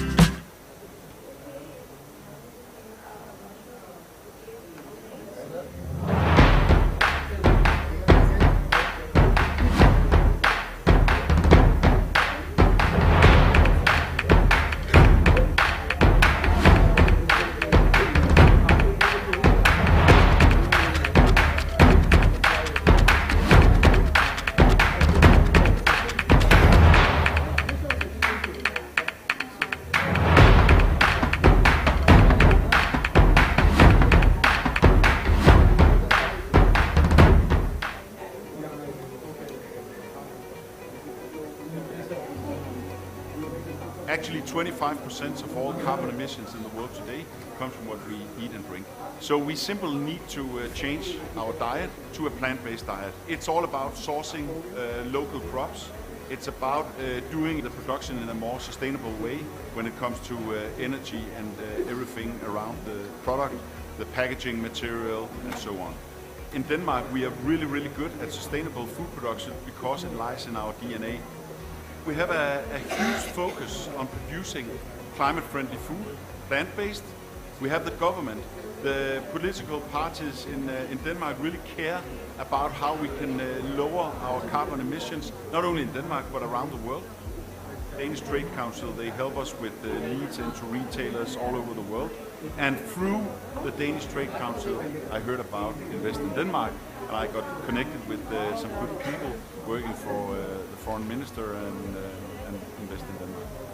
The benefits you get from Invest in Denmark is clearly that you get a lot of good discussions with the food industry in Denmark, and they can help you connect with the right people and right companies. Why not work together with the foreign companies, invite them into Denmark and make joint ventures and partnerships?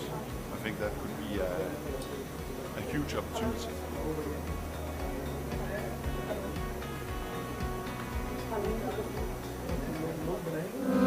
Many factors determine the value of soybean oil and how its quality, refining rate, and refining cost are measured.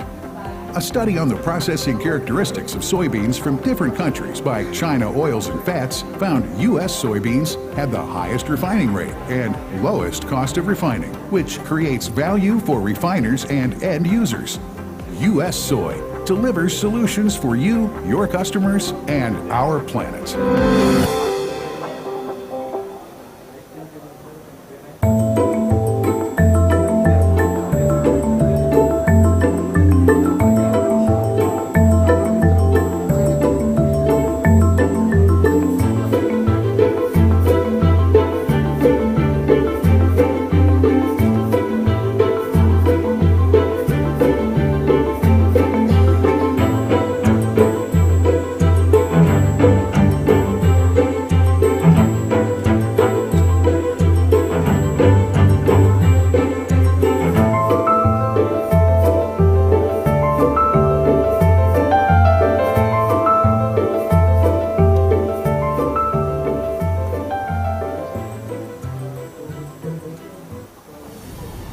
NETZSCH, the global market leader in fine grinding and dispersing.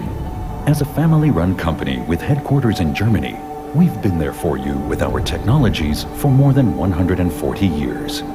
Whichever sector you call home, we're there too. Pharmaceuticals, cosmetics, confectionery and food, minerals, the chemicals industry, ceramics, printing inks, and many more. Our technology, your success. Across the globe, you profit from our unique and extensive pool of applications and processing knowledge. In our applications laboratories in Germany, Russia, the USA, Brazil, China, Korea, and India, we work together with you to develop optimum cost-effective solutions for your products. In particular, our scale-up know-how facilitates risk-free design of machines and processes on a production scale. Our expertise is readily available to you worldwide to meet your needs in the area of fine grinding and dispersing.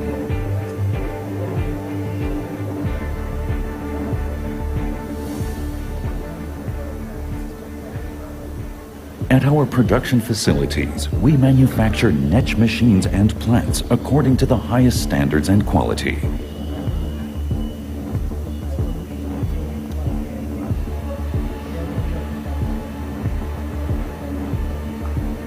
With our know-how as a leader in innovation and the flexibility of a mid-sized company, we make customer needs a reality.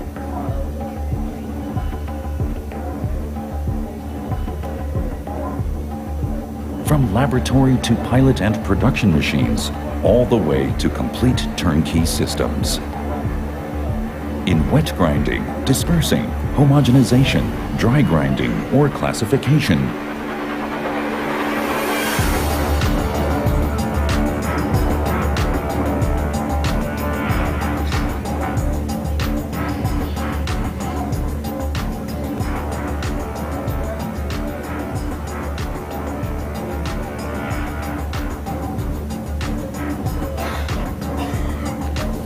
We also offer contract services for processing customers' products according to required specifications.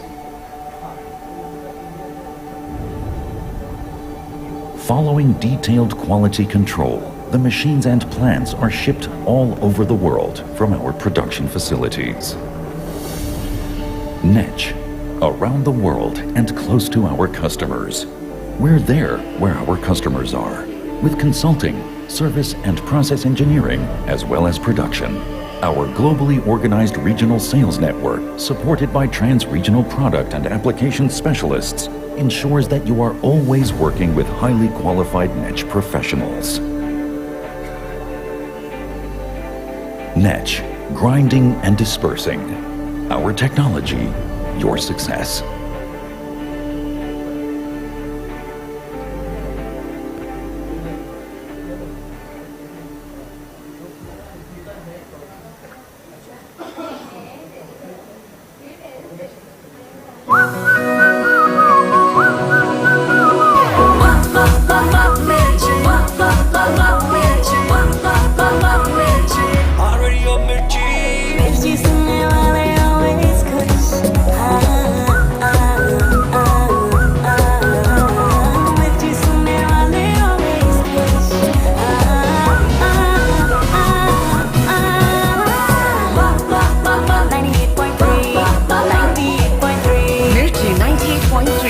मिर्ची सुनने वाले always खुश.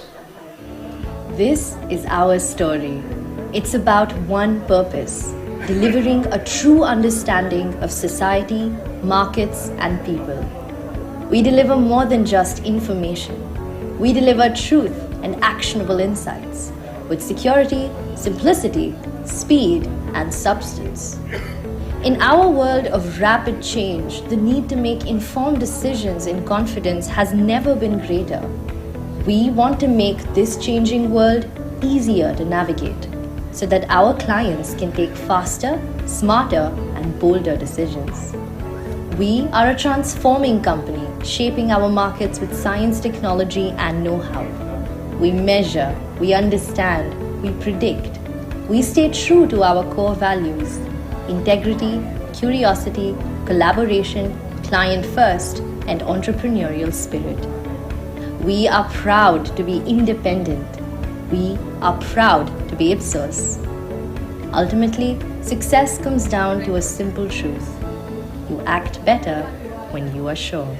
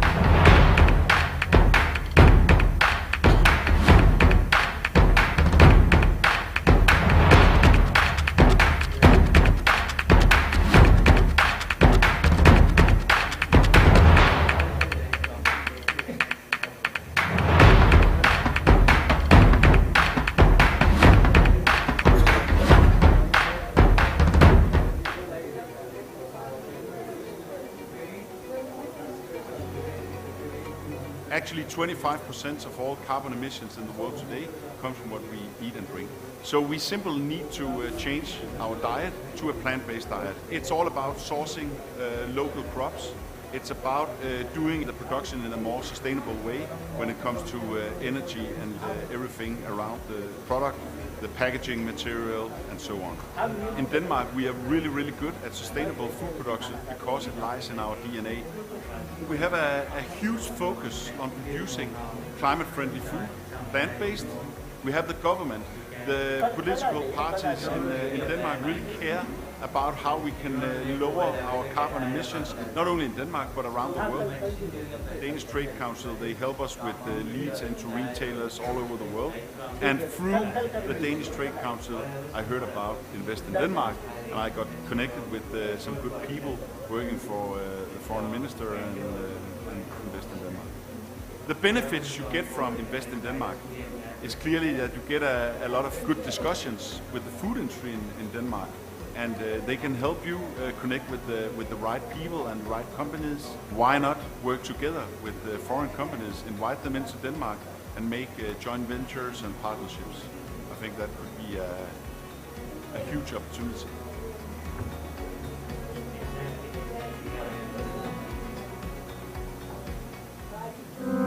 Many factors determine the value of soybean oil and how its quality, refining rate, and refining cost are measured. A study on the processing characteristics of soybeans from different countries by China Oils and Fats found U.S. soybeans had the highest refining rate and lowest cost of refining, which creates value for refiners and end users. U.S. Soy delivers solutions for you, your customers, and our planet.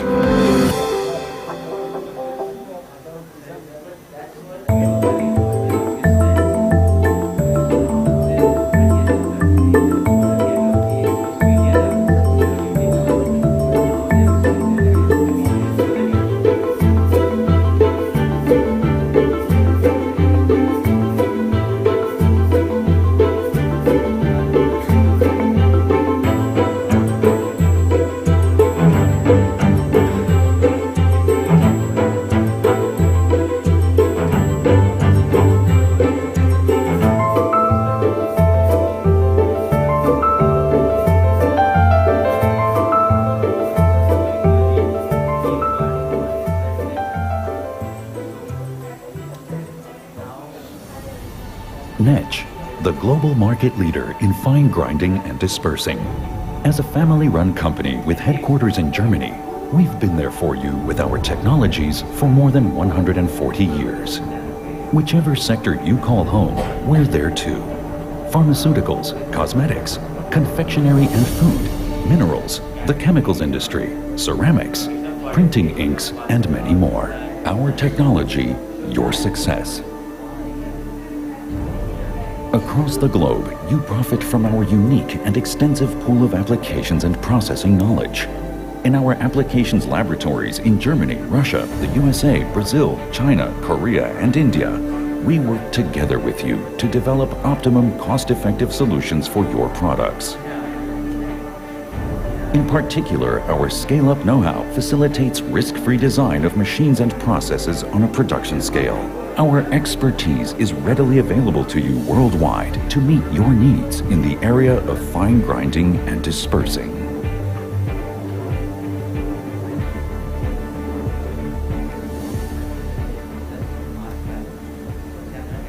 At our production facilities, we manufacture NETZSCH machines and plants according to the highest standards and quality.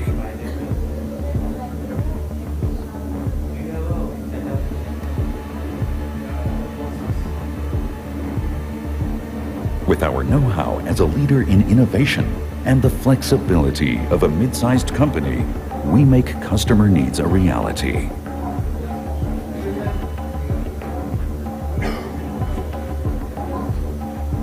From laboratory to pilot and production machines, all the way to complete turnkey systems. In wet grinding, dispersing, homogenization, dry grinding, or classification,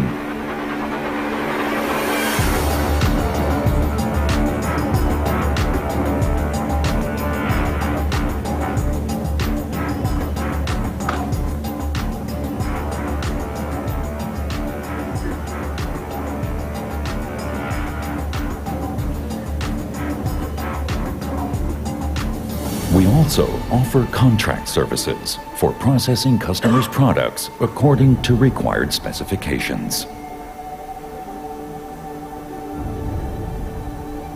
Following detailed quality control, the machines and plants are shipped all over the world from our production facilities. NETZSCH, around the world and close to our customers. We're there where our customers are, with consulting, service and process engineering, as well as production. Our globally organized regional sales network, supported by trans-regional product and application specialists, ensures that you are always working with highly qualified NETZSCH professionals. NETZSCH, grinding and dispersing. Our technology, your success.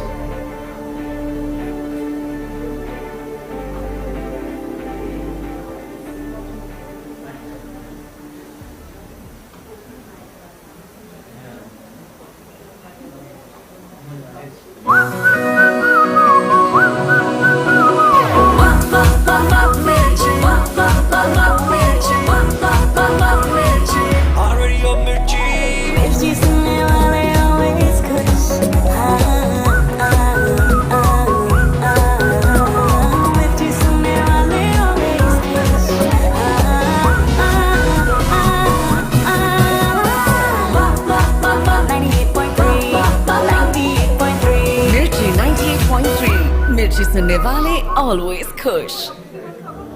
This is our story.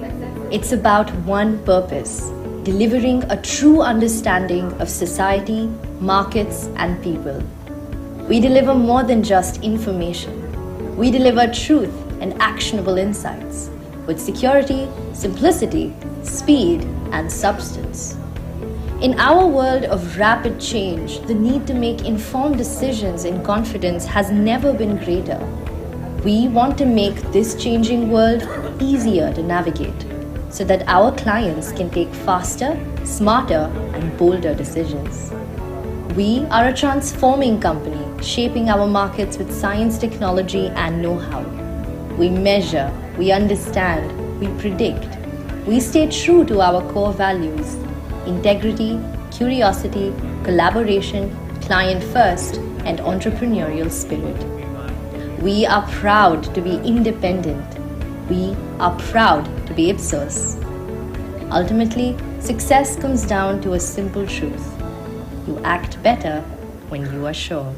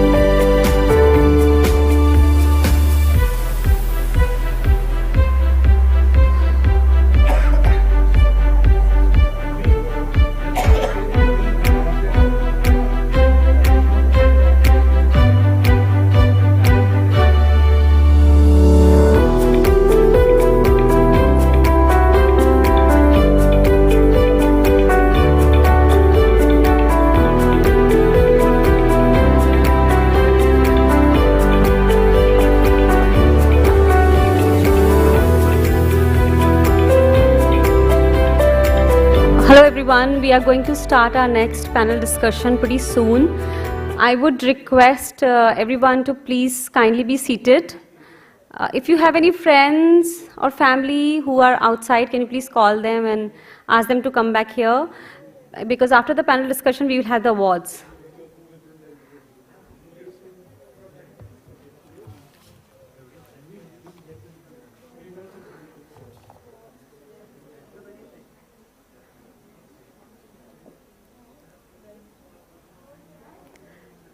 I think the next few minutes we are going to start the panel discussion.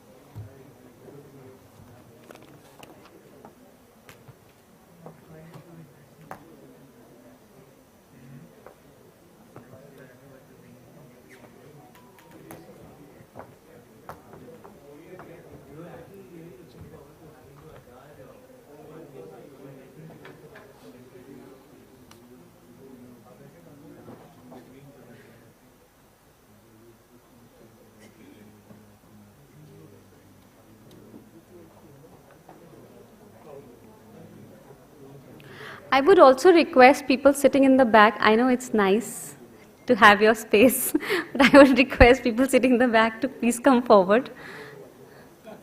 I will do everything I can to make you uncomfortable.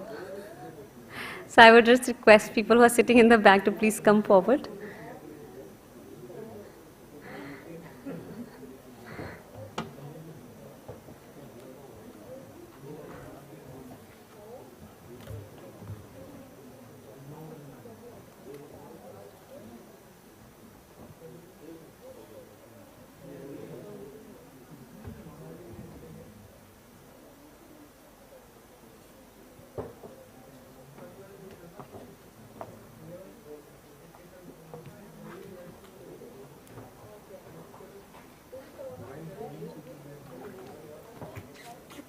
Probably should we start?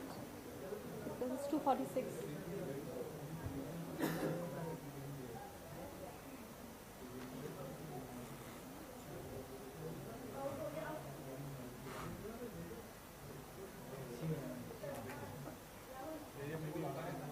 Yeah.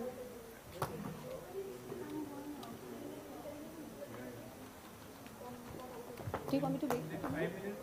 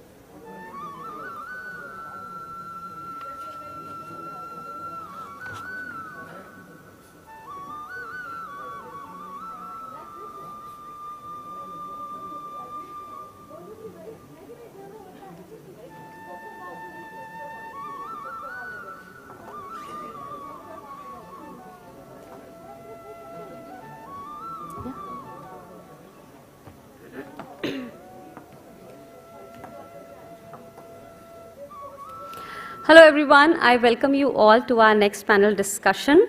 Our next panel discussion is on envisaging India's role in global supply chain through plant protein clusters. I would like to request our moderator for the discussion, Mr. Pravir Srivastava, Executive Director, PBFIA, to kindly come on the stage. Can I have a round of applause for Mr. Pravir? It's my pleasure to invite our speakers, our panelists, Dr. Siddharth Pal, Principal Scientist, Praj Industries. Dr. Siddharth, please. I would like to invite our next panelist, Mr. Ranjan Sinha, Director, Strategy and Transaction, Ernst & Young.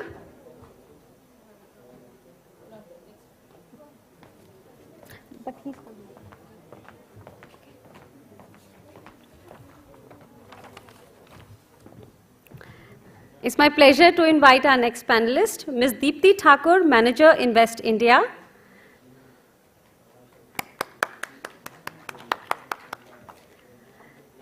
Our next panelist is Mr. Indranil Chatterjee, Regional Product Line Manager, International Flavors and Fragrances. Mr. Indranil, please.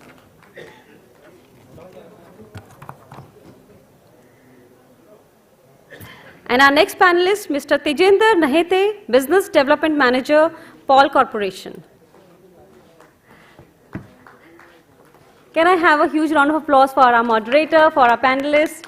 Thank you so much, everyone. I know it's post-lunch, so yeah, it's going to be interesting.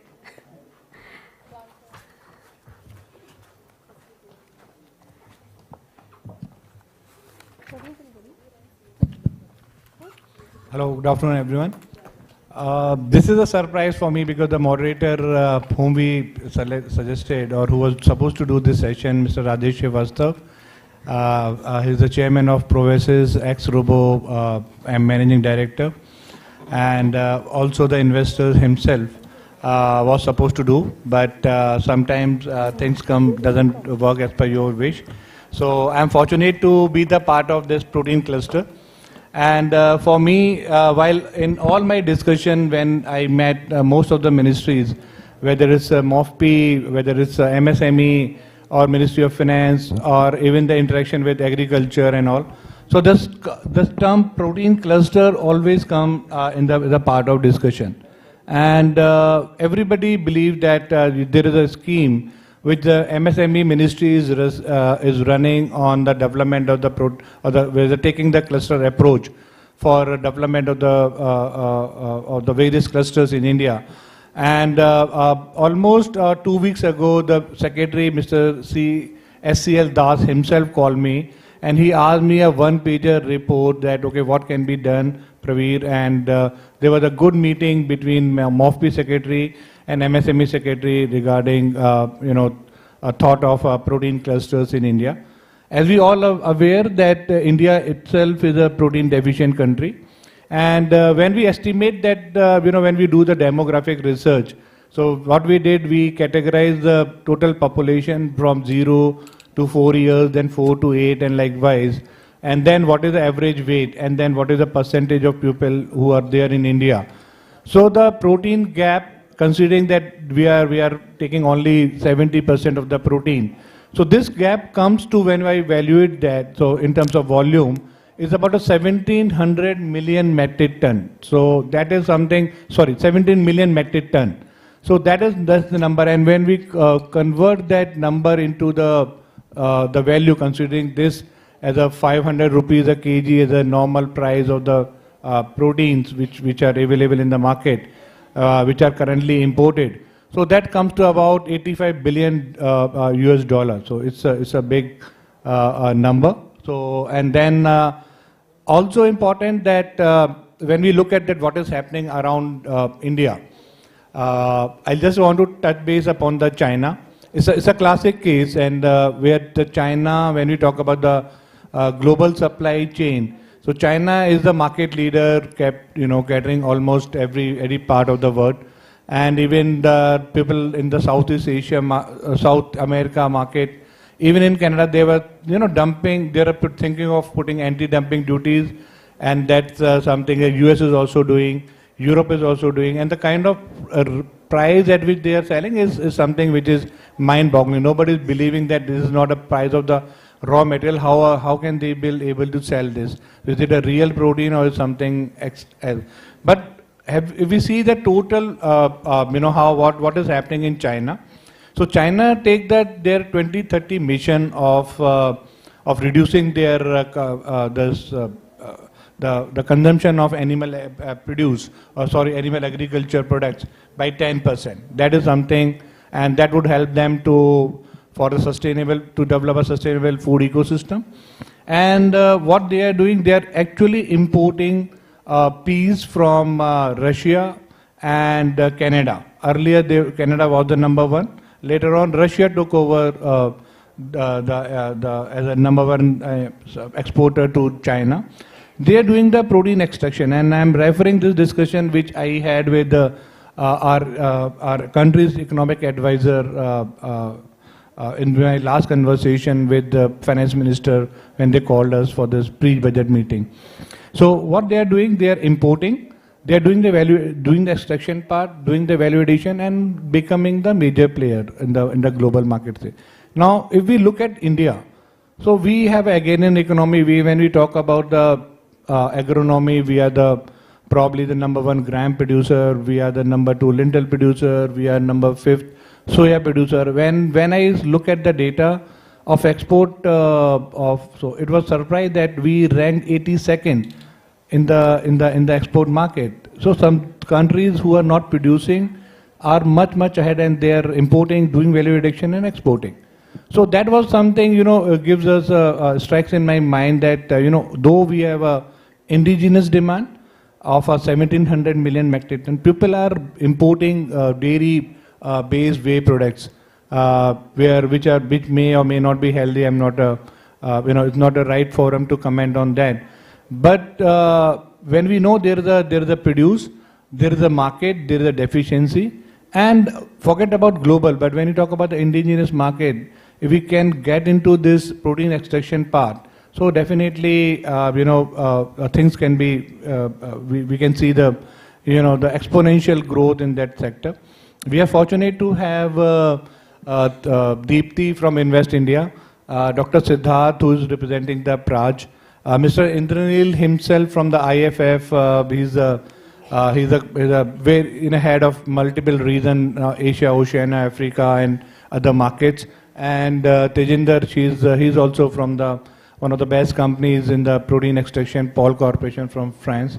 So that is something, and I can see Mr. Jadhav is very anxiously looking at me that he's talking something which he should. I would say he should moderate that, but he's the moderator for the coming session. So, but I think I take this liberty to start this discussion. So I'll start with Deepti. So when you talk about Invest India, right? So what is Invest India? Because many people have not heard about. Is it like big 4 companies who is giving the making the or enrouting, helping the people in corporation, making the business plan? Like what is the role of Invest India? That's something we all love to know from you. Thank you. Sure.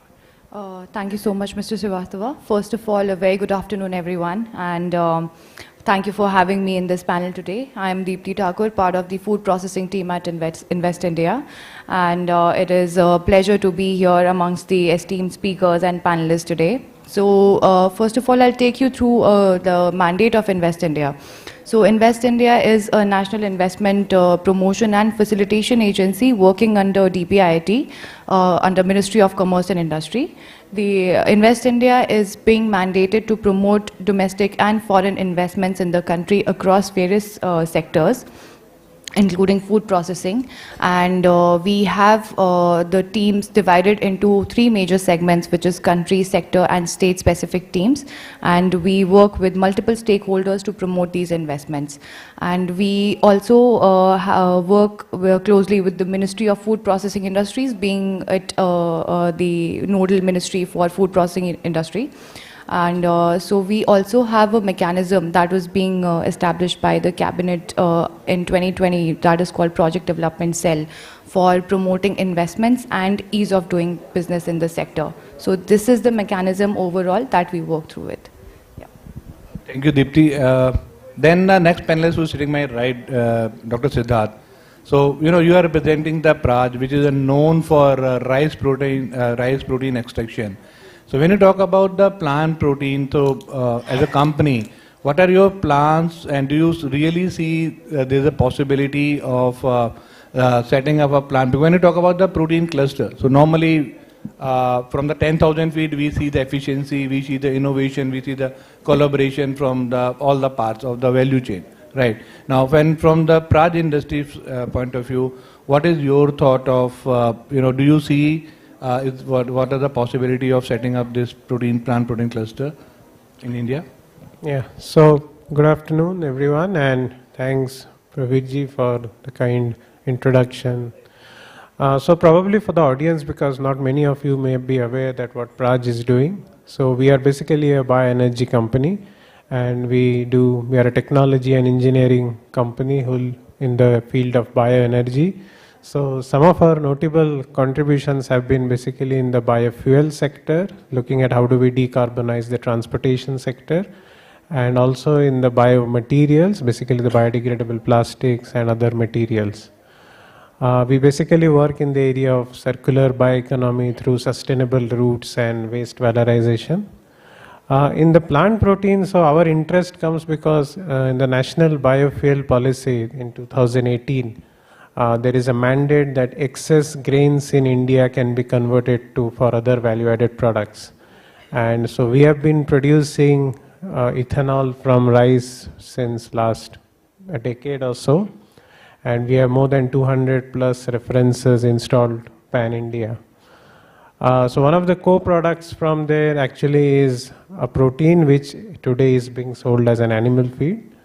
But we have developed a different technology, or I would say technology which has made the rice protein more edible. And that is the opportunity we see, that we have all the necessary ingredients to get this co-product from a distillery industry, and then put our technology in addition to that and make rice protein, which can also solve, as Pravitji said, the issue of this protein deficiency, because we have roughly about 15 to 20 million metric ton of rice which is currently being diverted to ethanol. So that will majorly solve one of the issues of protein deficiency in the country. Thank you. Thank you, Dr. Siddharth. Now my next question to another technology giant, Tejendraji. Paul has been trying to, find the routes for India market, right? So, as a Paul, first of all, for the audience point of view, may I request you to introduce Paul? What are your technology, expertise on that part, and what are your success in this in the Indian market? So, some of the success story which you want to share that way. Sure. First of all, thanks, Mr. Pravir, for having this opportunity with the esteemed panelist. And it's not, of course, first time for me on this platform, but every time I have a different energy to talk about. And just to let you know about myself, so myself, Tejendra Nehete, so I'm based in Pune. I'm looking after business development, managing activity for alternative protein segment for Paul Corporation for Asia. And this is a new segment for Paul. So talking about Paul, so Paul is having a more than even 75 years of legacy in field of filtration. So when we say filtration, so it is all about solving customers' complex problems. I can talk about apart from food and beverage is the COVID-19. So in COVID-19 we solved, everyone has, I hope everyone has taken that vaccine called Covaxin and Covishield. So that Covishield and Covaxin has been filtered by Paul, basically technology. So so that kind of problems we have solved already. And then coming into this particular sector, because we know that there is a, going forward, there is a very importantly sustainable technologies demand in this particular protein section. Why? Because everyone is talking about protein. But why protein? Is basically protein is based on your some functional properties which are really needed for our body. And if that functional properties are really intact, so it makes sense for you to intake the proteins. But what is happening currently into the other area is like denaturation of protein is really having a lot of problems. So we are on that path to solve that problems with our separation and filtration technology. You mentioned about the success stories. So very long back, before 10 years back, we had our first success in terms of solving the problem, which Dr. Siddharth also mentioned, that the animal feed. So basically the brewer's pan grain, which is coming from after manufacturing the beer, which is going for cattle feed. So we solved that problem along with the company called 𝐴𝐵&𝐵𝑉, who manufactures the Budweiser beer. And you will it would be an eye-opener for India as well. I will talk about in more specific to India. So, but we solved that problem that currently that particular BSG protein, we call that BSG because it's a brewer's pan grain. So that brewer's pan grain protein currently going as a energy drink and plant-based energy drinks. I'll talk about our Indian perspective. So Indian standpoint is like we almost consume more than 4,000 million liter of beer every year. So that's a huge consumption. If we talk about 4,000 million liter beer, you will really wonder that we are drinking that amount of beer. But yes, India is very huge. And let us forget about beer, but what is coming out of beer is basically the spent grain. Spent grain itself is around 600 tons per year we are getting, which is almost like a 15% of that particular beer volume. And out of that 600 metric ton, if we only process 50%, I know you will say that we have to also feed cattle. Understand? So let us talk about 300 tons per year. So from that 300 tons, we can solve our own demand of protein in India, which is currently around 40,000 to 50,000 metric tons. So from that 300 metric tons, we can get 60,000 tons per year proteins from only beer, what I can say, side stream. So that is we call upcycling. From side stream, you will get a value stream. And that's why we are saying that we have a lot of opportunities, But then as you rightly mentioned in your inaugural speech actually, that we are really dependent on outside China-based market. They are selling proteins in India. We are talking about, other things as well. But this is where I think we are. And I think Paul can really help these challenges to overcome in terms of, not only solving the customer's challenge, but, also serving on that front that we can also independent in that front. So, thank you. Dr. Teja, thank you very much. Now, on my left, Mr. Indrajit Banerjee, who's a stalwart and veteran, and he has seen the global market. So, and he's a typical salesperson, and honestly, from my background is also from the marketing and sales, and it's always love to interact with those guys. So, Mr. Indrajit ji, my question to you: when we go and work in a global supply chain, we compare the FOB price or a CIF price for any country. Do you see that is there any possibility when we talk about India, there's a abundance of crop? No, there are technology companies who are also eyeing for India market, right? Now, have you ever worked out that is it possible to compete in the global market and from the Indian point of view? And if yes, so or if no, and so what are the things we must look at to reduce the input cost? So in the entire value chain, that's something which is important for all of us to know. Yeah, thank you very much, Prabir. I think you asked a very pertinent question. Now, at certain point of time, our company, we import mostly soy protein isolate and concentrate and pea proteins and selling it in the Indian market for many years now.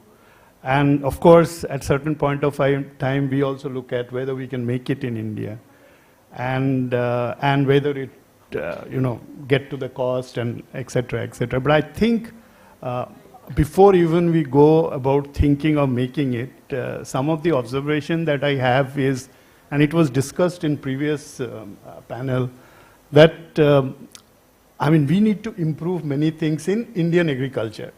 So it's like, perhaps some of the things like, agriculture practices, the herbicide, pesticides which are used, and what is retained in the product, and things like that. If you do a global marketing, all those things come into play. But I don't say that it is not possible. If a company like ours or anybody who are here work with the farmers and things like that, they can do it. But only thing, somebody has to ask that we need this. I'm sure Indian farmers are very smart and capable and do that. Now, having said that, of course, you need to have a buyback with them. Indian agriculture, perhaps more than me, is small. In the sense, the crops are big, but the acreage and every individual holding those lands are smaller. If you see in other parts of the world, it is all the, combine and all, which harvest. Here, individual plucks the seed and things like that. So that's maybe more costlier compared to a, something like combine harvester doing the job. I really don't know. I don't have the cost comparison, but these are some of the concerns when you look at the global scenario. Also, traceability is very important. From whom we are sourcing the beans or the crops and things like that, which is hard in India. There is a possibility again, but again, somebody has to tell that and get it done. So all those improvements are the first things. Before we even talk about as a global supply, we can definitely use it in India. There is no issues. I just tell you that we got some product recently, and which was a soy nuggets, which is used in bars. FSSAI did 60 testing, 60. And they have ability to do all the pesticide, herbicide, everything. I was surprised. Earlier they used to say good for food consumption or something and clear. Stamp. But today, in that product, 60 parameters they tested. So I was surprised. But the thing is, if anything coming from abroad, they are testing. But what is produced in India, we don't know until those organizations, whoever are buying from them, are testing those, or somebody who is supplying is testing those. So all those things need to be upgraded as we think about, as a global supplier or something like that. And of course, we need to have testing labs and things like that. Because if the product goes abroad and get rejected, there's a much more cost how to dispose it of actually than, to use it. Thank you. No, I think my first question should be, what are the challenges? So when you say the price comes second, it's about the, product compliance with that certain market. So there's a discussion which is happening in Denmark. And when you talk about any destination country, so I've been fortunate to work in export market as well. So whenever we talk, the price always comes fifth or sixth. But first comes is the quality of compliance, then about the serviceability and all. So as you rightly said, and when you talk about the agronomy, certain crops, the MRL levels are really high, because things when you people talk from the 10th, again I'm saying the 10,000 feet, it looks like a very bigger and the good numbers. When you get down into the real action, then you see that, okay, do we have the right variety of seeds? What are the output of the seed? What is the protein content of the seed? And as you rightly said, the per acre, the output of per acre, about 600 to 700 quintals, against 13 to 1400, we are just 50% of that. And also the kind of, when you talk about soya bean, I was working as a CEO with one of the IFFCO subsidiary in my previous assignment, and we know the kind of intervention of this pesticide in soya crops. So, and that makes the product, maybe, I don't know whether they are fit for a global market. And what you said is rightly very correct, because when you talk about importing something, they have a legislation. When you talk about it domestically, honestly, there are lot need to be done. That's for sure. Thank you. Now coming to Deepti. Now when you say about the Invest India, now tomorrow, there might be, I can see the possibility which I am working on, that I want to go and discuss with the secretary MOFPI or maybe the additional secretary, and they are asking me to come with a business plan, right? So making the business plan for the protein cluster, would the Invest India would certainly help the industries to come up with this, like other big four companies who are doing that? Yes, definitely, Mr. Srivastava. So, being a non-for-profit organization, we support the companies on a pro bono basis, support the investors. And we start the assistance at a pre-investment stage, wherein the company is still contemplating on what sector they want to invest in or what sector they want to develop the manufacturing unit in or expertise in. So we do support the companies with understanding the market, doing the market analysis, and understanding the demand also. So this is under our purview. And as you mentioned earlier, like India definitely is one of the nutrient deficit countries. And although we are the largest producers of multiple crops, and the millets and pulses are amongst one of those crops, India still has much more potential for entering or holding this stance in the protein segment. Because right now, most of our products that are being produced is being exported or consumed either raw or in a very minimally processed form. And if we talk about the processing levels also in this particular sector, it's less than 40% across the various value chains in this food processing industry.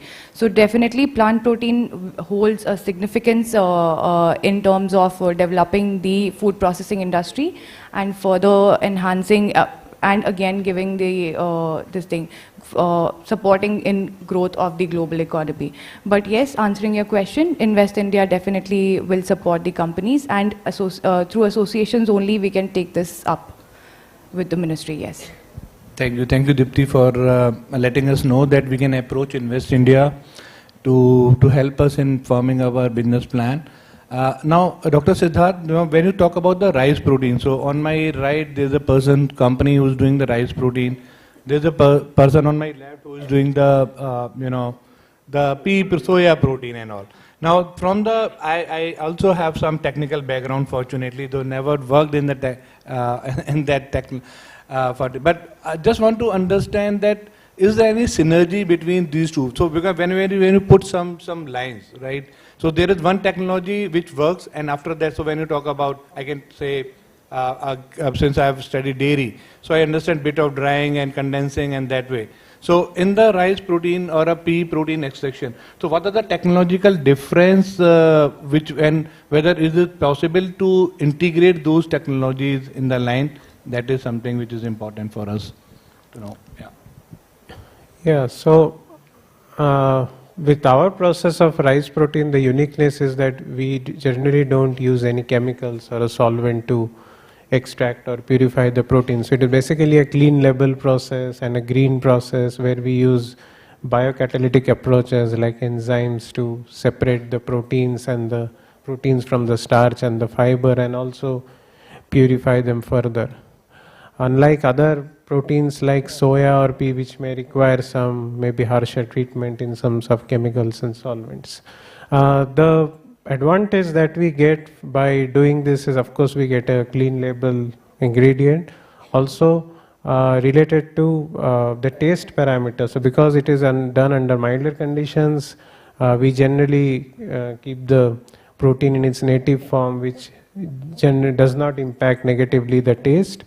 Another important parameter which Mr. Tejendra also highlighted was the denaturation of protein, which is very common in this industry. So as we work well below the temperature and harsher conditions of the denaturation, our protein values are also pretty good. I mean, the protein concentration and as well as the functionality of the protein is very good. So protein not only shall be compared based on how the process is, it also gets compared based on the functionality which it provides and also on the kind of proteins which you can produce. So from our technology, basically we can produce 3 grades of proteins like the concentrates, isolates, hydrolyzers, and also we are developing further subgrades of those, and then we are also linking those with certain applications. So we have been very successful, I would say, in developing certain prototypes of like the plant-based cookies, the rice protein-based cookies, the pancakes, the nutritional supplements, then you have the idli, dosas, dhokla. So we are looking at how we can develop certain prototypes which can go as to the mass volumes, and then look for developing it further with our customers. Thank you. Thank you. I think same question to you, Tejinder, like from the pulse technology, right? So whenever we say we are putting up any unit or some, right, we have to be think on the very practical aspect that unnecessarily we should not increase the overall cost of the project. The technology which we should be using, it should be versatile. You can do. So do you really see that one side when you talk about the rice, we are one of the largest producer. In fact, we are the largest one, right? And then we have a protein, a gram, where we want to extract. Now, is there any possibility to integrate those technologies together, or do we have the SAP all together? Because Praveen, you are talking all rubbish. These are the 2 different things, and we can't extract from the same thing. So just for understanding of everyone, that when you talk about the technology, so one side there's the rice, other side there's the soy or pea. So is there any commonality between these technologies where the same membrane filtration or ultrafiltration, whatever you are using, can be adopted in both those things? Yeah, so again, thanks for asking this question. I think this is more of technical, but let me not go into very technical. Let me give a broader perspective because it will help audience to understand.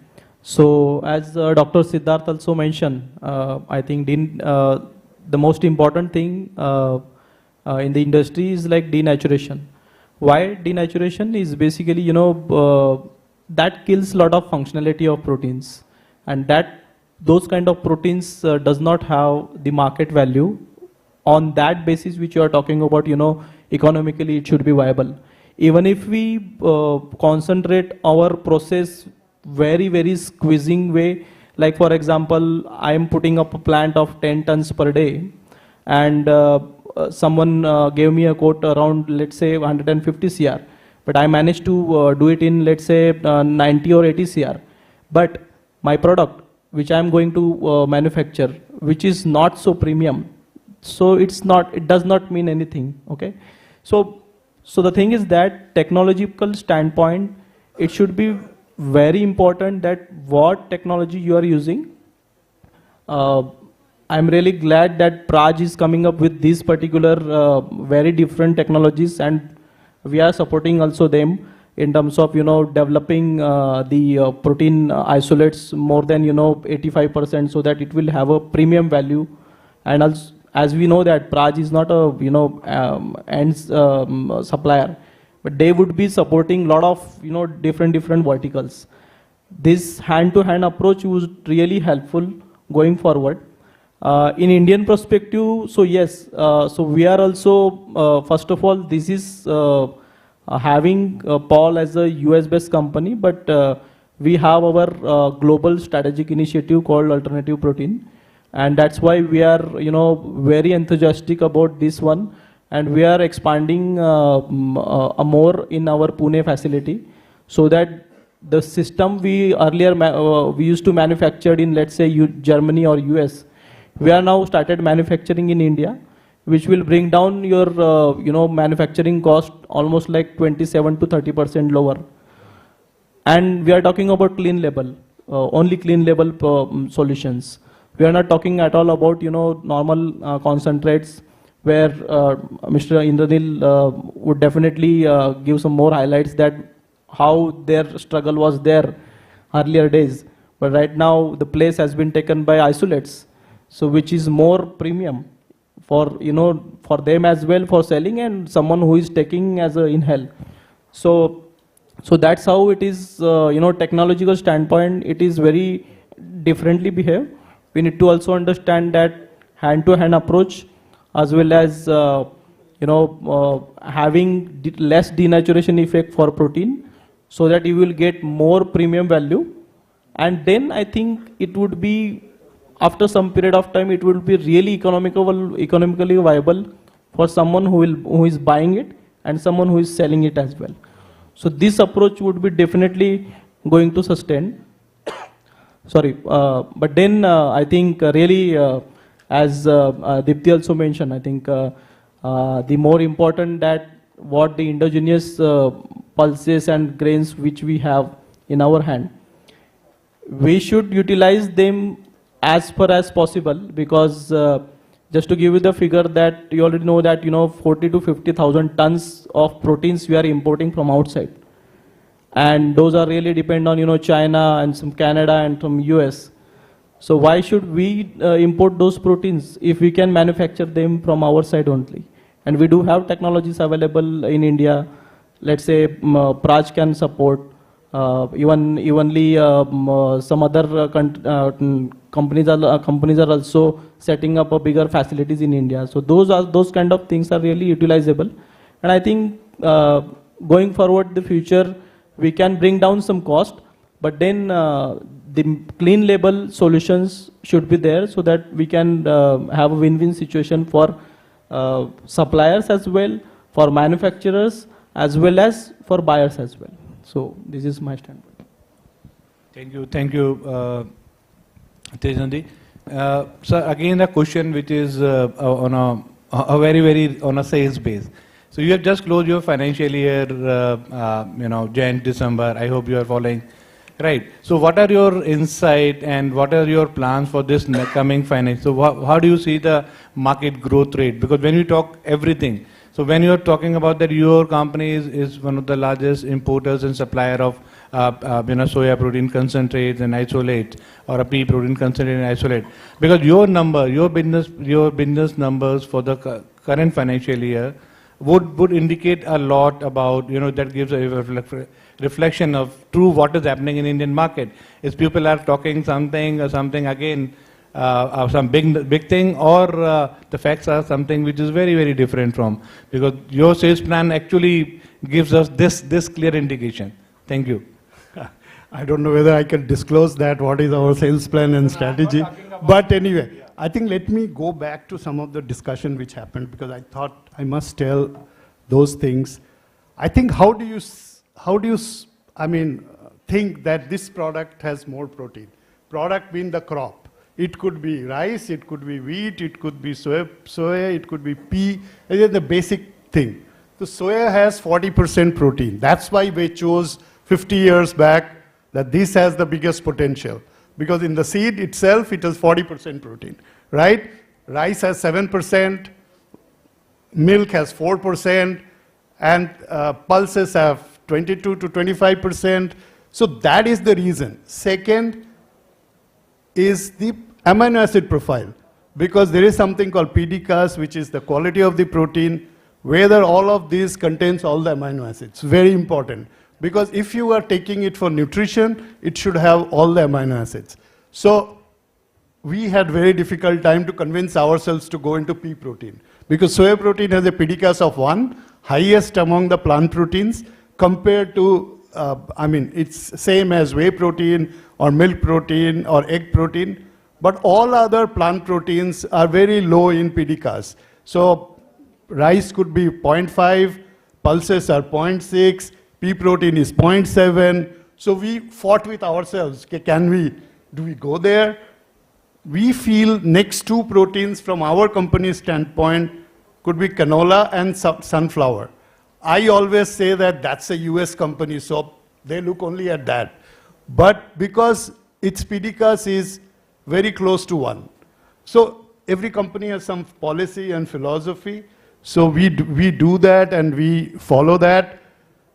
Rice could be good if we can really make it a good product, but it is deficient in many of the amino acids. Here we are talking about more technology, not the nutrition, but if there would have been somebody in the nutrition side like in the previous, they would have said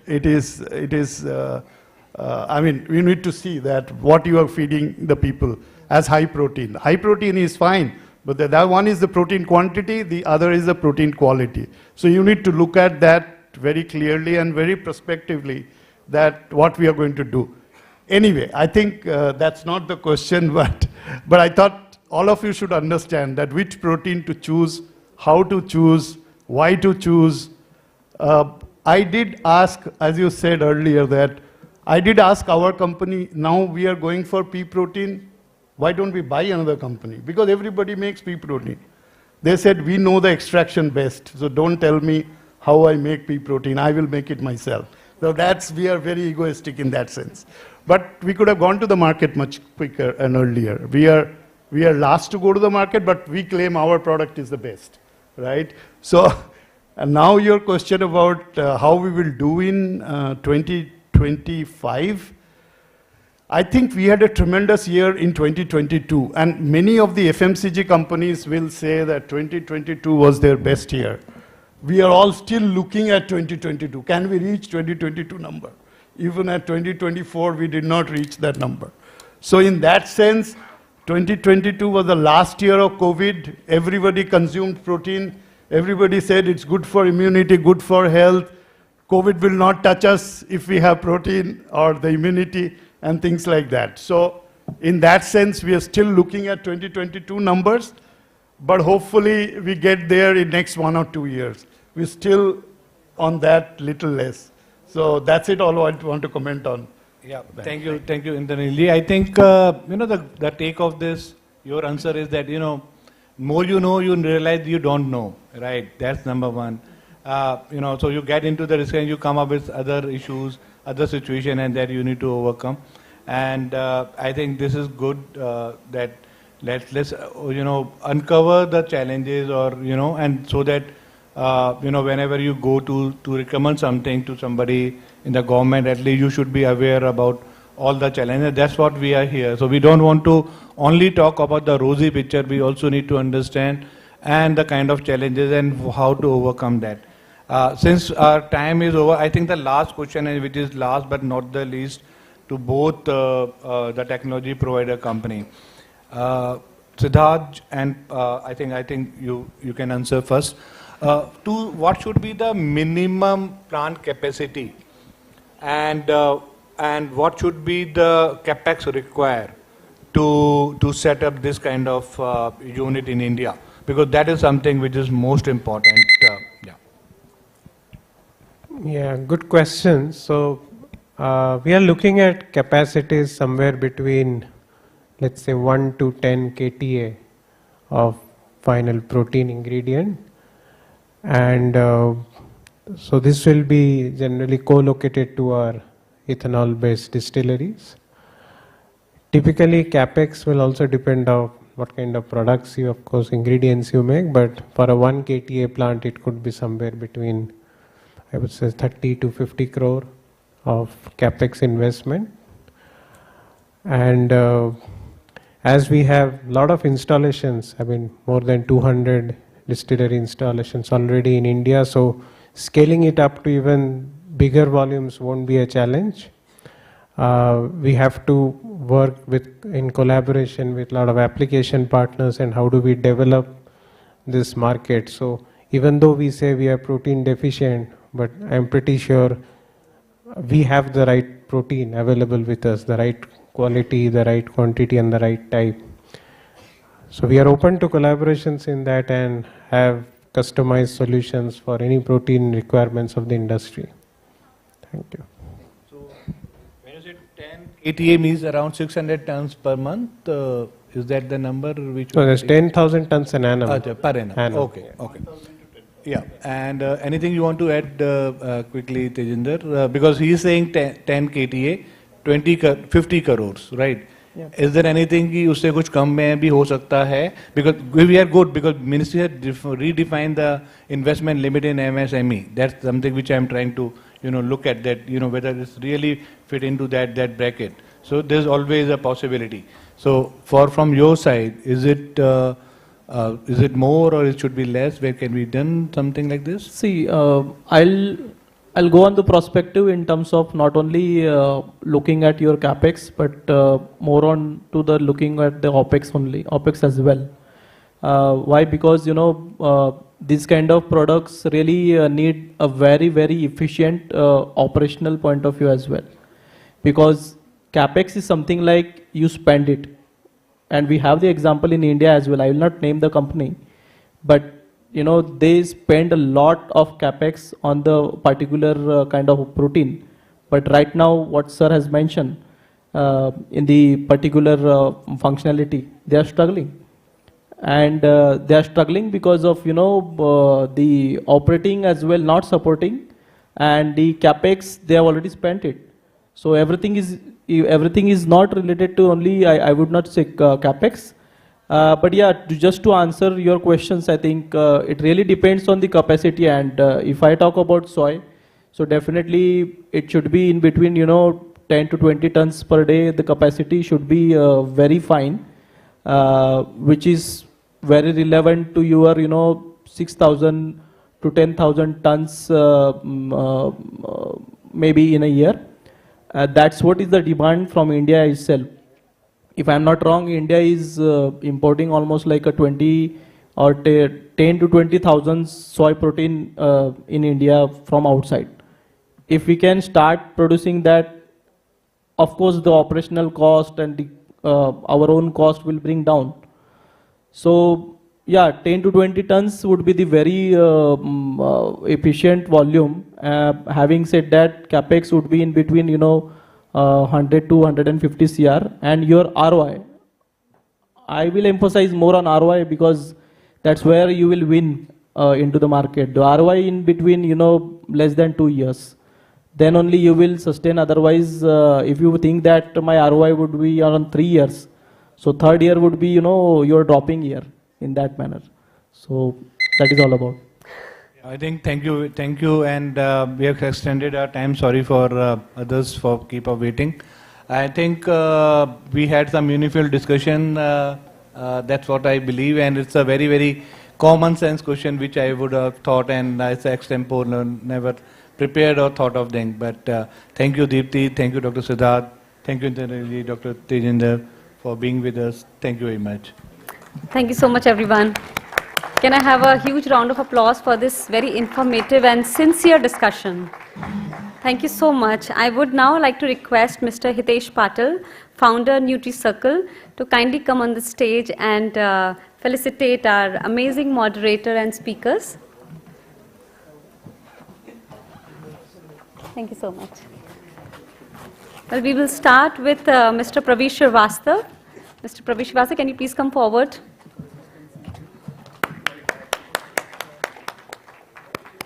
Thank you so much.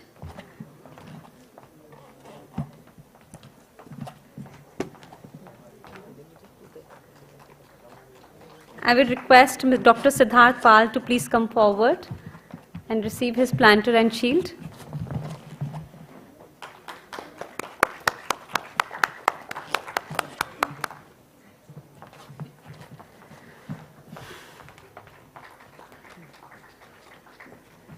Ms. Deepti Thakur, can you please come forward?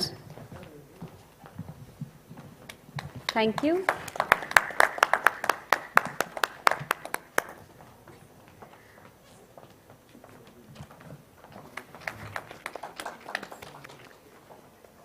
Mr. Indranil Chatterjee, kindly receive your planter and shield.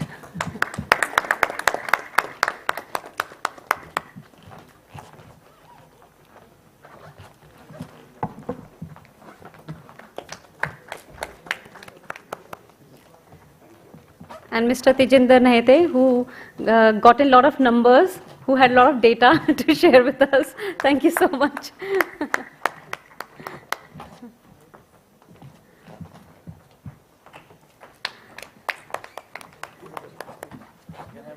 Let's have a good round of applause for our superheroes because they did this session after eating good lunch. So yeah, thank you so much again.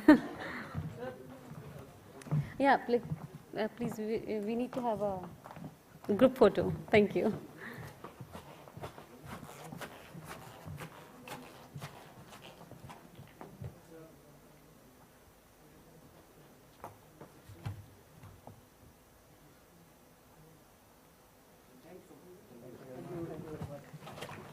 Thank you so much. Thank you. And now it's time for some fireside chat, something more casual and personal stories. And for that, I'm thrilled to invite our next guest for a fireside chat, for a candid conversation on business growth and resiliency, sustainable food systems, and the climate crisis. Please get ready for this candid conversational style experience where our guests will hopefully share some personal stories with you. I would like to welcome on stage our distinguished moderator, Ms. Shreya Godawat, sustainability strategist and climate activist, and the podcast host of Sustainable Tea with Shreya. Ms. Shreya Godawat, please. Can I have a round of applause for Ms. Shreya, please? Thank you. I would also like to invite our guest speakers, Dr. Abhinav Sinha, PhD, Vice President, Strategy, Good Dot. Sorry?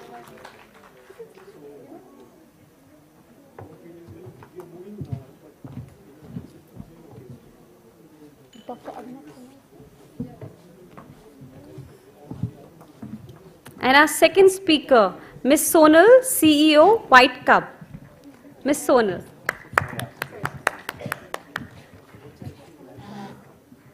Thank you so much, Ms. Shreya, Dr. Abhinav, and Ms. Sonal. Thanks a lot. Over to you, Ms. Shreya. Thank you.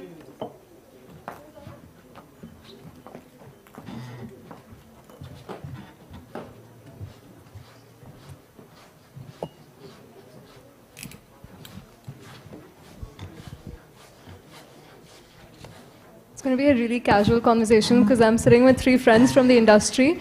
These are three people who have led the plant-based movement in India. When everyone wants to shy away from D2C brands, these are three players who are building incredible D2C brands. And I do want to start off by asking, in a space where everyone is shy of entering this market, what inspired you to start Good Dot, 𝐊𝐧𝐸, and Prod, and how has the landscape changed since then? Where are we at? What does the current state of the system, the economy, and the market look like? And how far is it from when you started? All right, that's an hour, and that's an hour answer, a long answer. Good afternoon, everyone. Thanks for having us here. So I'm Abhinav. I represent Good Dot.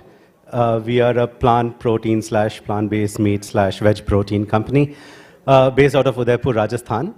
The story of Good Dot started about 8 years ago in the real sense of the word, but we've been working on the idea for probably about, at the back of our mind for about 13, 14 long years. And so for us, the reason for our existence, I'll keep it very short, reason for our existence is animal compassion. And that's the soul of Good Dot. We say the soul of Good Dot belongs to animals. That's why we started it, but of course I understand that is not what the average Joe on the street, the regular customer, is really concerned about. Even if it is, they're not looking to act based on that. So we are looking to create, offer products that give people an option of a new protein product, which is healthy, which first of all, which is tasty. Secondly, it's affordable. Thirdly, it's versatile, where it can be used across cuisines, across kind of foods that they are used to consuming at home or food service players are used to manufacturing. Something that is easily transportable, so it's ambient stable, and it's relevant to the Indian supply chain ecosystem and challenges that we have. And at the same time, nutritious. So that's what we have built Good Dot on. And affordable at the same time. Affordability, so taste and price are number 1 and 2. right? Without that, we don't have a business. Yeah. So that's what we've focused on, and our products go out to the bottom of the pyramid where everybody says that, vegan is expensive and so on and so forth. We say that dal roti is vegan, samosa is vegan, pani puri is vegan, right? So vegan is not expensive. It's what the perception is, and that's the perception we are looking to change, that even proteins and plant proteins can be extremely affordable, with some of our products being half the price of paneer for food service players.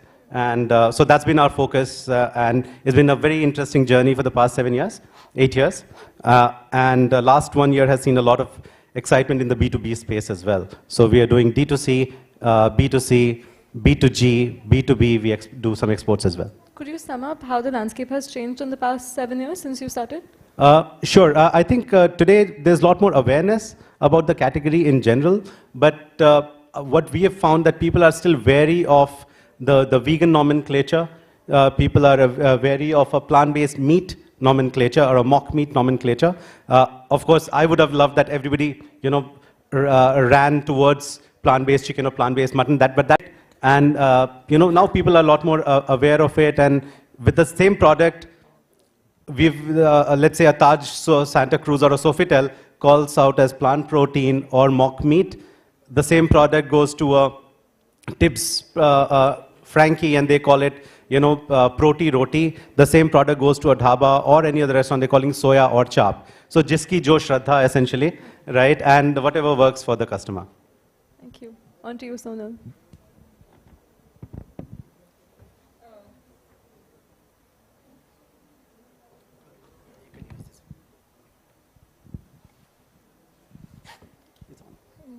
Thank you to PBFAI for having this session. So, quick introduction. I'm Sonal. I head the brand called 𝐻𝐸𝐺𝐻 Vegan Foods. We happen to be India's first dedicated plant-based foods brand. Started well before the concept of vegan or the word startup was around in the Indian ecosystem. We started over 12 years ago. The why part of what Shreya asked, the why of 𝐻𝐸𝐺𝐻 lies in the name of the parent company, which is Compassionate Choices. So, as my colleague just now shared, even we are based out of Compassion. The parent company of 𝐻𝐸𝐺𝐻 is called Compassionate Choices Private Limited, very consciously named for the very reason that we are here to provide food choices to people. We are not here with an agenda, but we are here to give people those choices based out of compassion for their health, compassion for Mother Earth, and compassion for animals. Why animals? Because it's a little difficult for human beings to straight away think for the other life form initially. So yeah, so we play the trick of first telling them about how it's healthy for their health, but eventually it does come down to caring for the animals as well. And yeah, for us, the word vegan versus plant-based has had a very different journey.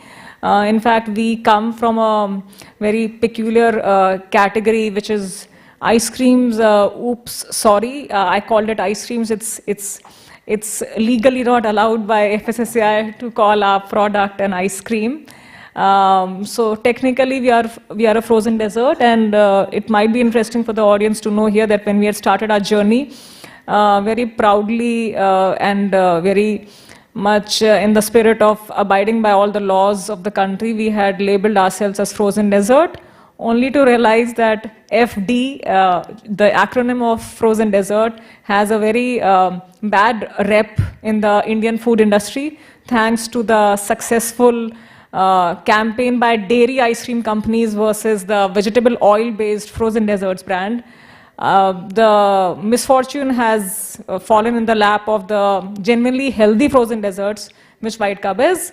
But nonetheless, we are the only, happy to share here on this platform, we are the only, literally the only vegan ice cream company in India, which on the package proudly proclaims that we are a frozen dessert, so fully complying with all the FSSAI labeling laws, still growing exponentially well in this sector. So from the initial journey of having started out from one ice cream parlor, by now our products are available in over 50 to 60 places, doing about 7 to 8 cities in a little major manner. Having spread across Zomato, Swiggy as one of our main channel partners, Yeah, and talking of Abhinav's challenge of, that how frozen is a challenge, and that is why they do ambient products. So yeah, so good part for 𝐕𝐧𝐝 had been that it started with the most challenging product right at the onset. Of course, had we known that it's so challenging, maybe we would have allowed fear to set in. But we were all therein to just support the cause. And when we started Shreya, because there was no consciousness of the ethos of vegan back then, I'm talking about the years 2010, 11, the year when we started brewing the idea of 𝐕𝐧𝐝. That is why we thought of starting with ice creams, because that's the easiest to appeal to anyone's taste buds. Doing a milk back then would have been a little challenging. And by caste, I'm a Jat. So my caste is rather famous or infamous for kind of being bathed in dairy milk. Bhains and Jat, they go well together. So have seen the dairy industry from very close. And no one can challenge my belief that dairy is not vegetarian. If vegetarian is to do with not derived from animals. So the whole thing of dairy and vegetarian logo, it's a huge challenge. I've seen those arrivals of slaughterhouse, those butcher trucks coming onto the dairy in my backyard. So I've seen through all that, and now curds and butters are also doing very well. And so the plans are to grow and to kind of come to the economy of scale to the level that our prices can match the ones of the dairy versions, but we are not an expensive brand. More than twice of our present rates, our other competitor brands are also available. So yeah, so going pretty good, and yeah, thanks to the ecosystem, we are only growing in numbers. Yeah, thanks. Thank you. You're so right about that. You're either non-vegetarian or you're vegan. There's no in between. That's how I look at it. Yeah. There's no spectrum of vegetarianism. Yeah. That's an ethical argument, I think, for bigger times. But you've seen the landscape grow and change in the time that you've been in the industry as well. Yes, Shreya. Yeah. So earlier it was just about. So we would for the first 3-4 years of our business, our only clients used to be patients of health coaches, patients of doctors. Among the doctors, dermatologists and gastroenterologists used to be the ones who would recommend people to switch from animal dairy to either no dairy or to dairy options, like alt dairy products. So they would come to us, and people having ethical issues with dairy. But by now, a lot of flexitarians, and I strongly believe that it is not vegans who are growing the market, and the reason for that is the low number of attendants even in the hall, because this hall is the event today is plant-based focused. The segment which is really helping our industry grow is the flexitarians. So flexitarians, hats off to them that they're really helping us grow in numbers. Yeah, I think that's the biggest learning for any plant-based brand. It has been that don't build a brand for vegans, build a brand for non-vegans, flexitarians, vegetarians, non-vegetarians. I think that's the only way you survive long-term, and that's the most sustainable way to look at it. Yes, Shreya. Yeah. So at times, I mean, I'm kind of I keep my heart away, and I just kind of focus more on the health aspects. And but it's fireside chats like these that I can open up and tell about the emotion and the compassion part. But yeah, that's really helping us grow. Thank you. What about you, Arun? What has it been like? Why did you start the brand, the ethos, and also how have you seen the brand grow, but also the ecosystem at large change? Absolutely, Shreya. First of all, good afternoon, everyone, and thanks to PBFIA for having us all over here. Amazing set of conversations throughout the day. Enjoyed a lot. I think at the backdrop, everyone was asking like how this year's summit or this day is different from any of the other events we have with PBFIA. But every time it's the new beginning, and everyone wants to talk about more of the growth opportunities. So on that note, I'll just quickly introduce myself, Varun, one of the founders at Prot. But more than Prot, I would like to take our journey back to 𝐶spire. I think many of you in this room would know us coming from 𝐶spire. So our journey started with unlocking the technological potential into the food tech and the biotech space on how we can unleash some of the modern technologies to bring these products for a mainstream, and that was year 21.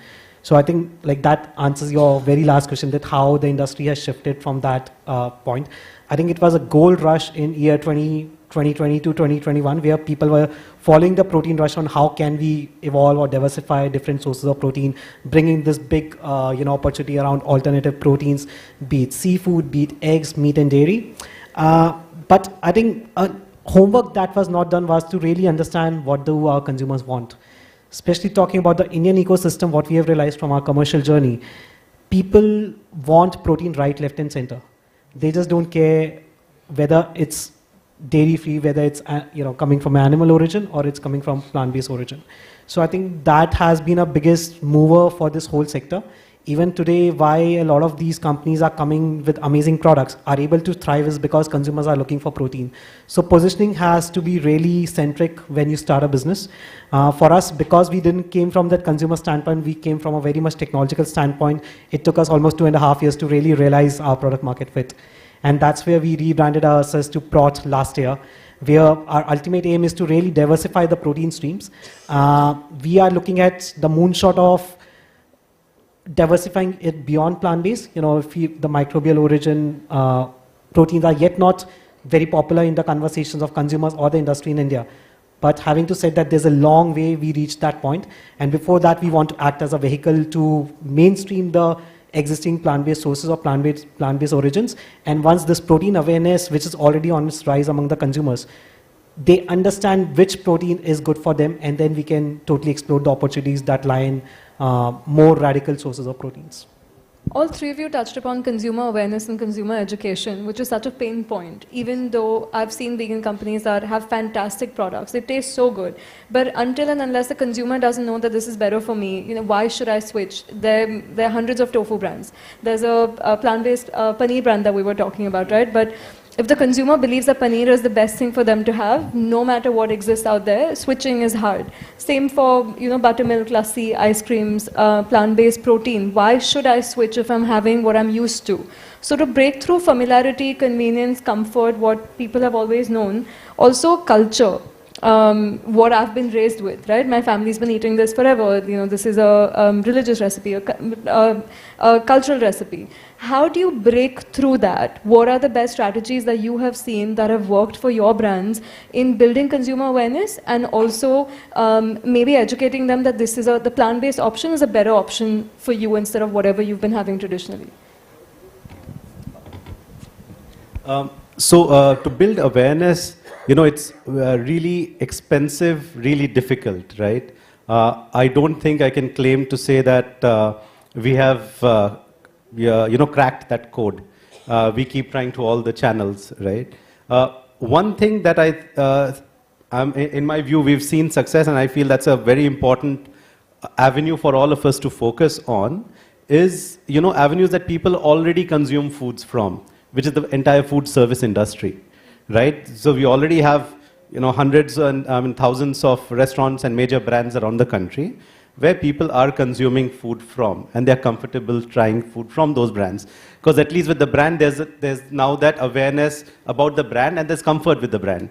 So over the past 1 year, what we've done is we have done a lot of focus on partnership with major brands, for food service brands around the country. We work with the likes of Barbecue Nation, AB's Absolute Barbecue, Tibbs Frankie, Eat Fit. Recently, we started with Charcoal Eats. We've worked with several hotels, etc. But so when these brands come out with a product, the customer has a lot many more touch points, right? Also faith and trust, right? Faith and trust Loyalty with the brand, exactly. So that their aura can reflect upon this the product that I'm creating, the alternatives that I'm offering, right? And then you have a huge word of mouth spread from their customer segments. So I think that's a big one for us broadly, which is the food service industry partnerships. From our own, again, people like you are doing such a terrific job in creating awareness. We need, very many more people coming in who are great communicators, who can get the word out. And one thing that we are working on is, again, as I keep saying, massy. We've now launched a food cart, more like literally a handheld cart or a cycle-driven cart, which we are calling it Keema Pao, another one which we are calling Chap Craze, and those are doing really well in our sort of 1 to 10 sort of growth model right now in Udaipur, and we are going to franchise those out, saying that all these are alternatives, all these are healthier, and so when you have more touch points, easier to spread that message broadly. I love that, because you're entering the mainstream, but you're also taking the familiar taste that people have always known and loved, and you're just switching that up a little bit without it being inconvenient or new for them. Absolutely. And I think that's the best way to go about it. Absolutely. So I'll just take on a 30 seconds. So we have so we come from Udaipur. So I live in Bombay, but my company is headquartered there. There's a regular dhaba, not the main dhaba, the fancy dhaba of the city that everybody goes to, called Jammu Himachal. And they took one of our products from Amazon, they tried it out, and it's called Unmutton Dhaba Curry, very strong mock meat positioning. This guy tried it out, he loved the texture, and he's launched a curry, he's just calling it Soya Chap Dhaba Curry, and he's doing like at least 100 servings a day, a regular dhaba, right? He's one of our largest B2B players, larger than some of the big names that we've worked with, right? And that's cutting it plant-based meat, given in a manner that customer is comfortable with. So, you know, they're huge, the potential is immense, right? We just need the right people and people to have faith in their skills with the products that many of us offer. Absolutely. I think you hit the nail on the head with that, because, you know, we talk about innovation quite a lot, but sometimes it's just about going back to our old ways and doing it in a new way. I think that's... This guy, by the way, got featured in Economic Times, and the journalist first got to him, tried the product, and then came to us, find out what is it that we are doing. Love that. Any customer education strategies that have worked for you, Sonal? Because dairy is a big one. Dairy alternatives and getting people to switch, I know, is massively challenging. Yeah, sure. So one, we focus on the functionality of our butter, and that's what has really helped us. And we go the last mile in actually educating the customer as much as we can in actually telling them the difference between the functioning of our butter versus a dairy butter. So while the taste, sensorially speaking, the taste of our butter is extremely similar, more than 95% same as that of a dairy butter. Talking of curds, the way we do the consumer education is actually, so one quick sharing before I forget this important one. We do not believe in free samplings across non-focused events. You know, at times people feel that free distribution is a good idea. But we've learned it early in our business that just giving away free samplers doesn't really help the business, because then people feel that, you know, they are being distributed for free because they know they can't sell it. So that kind of misfires. But yes, free samplings in a focused event like these ones, they help a lot. So where you position yourself, that's important. Secondly, intermingling with the foods which are familiar with the people already, you know, say dahi bhalla, or say dahi bade, or, you know, papri chaat, dahi puri. So we've had some amazing success stories coming out recently. One was from Pet Fed Mumbai.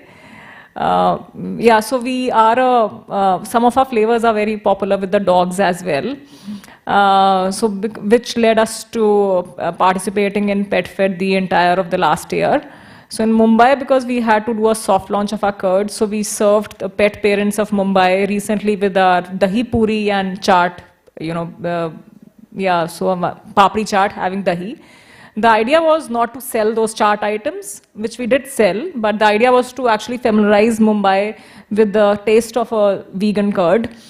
And yes, back in Delhi NCR, we participated in a vegan festival of an international school, where we again did dahi papri, dahi puri, papri chaat, with the purpose of educating them towards the taste experience of dahi.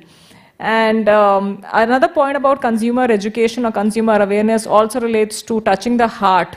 I think we can all remain fancy and you know, kind of uber and high class only till a certain point when we are outside.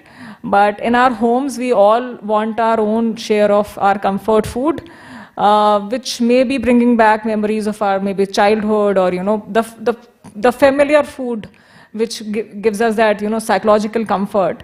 Wherein I think directly talking to them in that language also helps. So not really keeping the vegan aligned with the positioning of very high end, because that's not where Bharat is. And dhanda banana hai to Bharat mein jana hi hoga. So which is why, talking to them in their language, in their sense of comfort foods, that has really helped us grow. Just a quick, round.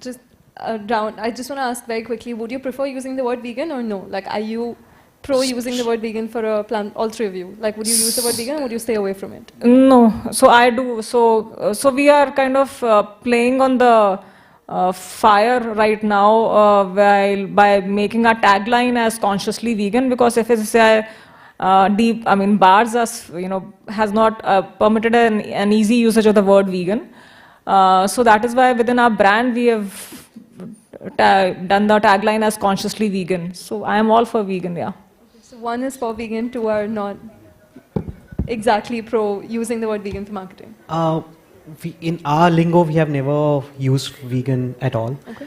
For a lot of our communications directly to the consumer, we do say vegan friendly, but we still don't label it anywhere, because as Abhinav said, it actually becomes a turn off for a lot many people who want to have that food but don't want to hear that. And I think there is a slight nuance there. I could be wrong. This is, has been my sort of take on this. Is a dairy. With dairy, I think people are a lot more comfortable with the vegan nomenclature. With food or proteins, there's less so. Because vegan has also a sort of a kinder ethos to it, and that good for the body. And so with dairy, I think people are more comfortable than they are with, because by the way, why I'm saying that is with our Good Do outlets, which is our QSR outlets, we had about 10 of them in Bombay, great ratings, 4.7, 4.8 on Zomato, Google, no ads, etc., etc. But the volumes just didn't come up, right? People would walk around, I would see at Carter Road, they'd say, vegan, what is that? Right? Or some people like, vegan, arey nahi aa rahi hai, wo ghas foos logon ke liye, and they'd walk out. So Bombay has its own pains as well. Exactly. People don't know, even I go to 5-star restaurants and I ask for something that's vegan, they'll be like, no ma'am, isme, tel hai. I'm like, yeah, tel is vegan, that's fine. Like, and it's not. Just now, by the way, we were there at Ahar, and in the morning I went to this company called Tropolite. They have a brand called Flexi. It's, I wanted a, Amul cream replacement. And they said, oh, we have. I said, I want a plant-based, non-dairy option. They said, yes, this works well. And I went to, Shok, Sid and Shreya and a couple of other friends. And the other guy saying, nahi, isme to milk solid. Now, this is a manufacturer, a brand, an established player. They don't know what vegan, plant-based, non-dairy is. So it's a difficult task. Absolutely. I know we're running out of time, so I quickly want to ask all three of you, if you had to redo your journeys, or anyone listening to this who's starting a plant-based brand, what is the advice that you would offer them? What are the challenges, bottlenecks that you've overcome that you would want someone to learn from your journeys and take away from this conversation? What advice would you give to anyone listening to this? So for me, I think 2 points. One which I mentioned, we ran our Good Do the vegan eatery. I wouldn't have called it vegan. Right, that was one.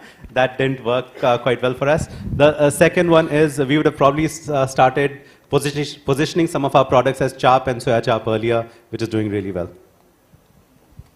Yeah, I would have started with the funds first and then the business. Yeah, when we started, there was no concept of these startups and all. So yeah, we started early, but yeah. So money first and then the product. I would say just follow your gut. Because you get a very good head start, even though you might find it a bit of struggle initially, but your gut really teaches you a lot. Yeah.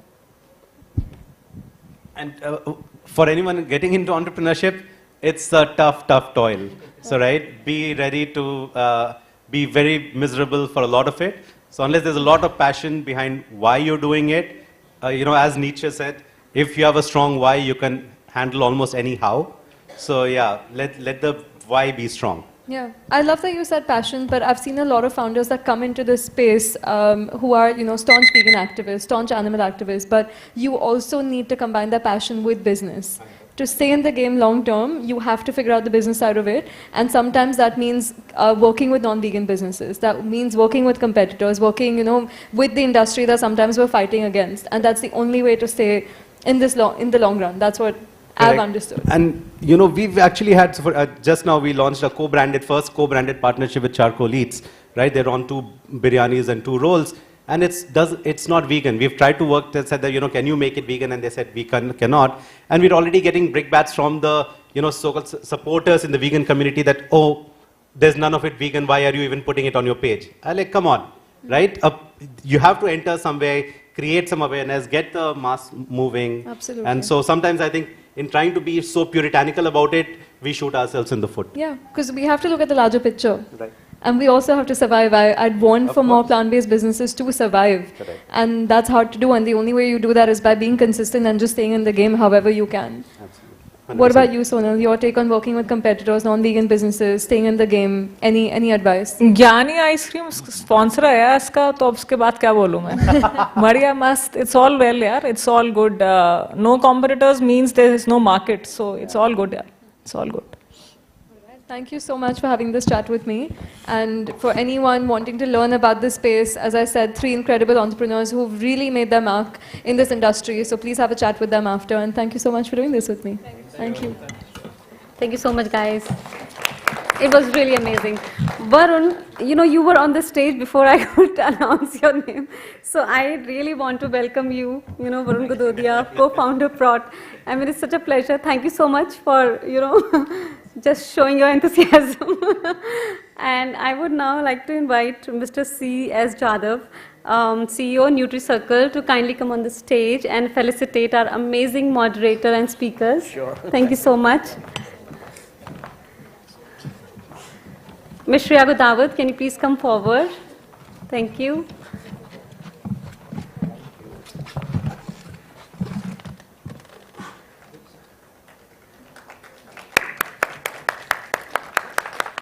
Amazing chat. Thank you so much for your personal stories.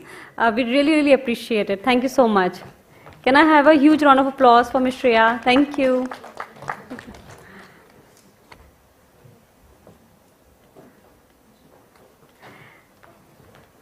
Dr. Abhinav Sinha, kindly come forward. Thank you so much.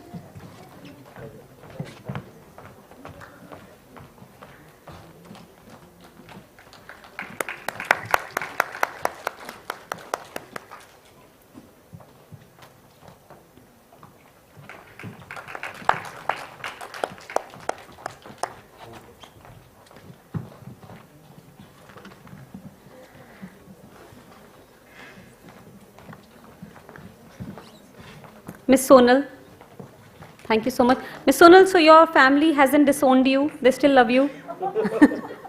Because I cannot even imagine you coming from a Jat family and, talking about vegan food and, dairy. They must be like, ये कहाँ से आ गई है ये हमारी family में?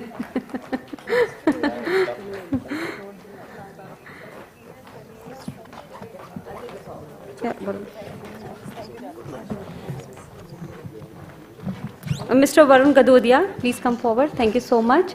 I would request all the speakers and the moderator to please be on the stage for a group picture. And from here, my friend Namrata, she will take over. Namrata, over to you. Thank you. Thank you. Thank you so much, Shruti. And ladies and gentlemen, I think we can show some more enthusiasm, and I believe it was a really interesting discussion. Can we please hear it one more time with a huge, huge round of applause? And Shreya, must I compliment you that you moderated this really well. Thank you so much for asking all the meaningful questions. And I think we all found it really enriching. Thank you so much. Of course, of course. Actually, even we did not want this discussion to be over, but unfortunately, in the paucity of time, we have to move to the next discussion. But I think we can still hear a thunderous round of applause, ladies and gentlemen. Thank you. Thank you so much.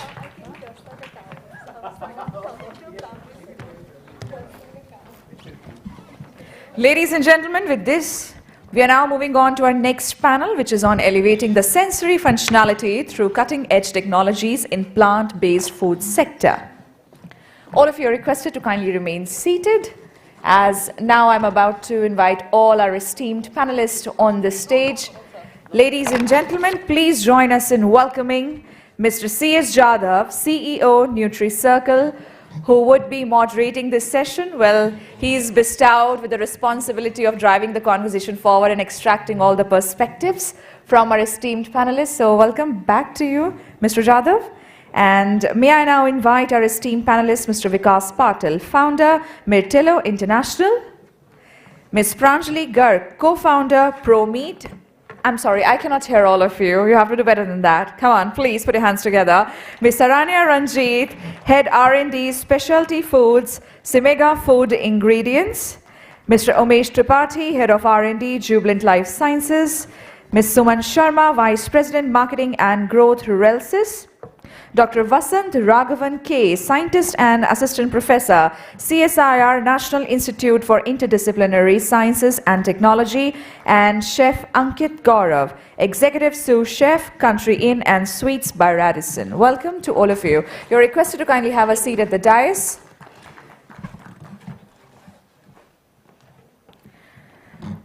May I now request Mr. C.S. Jadhav to kindly present a planter to all our esteemed panelists on the stage. Yes. To kindly welcome all of them with a planter right before we kickstart this discussion. To begin with, Mr. Vikas Patil. So I would request to kindly come forward. Yes, over there.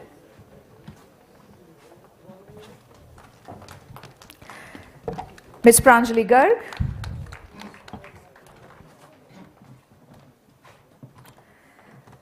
Ms. Saranya Ranjit.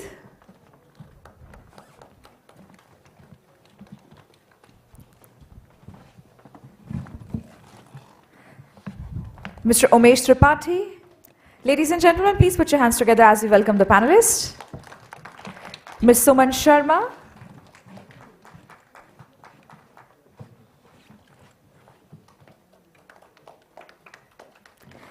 Ms. Suman Sharma, Dr. Vasant Raghavan K,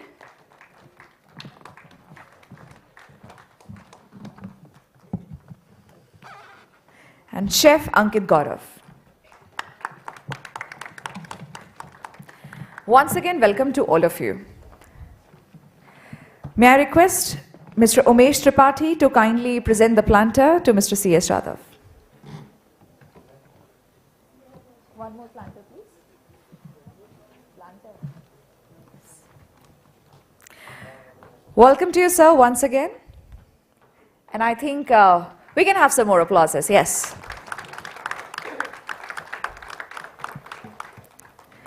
Well, that was a really difficult discussion to match. So over to you, Mr. Jadhav, now. The responsibility is on your shoulders for this one. I have a long, list of panelists here. Any case, at the outset, I would thank you, PBFI, to give me an opportunity to be among the distinguished panelists here. My name is C.S. Jadhav, and I'm the CEO and co-founder of Nutricircle Limited. We are a plant protein ingredient company based out of Hyderabad. That's my introduction. Just before I start the panel discussion, before the Nutricircle, I used to run a brand called Inner Being in a millet-based company. And I was going back to 2013 when I started this company. And that was the time when, millet was slowly getting its importance. And from 2013, I've seen the, the kind of ups and downs, uphill task, and ultimately millet industry as such has been accepted. And in 2023, International Year of Millet was declared. And none another, our Honorable Prime Minister Narendra Modi is a brand ambassador of that. I think I've seen the cycle of millet, and I see the same cycle in the plant protein sector also. This is again an industry which is at a very nascent stage. There are challenges. Since morning we've been hearing, most of the speakers and panelists in talking about the challenges and opportunities. I'm sure in next 10 years, we'll all celebrate International Year of Plant Protein also. That's my gut feeling, and I'm sure this is going to be big next industry. With that, I would like to start the panel discussion. I would first like to start with Vikas Patil because you are into non-dairy manufacturing, you know. So from a sensory challenges, what are the challenges you're facing, especially in the taste, texture, and mouthfeel of non-dairy? And what kind of innovative technologies are you using? Because that's very important as far as the taste and structure is concerned. Right. So rightly asked question. So myself Vikas Patil, I am founder of Mirchi International. So I am a dairy technologist by education and accidentally or coincidentally doing good job in plant-based as industry is saying. But as you started very nicely, non-dairy, right? So non-dairy means it can be a traces of dairy and some non-dairy ingredient, and plant-based means no dairy and means lot of plant-based, right? So the earlier discussion, it was very nice discussion. I saw when I joined, this is fourth plant-based summit. So first plant-based summit, people were talking more on very on animal cruelty, sustainability and all. Slowly, अभी जो सोनल ने start किया कि मुझे भारत में जाना पड़ेगा, अभिषेक ने भी बोला कि we have to work like this, where dhaba is a major customer than the. So in this way, sensory with non-dairy is easy because they are using meal solids. For plant-based, it's very tough. It's tough because in plant-based, we have 0.8 gram protein in oat milk, 1% protein in millet milk, 0.8 to 9 gram in almond milk. Okay, only protein-rich milk is a soya, right? And soya again is not that tasty that people like. So the upcoming is the oat. Now managing the sensory through the various proteins is a very difficult task. But if we do use the different technologies, like you are soaking millets, you are soaking oats, you are soaking almonds overnight, and you are blanching it properly, and then processing it with cold mill or wet milling, then you can get a good quality fresh kind of milk, and that sensory can be managed with the plant-based. Means you can remove the inherent taste of say soya or inherent taste of the bitter taste of that, and insoluble, the removing of the insoluble fiber and the clean milk, right? It is a very crucial role in the creating taste. And another challenge, that is job done, means if you launch a pasteurized fresh chilled milk, it's very nice, it's very tasty, it's very amazing. But once you heat it for shelf life, say UST treatment or retort treatment, right?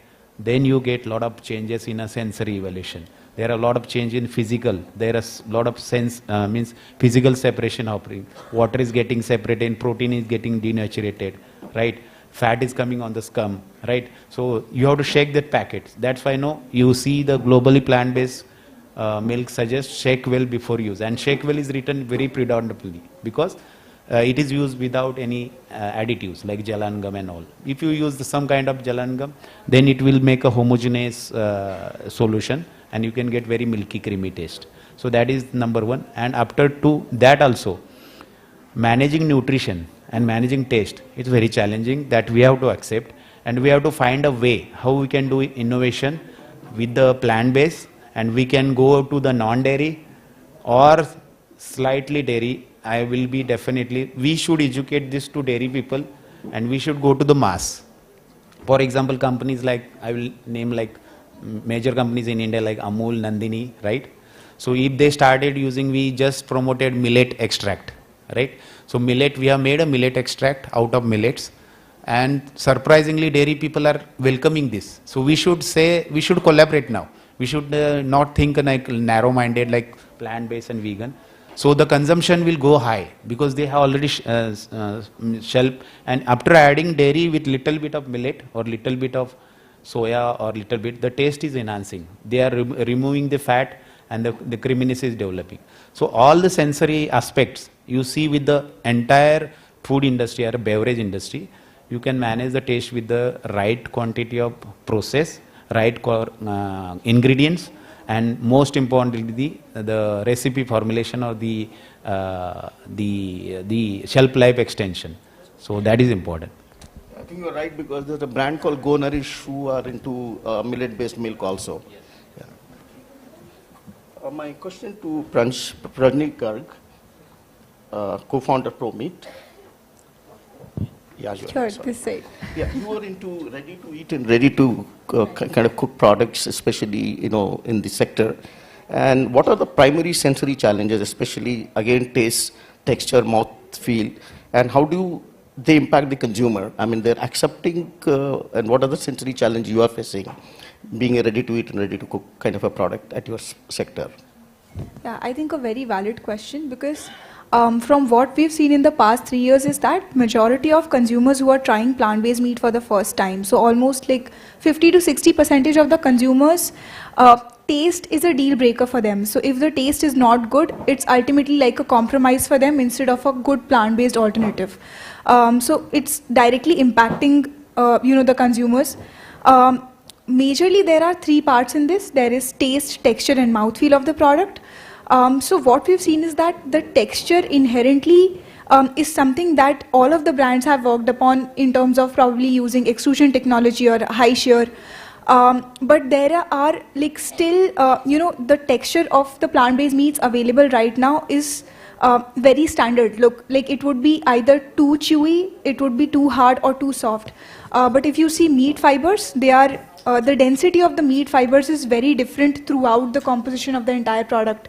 So that is a mouthfeel, or that is a sensory aspect of meat which the plant-based meats are yet to replicate. So a lot of brands, what they are doing is they are trying to use certain amount of gums or ingredients which can replicate collagen and give that elasticity or chewiness to the meat, alternative meat. So that is something that we've also been trying to work upon in the back-end R&D at ProMeat. Other than that, a major challenge is in terms of fat. So if you see, a common problem with plant-based meats is that whenever you cook it, the fat tends to leak out of the product, making it feel very chewy and unnatural during consumption.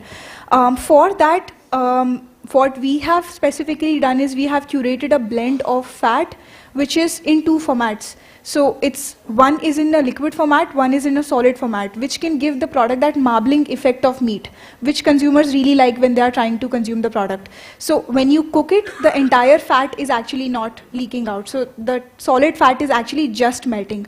So when you are actually taking a bite, it's giving you that entire mouthfeel of the juiciness of meat. So that is something that we have worked upon.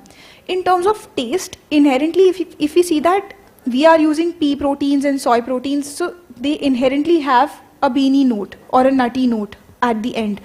And like animal meats do not have that. So the secondary metabolites are only developed in plant-based, and it's something that you cannot control.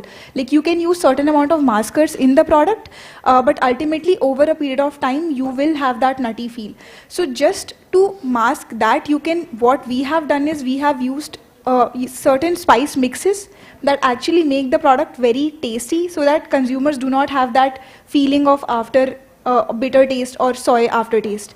So that is something that we have done. Other than that, a major part of it is actually cooking the product in the right way.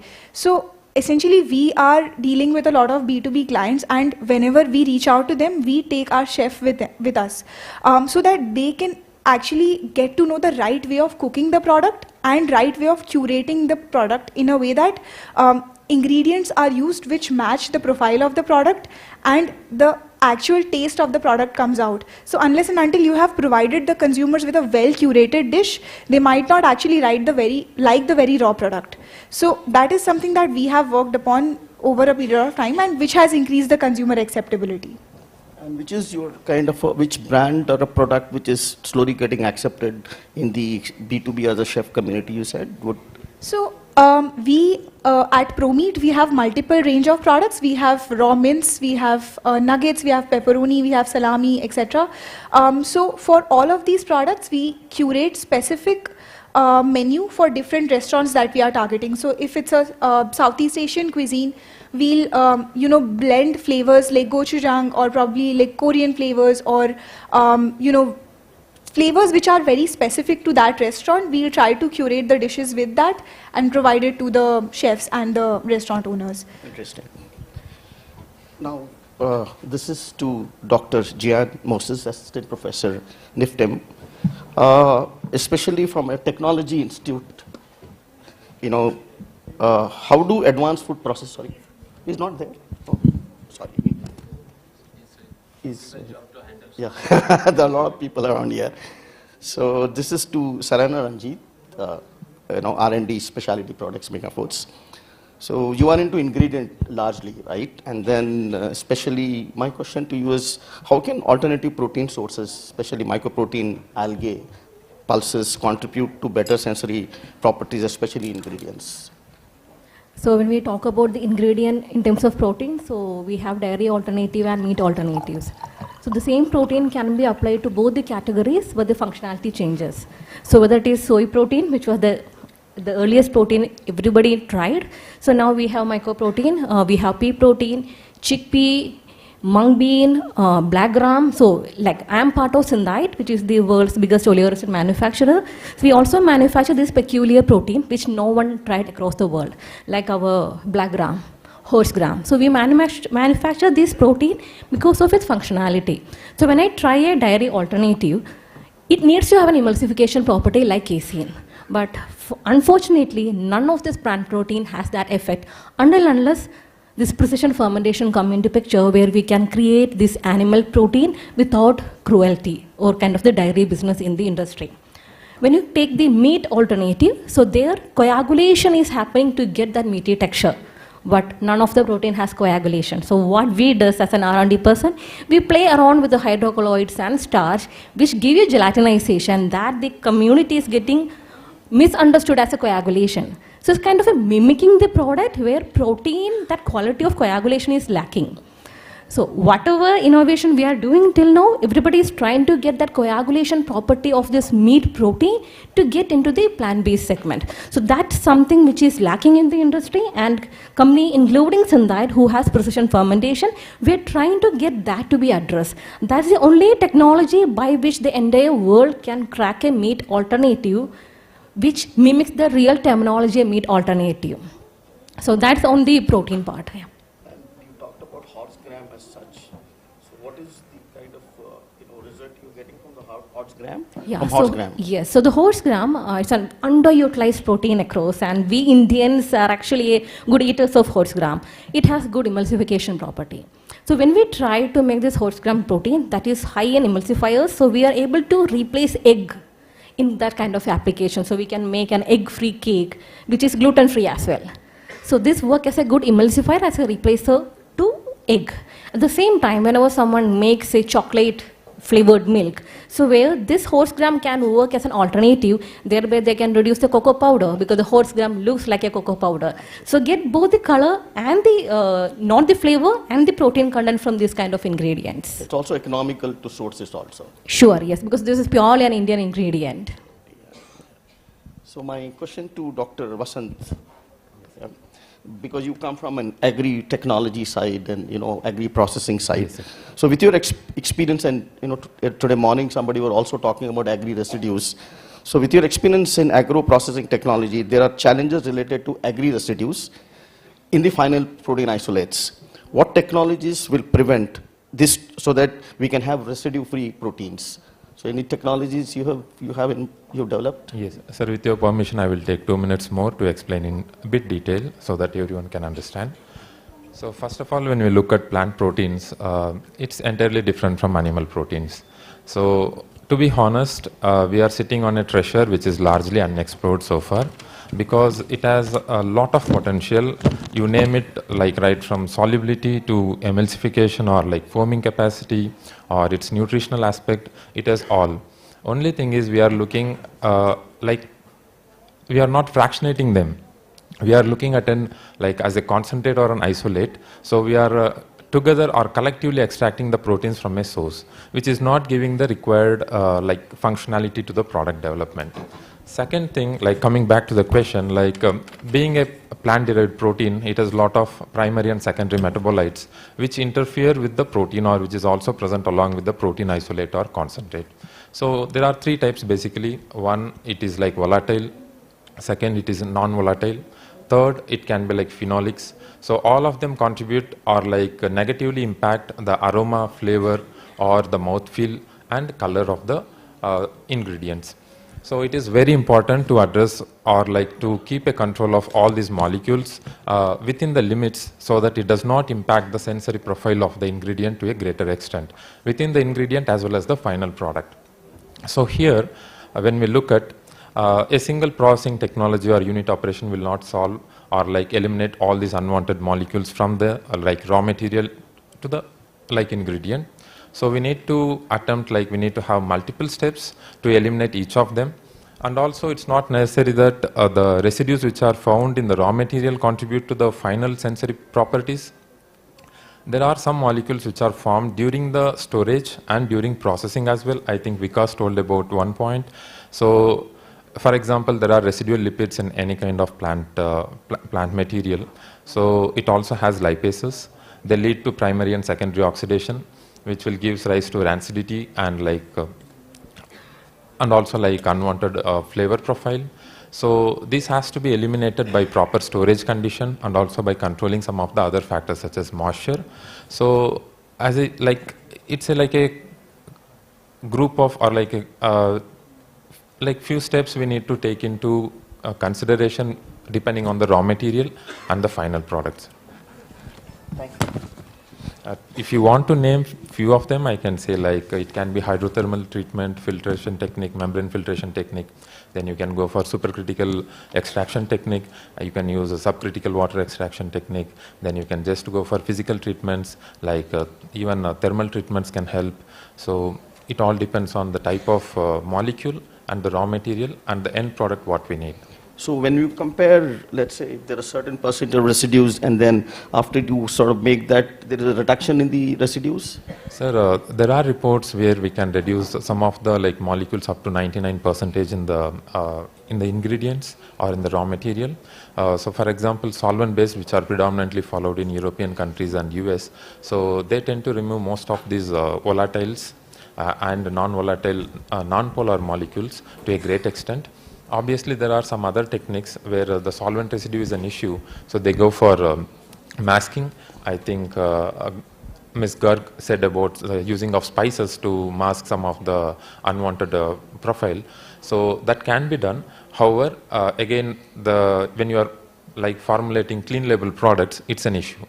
So you need to mention what are the molecules you are going to use to mask them. So that also will come into picture. So that we need to be very careful in identifying the process. Obviously, we are involved with RelSus from past 1.5 years to improve their ingredients, especially including their sensory profile. So we can explain more on that. Thank you. Yeah. My question to Umesh, being from a life sciences side, in the pharma industries, proteins have played a very important role, especially like supplements, nutritional and things like that. So what technologies are you used for elevating the sensory functionality from a pharma point of view or from a life sciences point of view? What kind of technology you use? So technology, for pharma uses, the challenges many more. Particularly any kind of it comes with phytates. So first thing is to how to reduce or minimize or the phytate levels, because all these grains they got a coat which is a big source of phytates, and those are anti-nutrients. So the removal of anti-nutrients is very important.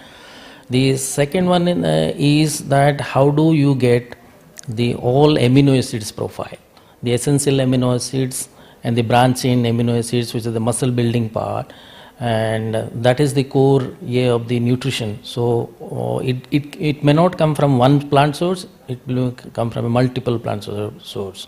For example, MBA claims that they use 3 different plant sources. So nutrition wise, this is very, very important, having all the amino acids at certain ratio. That's why the way you have to design the product from multiple sources so that your product can get. Another important area is the functionality, the gelation properties, solubility. solubility is the, I guess you must almost all have encountering this issue. So the technologies, I think there are good technology partners are available. I think Sabri is, in the morning as NETZSCH, as they have this good technology, and other 𝐁𝐴, they are a good. 𝐁𝐴 is a good partner. Alpha Level is a good partner.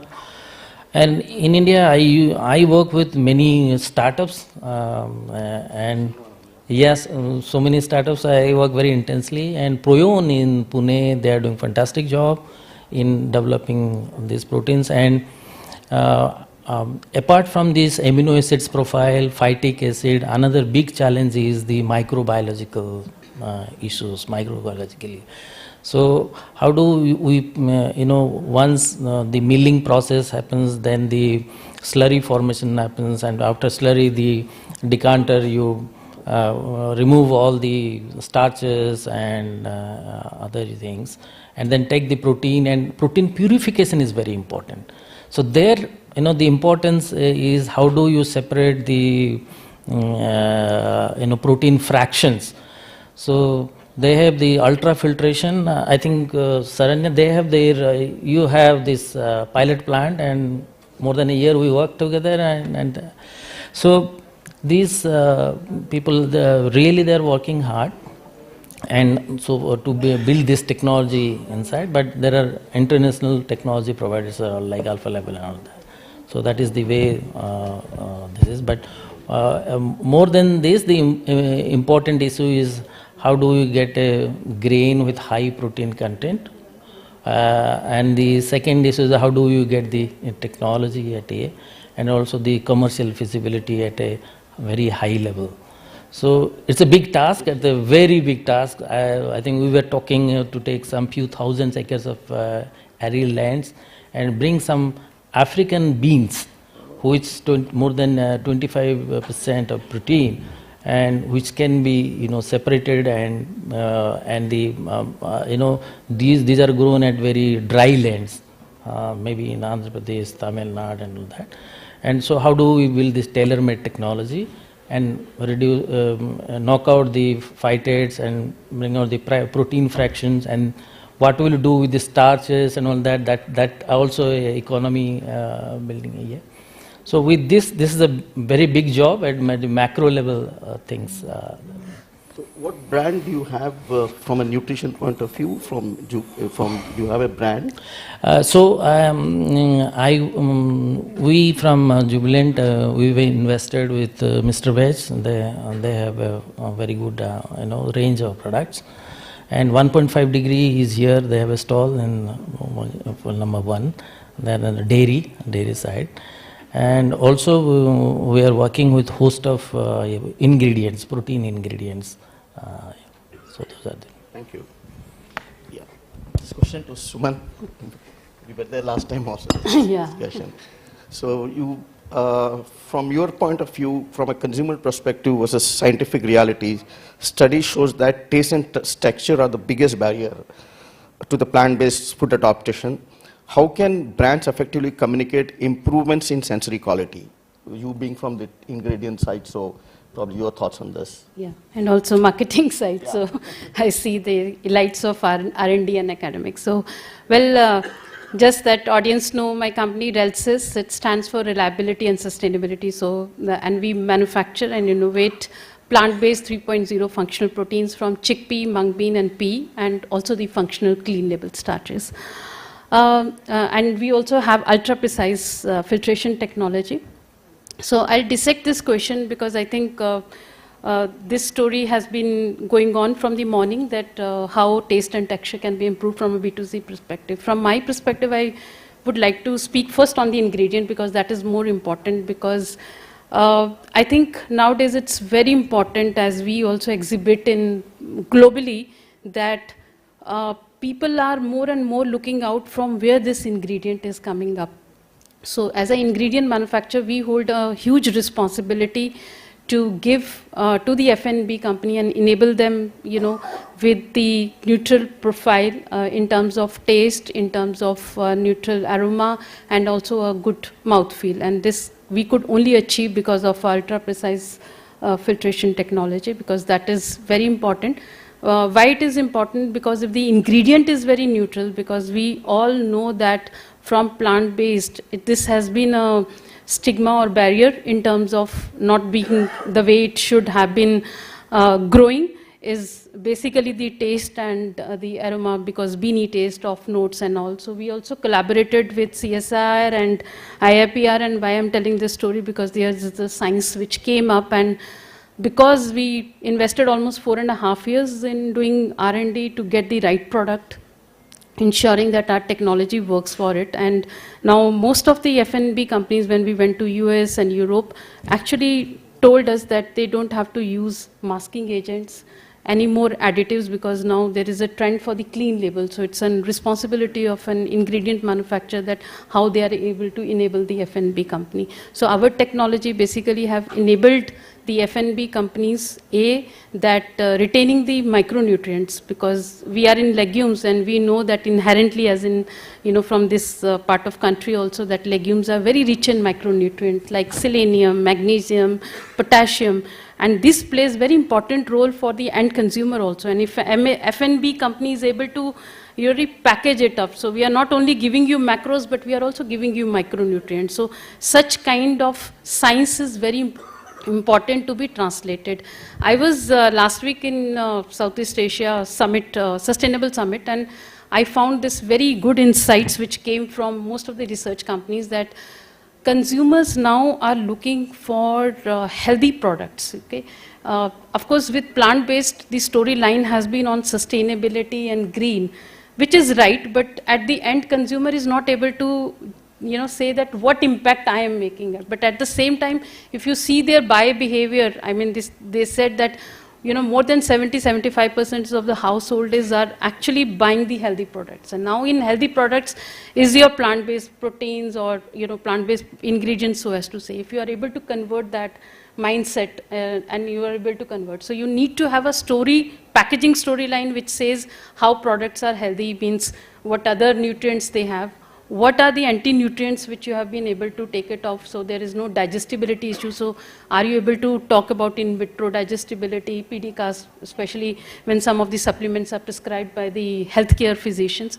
Third important is functionality. I think all my esteemed panelists have, whether non-dairy or meat, alternate meat, have already talked about. So that is very important aspect. And the fourth important aspect is how you are able to address the sensory. So that is one. Second is the traceability. Now most of the time consumer want to know from where my product is coming up, and that is very important storyline in terms of packaging. So that's why you need to take that responsibility to choose ingredient which has a very good traceability, where people are able to come up very openly and talking about how their supply chain is there. And the third important aspect is definitely, I think, already talked about, how you are able to display the demonstrations of the product, how they can be there, so that you can give them the palette and other. Very interesting, thank you. My question is to Chef Ankit, because there's a lot of scientific discussion has happened, and from a chef point of view, there are a lot of challenges, especially the taste becomes very, very important. There are cultural preferences. As a chef or a hotelier, how do you see this plant protein based, especially from a sensory point of view, taste and texture? And I must say, very difficult and hard panelists there. So much knowledge I am getting there. But first of all, I would like to say that I belong to the hotel, which is from the last decades. We are dealing with the vegetarian food. We are the first one in the Asia who prepared only the vegetarian food, plant-based food. That is the Continental Sweets by Radisson Saibabad. And I got the opportunity to do lots of expertise and lots of innovations with the plant-based food. In India, it is considered that in the every 10 kilometers, you will get the different culture, different food, and different ethics with the living thing area. It is very promising and challenging for us as well to in this Gen Z area, where the Gen Z era is there, alpha and beta, I don't know what all are coming in this era. So before taking the food, he just took the photographs and keeping on the Instagrams and the social media, what I am getting in nowadays. So it is very difficult to us and challenging as well, because while we prepared the food, guest asked me from where you are getting from it the things, and how do you prepare, how authentic is it, how the taste you have prepared, how you are saying that it is equivalent to the meat. And yes, we are using the beets. Thanks to the cutting edge technologies, we are having the different era in this. We have the different legumes there, the different soya products are there. We are doing lots of things with the things. But as being a user, because most of us are the manufacturer and I am the one which is user, basically. So I would say that the consistency, the value of the money, the availability, and the cost effective. This is the most effective thing that while we are thinking before using the product. The next thing that someone said that मुश्किलों से जो डरते हैं जलीले खार होते हैं, बदल दे वक्त की तकदीर वही खुददार होते हैं, हजारों डूबते हैं ना खुदाओं के भरोसे पर, जो खुद चप्पू चलाते हैं वही पार होते हैं. So yes, challenges are there, but we are doing great. Even our guests, which are coming in our hotel, as being a head chef, while I am asking that why you are choosing the vegetarian food, they said that it is not our only religious commitment. We are vegetarian by choice. It is our choice. It is important that what we are giving to the future generations, what the legacy we are keeping for the next generations. So it is very much important to move toward the plant-based food with the different culture, with the different taste, authenticity, tradition, and of course, the value of the food. Thank you. Very well said. Yeah, thank you. So we're running out of time. So just a very simple, one sentence. Everybody on the panelists, what is that one challenge when everybody sees here? I think we can start.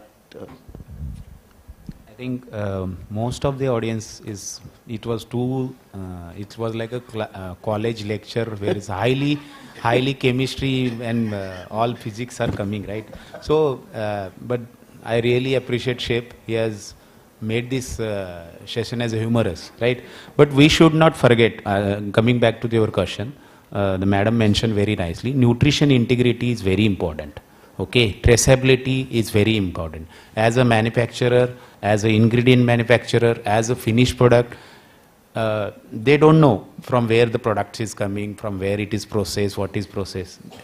And nutrition integrity, traceability should be taken without compromising sensory, which is another big challenge. Now the global challenge, which Shape mentioned rightly, there are 5 challenges that nobody knows in plant-based. Mostly, the plant-based industry is in problem with this 5 problem. One is taste. Taste is a major problem. Second is like affordability. It is not, means creating taste and making so many processes, investing too much in capex, okay, marketing and all. So this is again, affordability. Third is like availability issue. I want to be a switch to plant-based. I'm getting affordable, but it's not easily available. Fourth is the ingredient that madam mentioned, like ingredients, too many masking agents, too many stabilizers, too many additives, too many flavors, right? So people don't want ABCD 20 ingredient in one product. Simple milk is milk, water and, right? So a clean label should be a trend. And the last one is like, benefits. Benefits is like value for money. Whatever price you are paying as a consumer, you should get more benefits.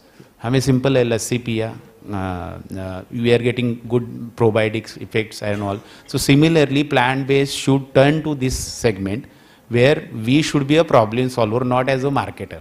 If we solve the problem, then I think revolution will be there. Absolutely. Yeah. So that is my.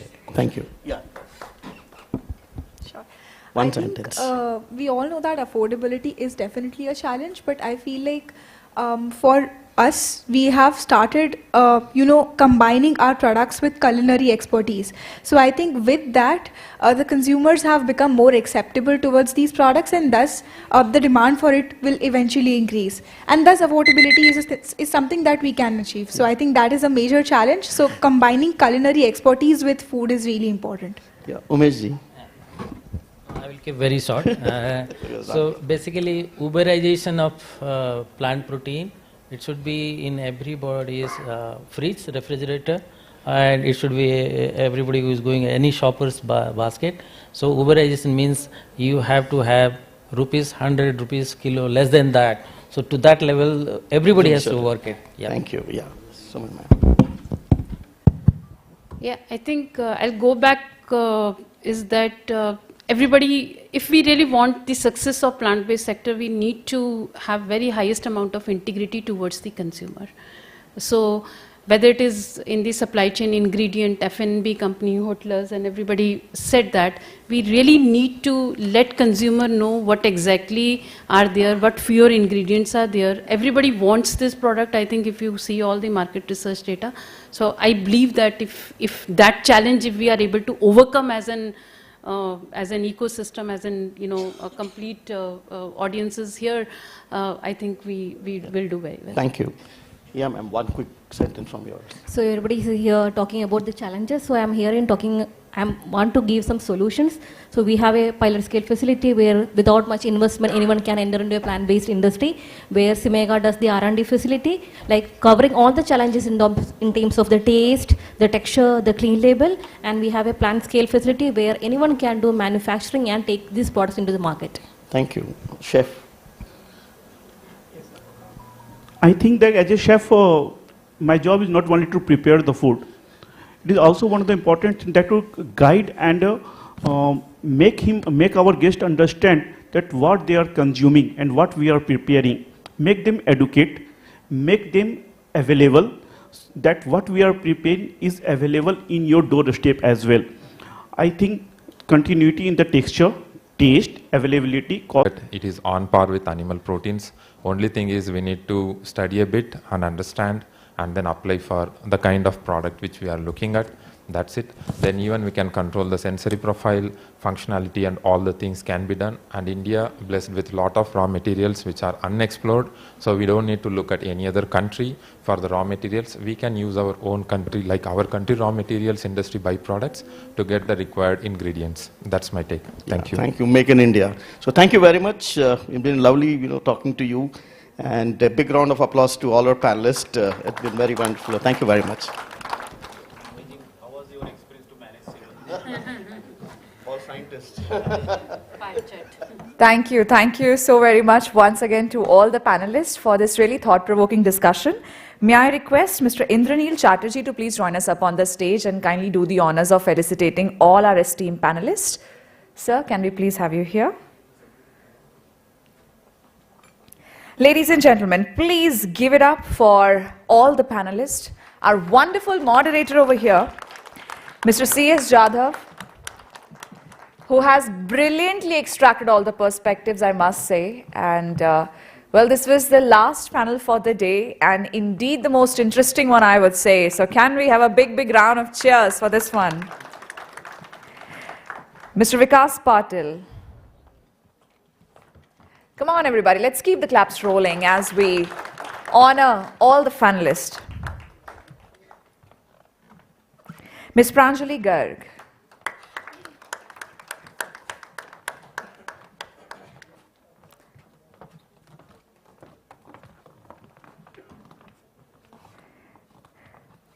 Ms. Saranya Ranjit. Do you know, I've heard it somewhere that when you put your hands together, your body actually produces feel-good hormones. So we really want all of you to be happy. So in order to take that forward now, I would also request Mr. Umesh Tripathi to please join us forward. Name is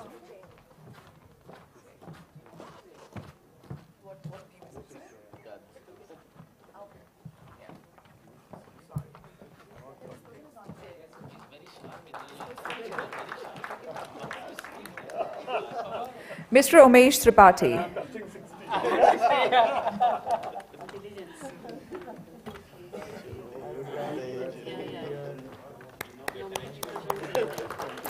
Ms. Suman Sharma.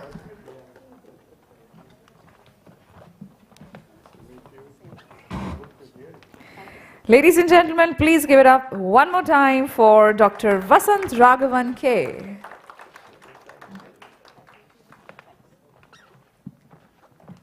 Thank you so much once again to all the panelists for sharing their brilliant insights. And Chef, thank you so much for enlightening all of us. May I request you to please join us forward, ladies and gentlemen, Chef Ankit Gaurav.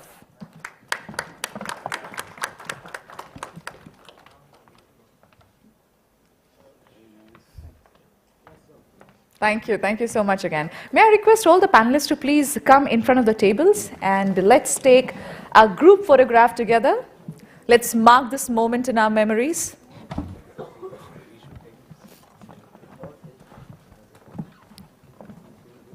And with a good smile on your faces, come on, please look at the camera. Fabulous. And ladies and gentlemen, I believe you know what you have to do.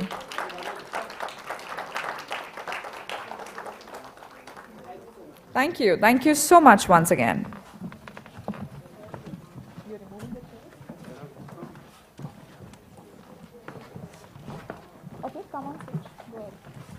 All right, ladies and gentlemen, now we are setting the stage for the much awaited part of this day.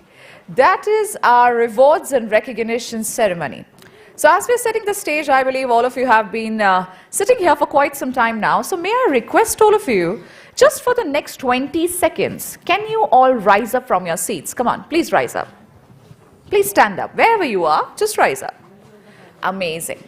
Okay, so it's time to do some quick stretches. It's good for our health because we have been talking about health since morning. So everybody bring both your hands together like this. Now, bring it forward and do a quick stretch. Now take it up.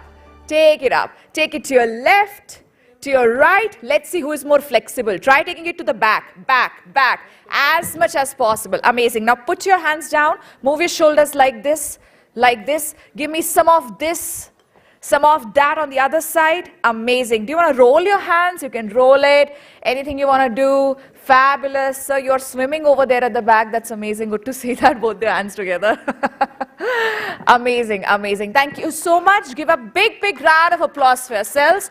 And let's all have a seat back, ladies and gentlemen, because now we are moving towards this much anticipated part. Ladies and gentlemen, we are now going to recognize the top plant-based organizations as well as individuals for their innovation and efforts in delivering the best alternatives to animal-based products. So let's see who these individuals are going to be, or the organizations. To do the honors, first I would like to request Mr. Praveer Srivastava to please join us up on the stage. Sir, can we have you here?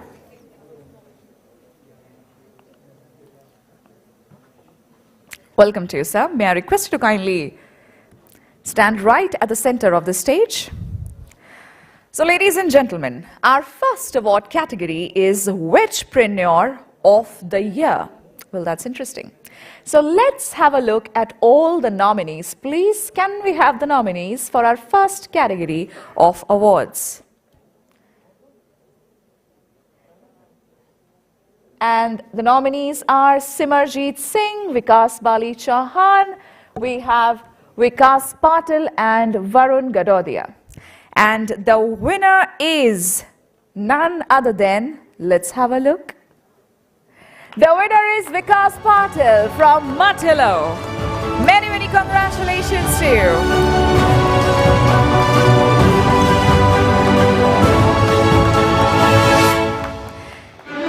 Ladies and gentlemen, we are celebrating their innovative ideas, their hard work, their efforts they have put in to create these amazing products. So I think we can keep the claps rolling and perhaps welcome and celebrate our winners in the true sense.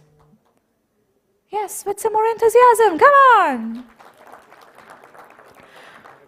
Congratulations to you. Okay, well, that was Vegpreneur. Moving on to the next category, which is Women Vegpreneur of the Year. And the nominees are, well, Sonal from White Cub, Arohi Surya from Dancing Cow, we have Malvika Siddharth from Hello Tempe, Balpreet Kaur from Zoe Preet, and Anushi Patel from Soft Spot. And any guesses who the winner is going to be? Are all these ladies over here? Can I see your hands, ladies? Where are you? Come on. Oh, fabulous. Amazing. Okay. So I believe it's time to celebrate everyone. But yes, after a lot of, consideration, we have selected one winner. Let's have a look at that. And the winner is Sonal from White Cub. Congratulations to you, Sonal. Oh, the Jat woman, I remember. Yes.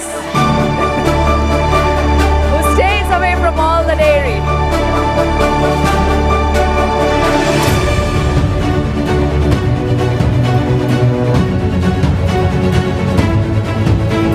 Many, many congratulations to you, Sonal.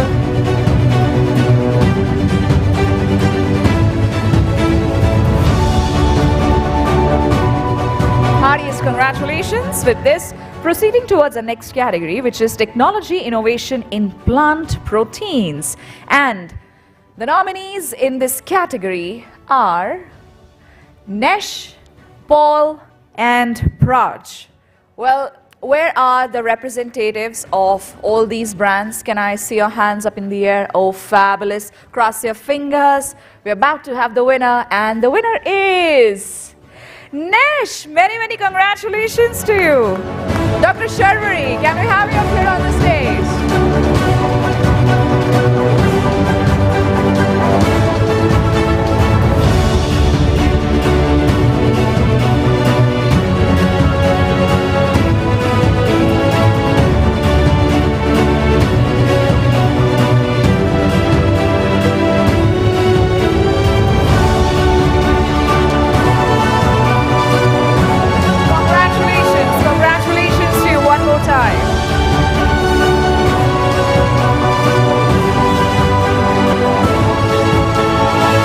Okay, so with this, we are now moving on to a very interesting category, which is Breakthrough Ingredient Innovation. And in this category, let's have a look at the nominees, please. The nominees are right there in front of you. So where are the representatives of all these brands? Can I just see a quick raise of hands up in the air? Okay, Jadhav sir, I can see you right here in the front. Hi, ma'am. Okay, let's cross our fingers.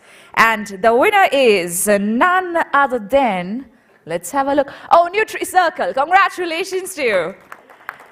Mr. C.S. Jadhav, can we please have you up here on the stage with the team, of course, because it's time to mark this moment in our memories with everybody. Well, indeed, it's a shared success. So can we have, once again, some loud cheers, please?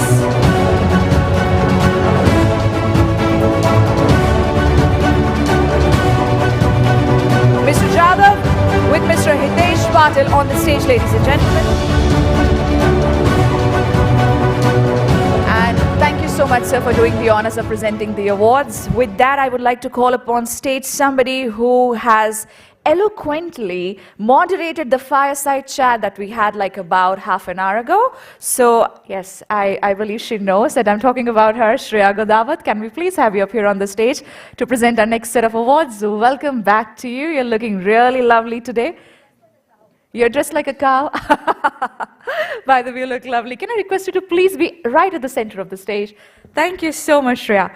All right, with this, ladies and gentlemen, our next category is Pathfinder Award for Growing the Plant-Based Milk category. And in this category, let's have a look at all the nominees, please. And the nominees are, well, the nominees are right there in front of you. Life Health Foods, Only Earth, Raw Pressery, Oat Latte, and Dancing Cow. Well, Shreya, I believe you would want to give it to them.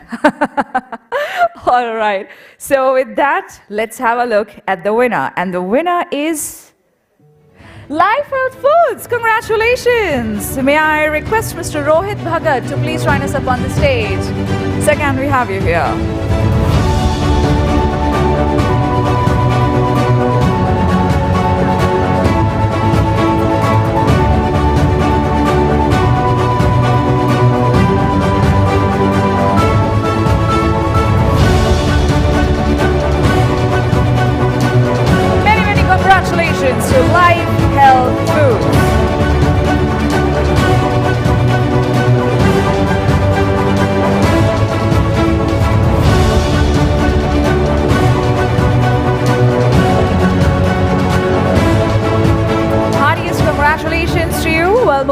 our next category, which is Pathfinder Award for growing the plant-based meat category.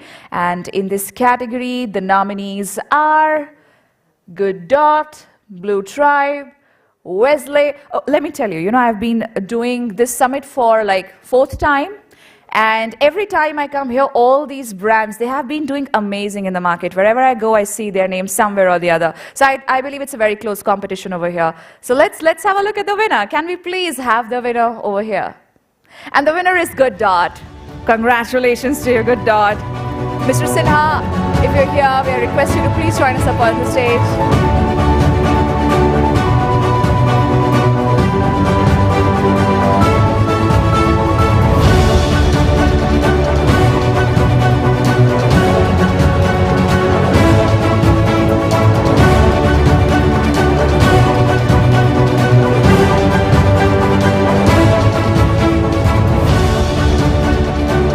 Congratulations to you. Well, with that, we are now proceeding towards our next category. And our next category is Sustainability Leadership Award.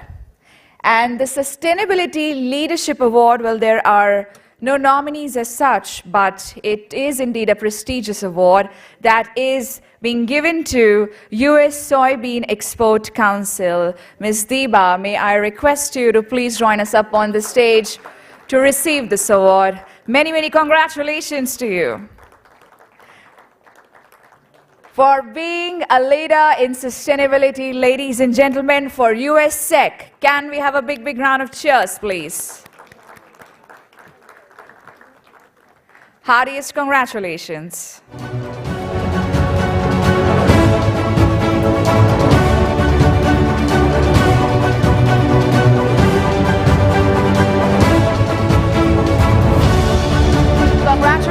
Congratulations to you one more time, and thank you so much, Shreya, for doing the honors of presenting the awards. With that, we are now moving on to our next set of awards, and I would like to call upon Ms. Palak Jain to do the honors. Ms. Jain, can we please have you up here right at the center? Wow, look at you. You're looking absolutely ravishing today. Palak, you're requested to please be right at the center. And the next award category is Pathfinder Award for growing the plant-based dessert. And in this category, let's have a look at all the nominees, please. Well, the nominees are Zoe Preet, Kara, 1.5 Degree, Gianis, White Cub, and the winner. By the way, where are these organizations sitting? Can I know? Can I see your hands, please? Where are you? Okay, are you nervous? Are you excited? Are you ready? Okay, let's have a look. With that energy, ladies and gentlemen, give it up for none other than Zoe Preet. May I request Ms. Valpreet to please join us up on stage to receive this award.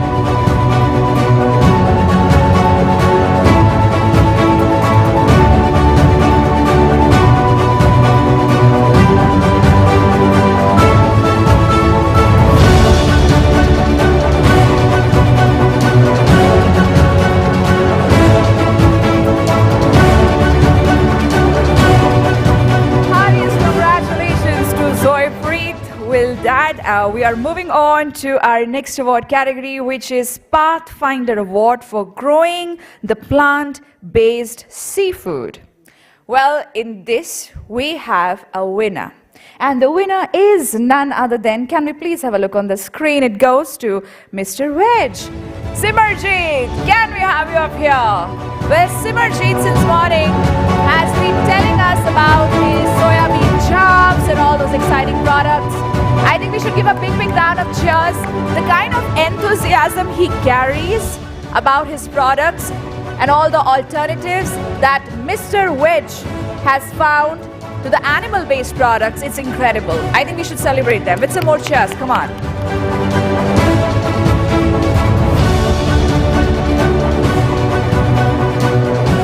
Congratulations to Mr. Wedge. With this, the next category is Most Recognized Plant-Based Foods Brand by Consumers. Wow. Well, now you're going to see that what exactly I was talking about. Can we please have a look at the nominees? Let's have a look at the nominees. Yes, you go everywhere, you see these brands. Okay, we have 𝐊𝐳𝐵, we have Imagine Meat, Hello Tempeh. All of you are doing absolutely incredible. But since we had to pick one over here with some criteria, so yes, let's have a look at the winner. And the winner is 𝐊𝐳𝐵. Congratulations to you, 𝐊𝐳𝐵. Requesting Ms. Prerna Bajaj to please join us up on the stage to receive this award.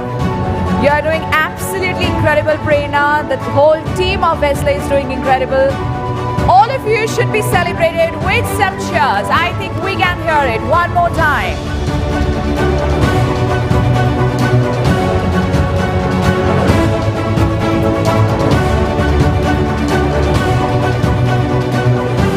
Thank you so much, Palak, for doing the honors. May I now request Ms. Suman Sharma to please join us up on the stage to do the honors of presenting the next set of awards. Ms. Sharma, can we have you here? Welcome to you. May I request you to please be right at the center of the stage? All right, so with this, ladies and gentlemen, our next award category is Plant-Based Foods E-Commerce Platform. And in this, the nominees are quite popular. We all have heard of them. Big Basket, Blinkit, Zepto, Amazon. And the winner is, let's have a look, none other than Big Basket. Mr. Arvind, can we please have you up here? We heard you during the panel discussion. Thank you for all the great insights. Well, now it's time to celebrate you for being an incredible e-commerce platform for plant-based foods. Ladies and gentlemen, come on, let's keep the claps rolling, please.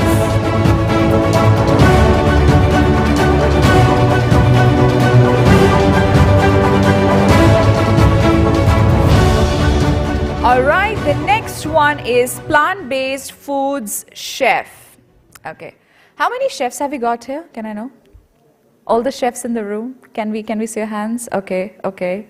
Fabulous. Let's have a look at the nominees for Plant-Based Foods Chef. Okay, so clearly it was a really close competition between Chef Ankit Gaurav and Chef Divij Agrawal.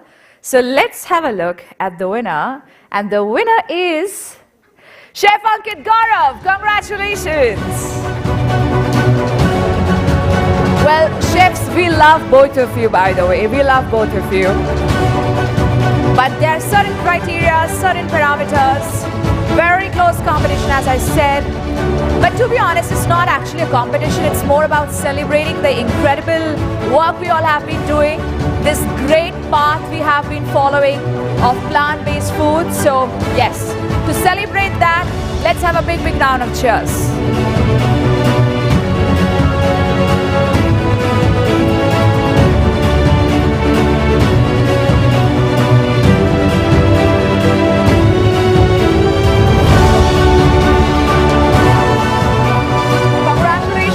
Chef. Okay, the next category is quite interesting, ma'am. So the next category is Top Social Media Influencer in the Plant-Based Space. A lot of influencers are actually present over here. We would like to showcase the nominees to you first. Well, I'm sure you know all of them. Shreya, Palak, Amy, Palak. Wow, two Palaks actually. All right. So with this, are you ready for the winner? Where are all the winners? Where are all the nominees? Where are these beautiful ladies sitting? I want to know. I want to know. Come on. Give me a raise of hands. Ladies, fabulous. Let's cross your fingers. Are you ready?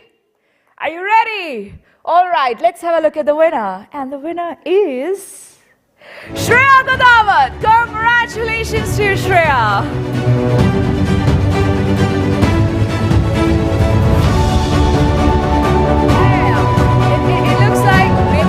Like we should have a chair for Shreya on the stage. She seems to be coming quite a few times here. And we loved hearing her during the fireside chat. I believe all of you agree to that. She's doing absolutely incredible. In fact, all our social media influencers who are present here, absolutely incredible. Palak, we all love you. Amy, we all love you. But certain criterias, and many, many congratulations to you. All right, so with this, our next award, which is Excellence in Food Service Innovation. And to recognize this excellence, we have certain nominees here. The nominees are right here in front of you: 𝐾anvas, Greener, and People of Tomorrow. And are you ready for the winner? Because this is apparently going to be the last but not the least award for the day. Are you ready? Yes! Okay, I could hear just one yes from here. Let's see if the winner comes from this row. All right, let's have a look at the winner. And the winner is 𝐾anvas. Chef, can we request you to please join us up on the stage? Many, many congratulations.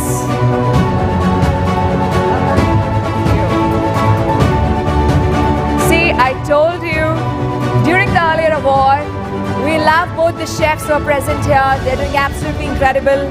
One way or the other, they had to be here on the stage. So, many, many congratulations. Oh wait, wow. Just a second, let's hold on the music from the back, please. Just a second. Chef, can you just stay back here for like 1 second? Could you turn around? Everybody just read like what's written over here. Chef's kiss. So, yes, you know, whenever something is absolutely amazing and you are not able to describe it in words, it's a chef's kiss. I believe the work he has been doing, it's a chef's kiss. Can we have a big round of cheers for him? Very witty with the t-shirt, by the way. Many, many congratulations to you.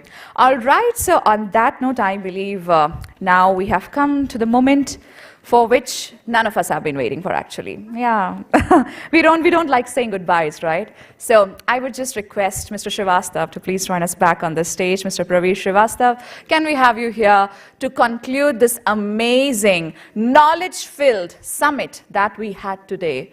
So many incredible insights. So we would request you to kindly say a few words.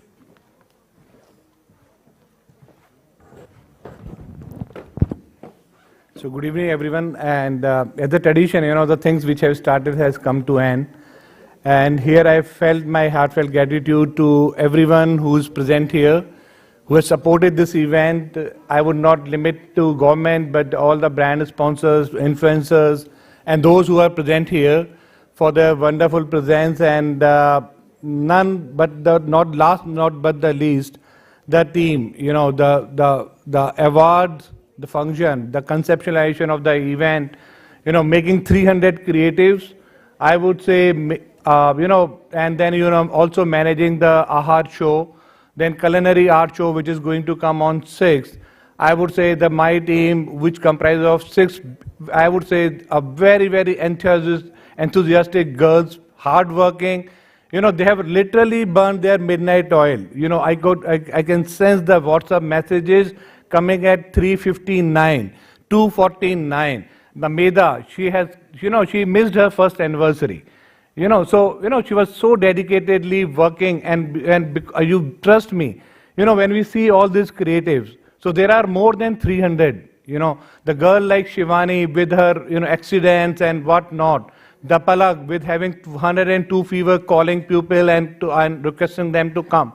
The Mehak, you know, single-handedly, I have never not even got a single call from any of the exhibitor that there are issues in their execution of their stall. Very smoothly, seamlessly, things have gone well. And again, I would request Tanvi, you know, though, you know, everything in terms of coordination, the perfect, whatever the creatives you are seeing, audio visuals, everything was perfectly done by Tanvi. So may I request all my teammates, all my I would say the daughters here to please come on the stage, right? And let's hear a round of applause for all of them. Yeah.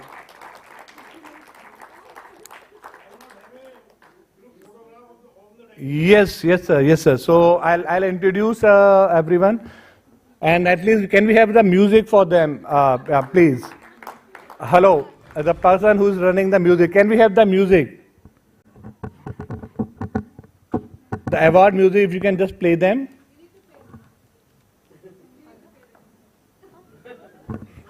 Okay. So, yeah. That's the right music.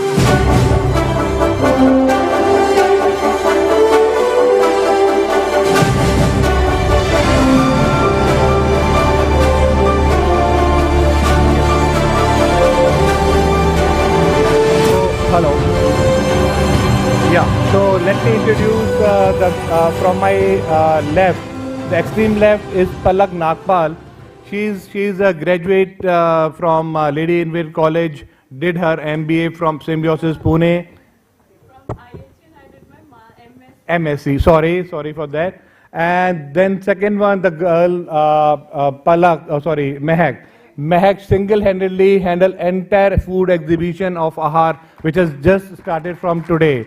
Right from sitting at the ITPO, right from 10 to at 7 a.m. or right from 10 to 7 p.m. and then even up to the 9 p.m. is not easy to handle because there are vehicle entry passes. Those who have actually gone to that phase, she can understand the kind of pain she has taken. Then the lady in the sari is Medha, right? So she's the guide for all the girls.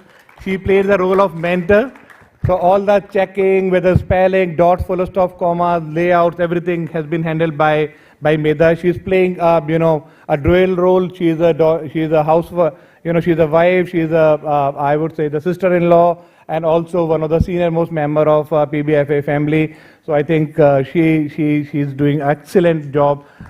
Thank you. And then Shivani, I know Shivani has created all these beautiful creatives. So more than 300 creatives, and execution, their perfect placement, and then ensuring that timely delivery and and the placement. So I think a big round of applause for you, Shivani. And last but not the least, so the girl who worked behind the scene, basically organizing the flow of the event, coordinating sending the emails, inviting all the guest speakers, I think Tanvi, and then arranging this audio visual, the logos, the AV, sometimes the logos get pixelated. She has to call again, please send a high resolution file. Some audios have coming without sound, again call back them, stitching them, then make them, working, and then doing the rehearsal alone, sitting in this room yesterday night at 9 p.m. So you can understand the kind of effort which these girls have put. I think so. I think they all deserve a big round of applause for them. Also important, yeah.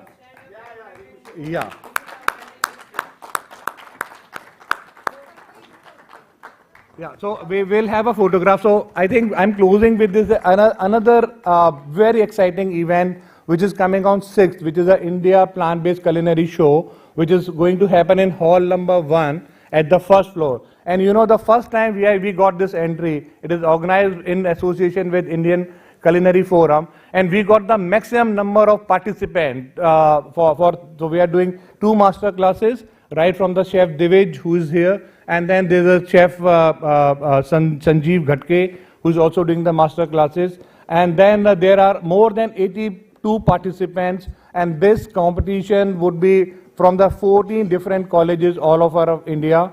They all will be fighting and will be preparing the 3 categories. One is the plant-based food starter, plant-based food main course, and the dessert. And for this facilitation, we are expecting, since Mr. Retired Honorable Justice D.Y. Chanchur, he didn't turn up because of he's not well today. So we are expecting him to be on 6th. There would be RJ from Radio Mirchi. We are going on air on 6th.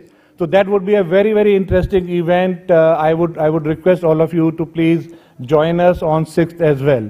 Thank you very much. With that, and again say sincerely, convey my regards to all of you who are there, and thank you very much.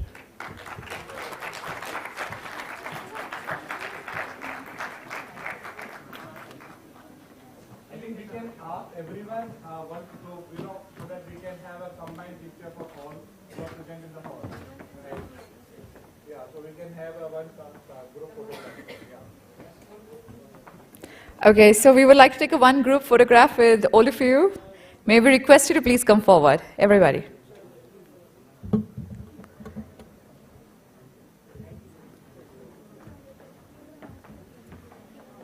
And ladies and gentlemen, we are also serving tea and coffee outside. You're requested. Whosoever would like to grab one quick cup of caffeine, yes, please do that. And yes, for the group picture, I believe it's time to etch this moment in our memories that we can cherish later. So please do join us up on this stage.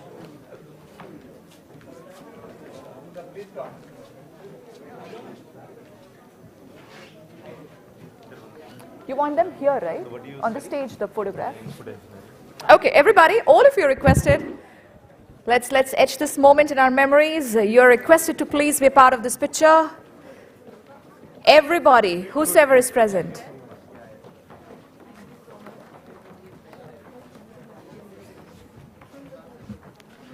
Meta, whose phone is this? Is this yours? Pranjali? Pranjali, are you here? Wow. Ma'am, how worried are you right now? I want to understand. Like, how worried are you right now? Are you worried at all? Do you think you might have lost something? Yes? What is it? Like, how can you stay without your phone like for about an hour? It's been here for almost an hour. It's yours. Please do collect it from me. Yeah. I'm just, let me call. Please come on the stage, yeah? Everybody who has been a part of... Thank you so much. That's all right. I was just going to take it home, but I looked at your picture and you were looking lovely. I thought, okay, I think it makes sense to give it back.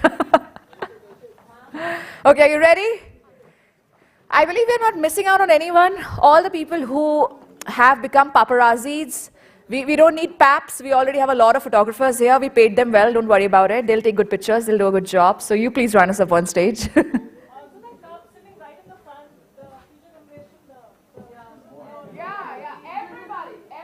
supposed to join us. Come on, please be up here.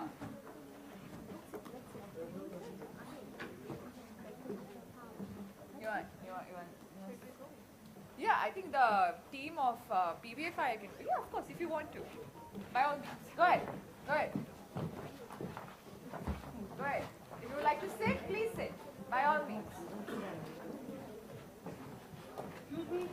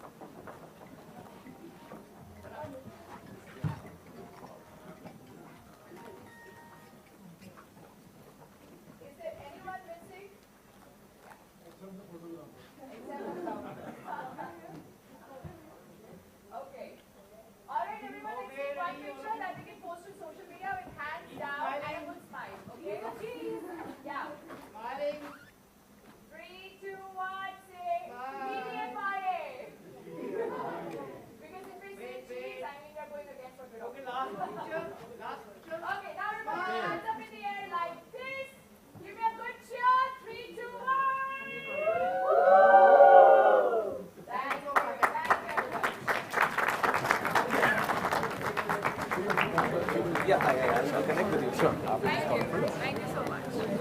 Thank you. Thank you so much. All women. Thank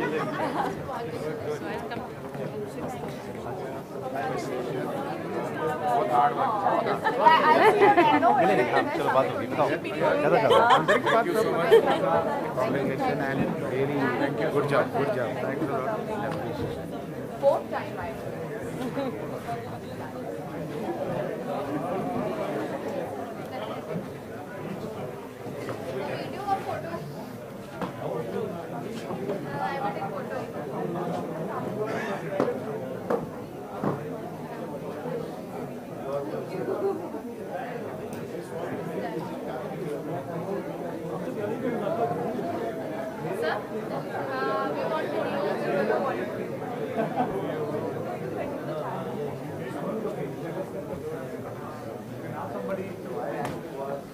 Pravesh ji, thank you so much. Thank you.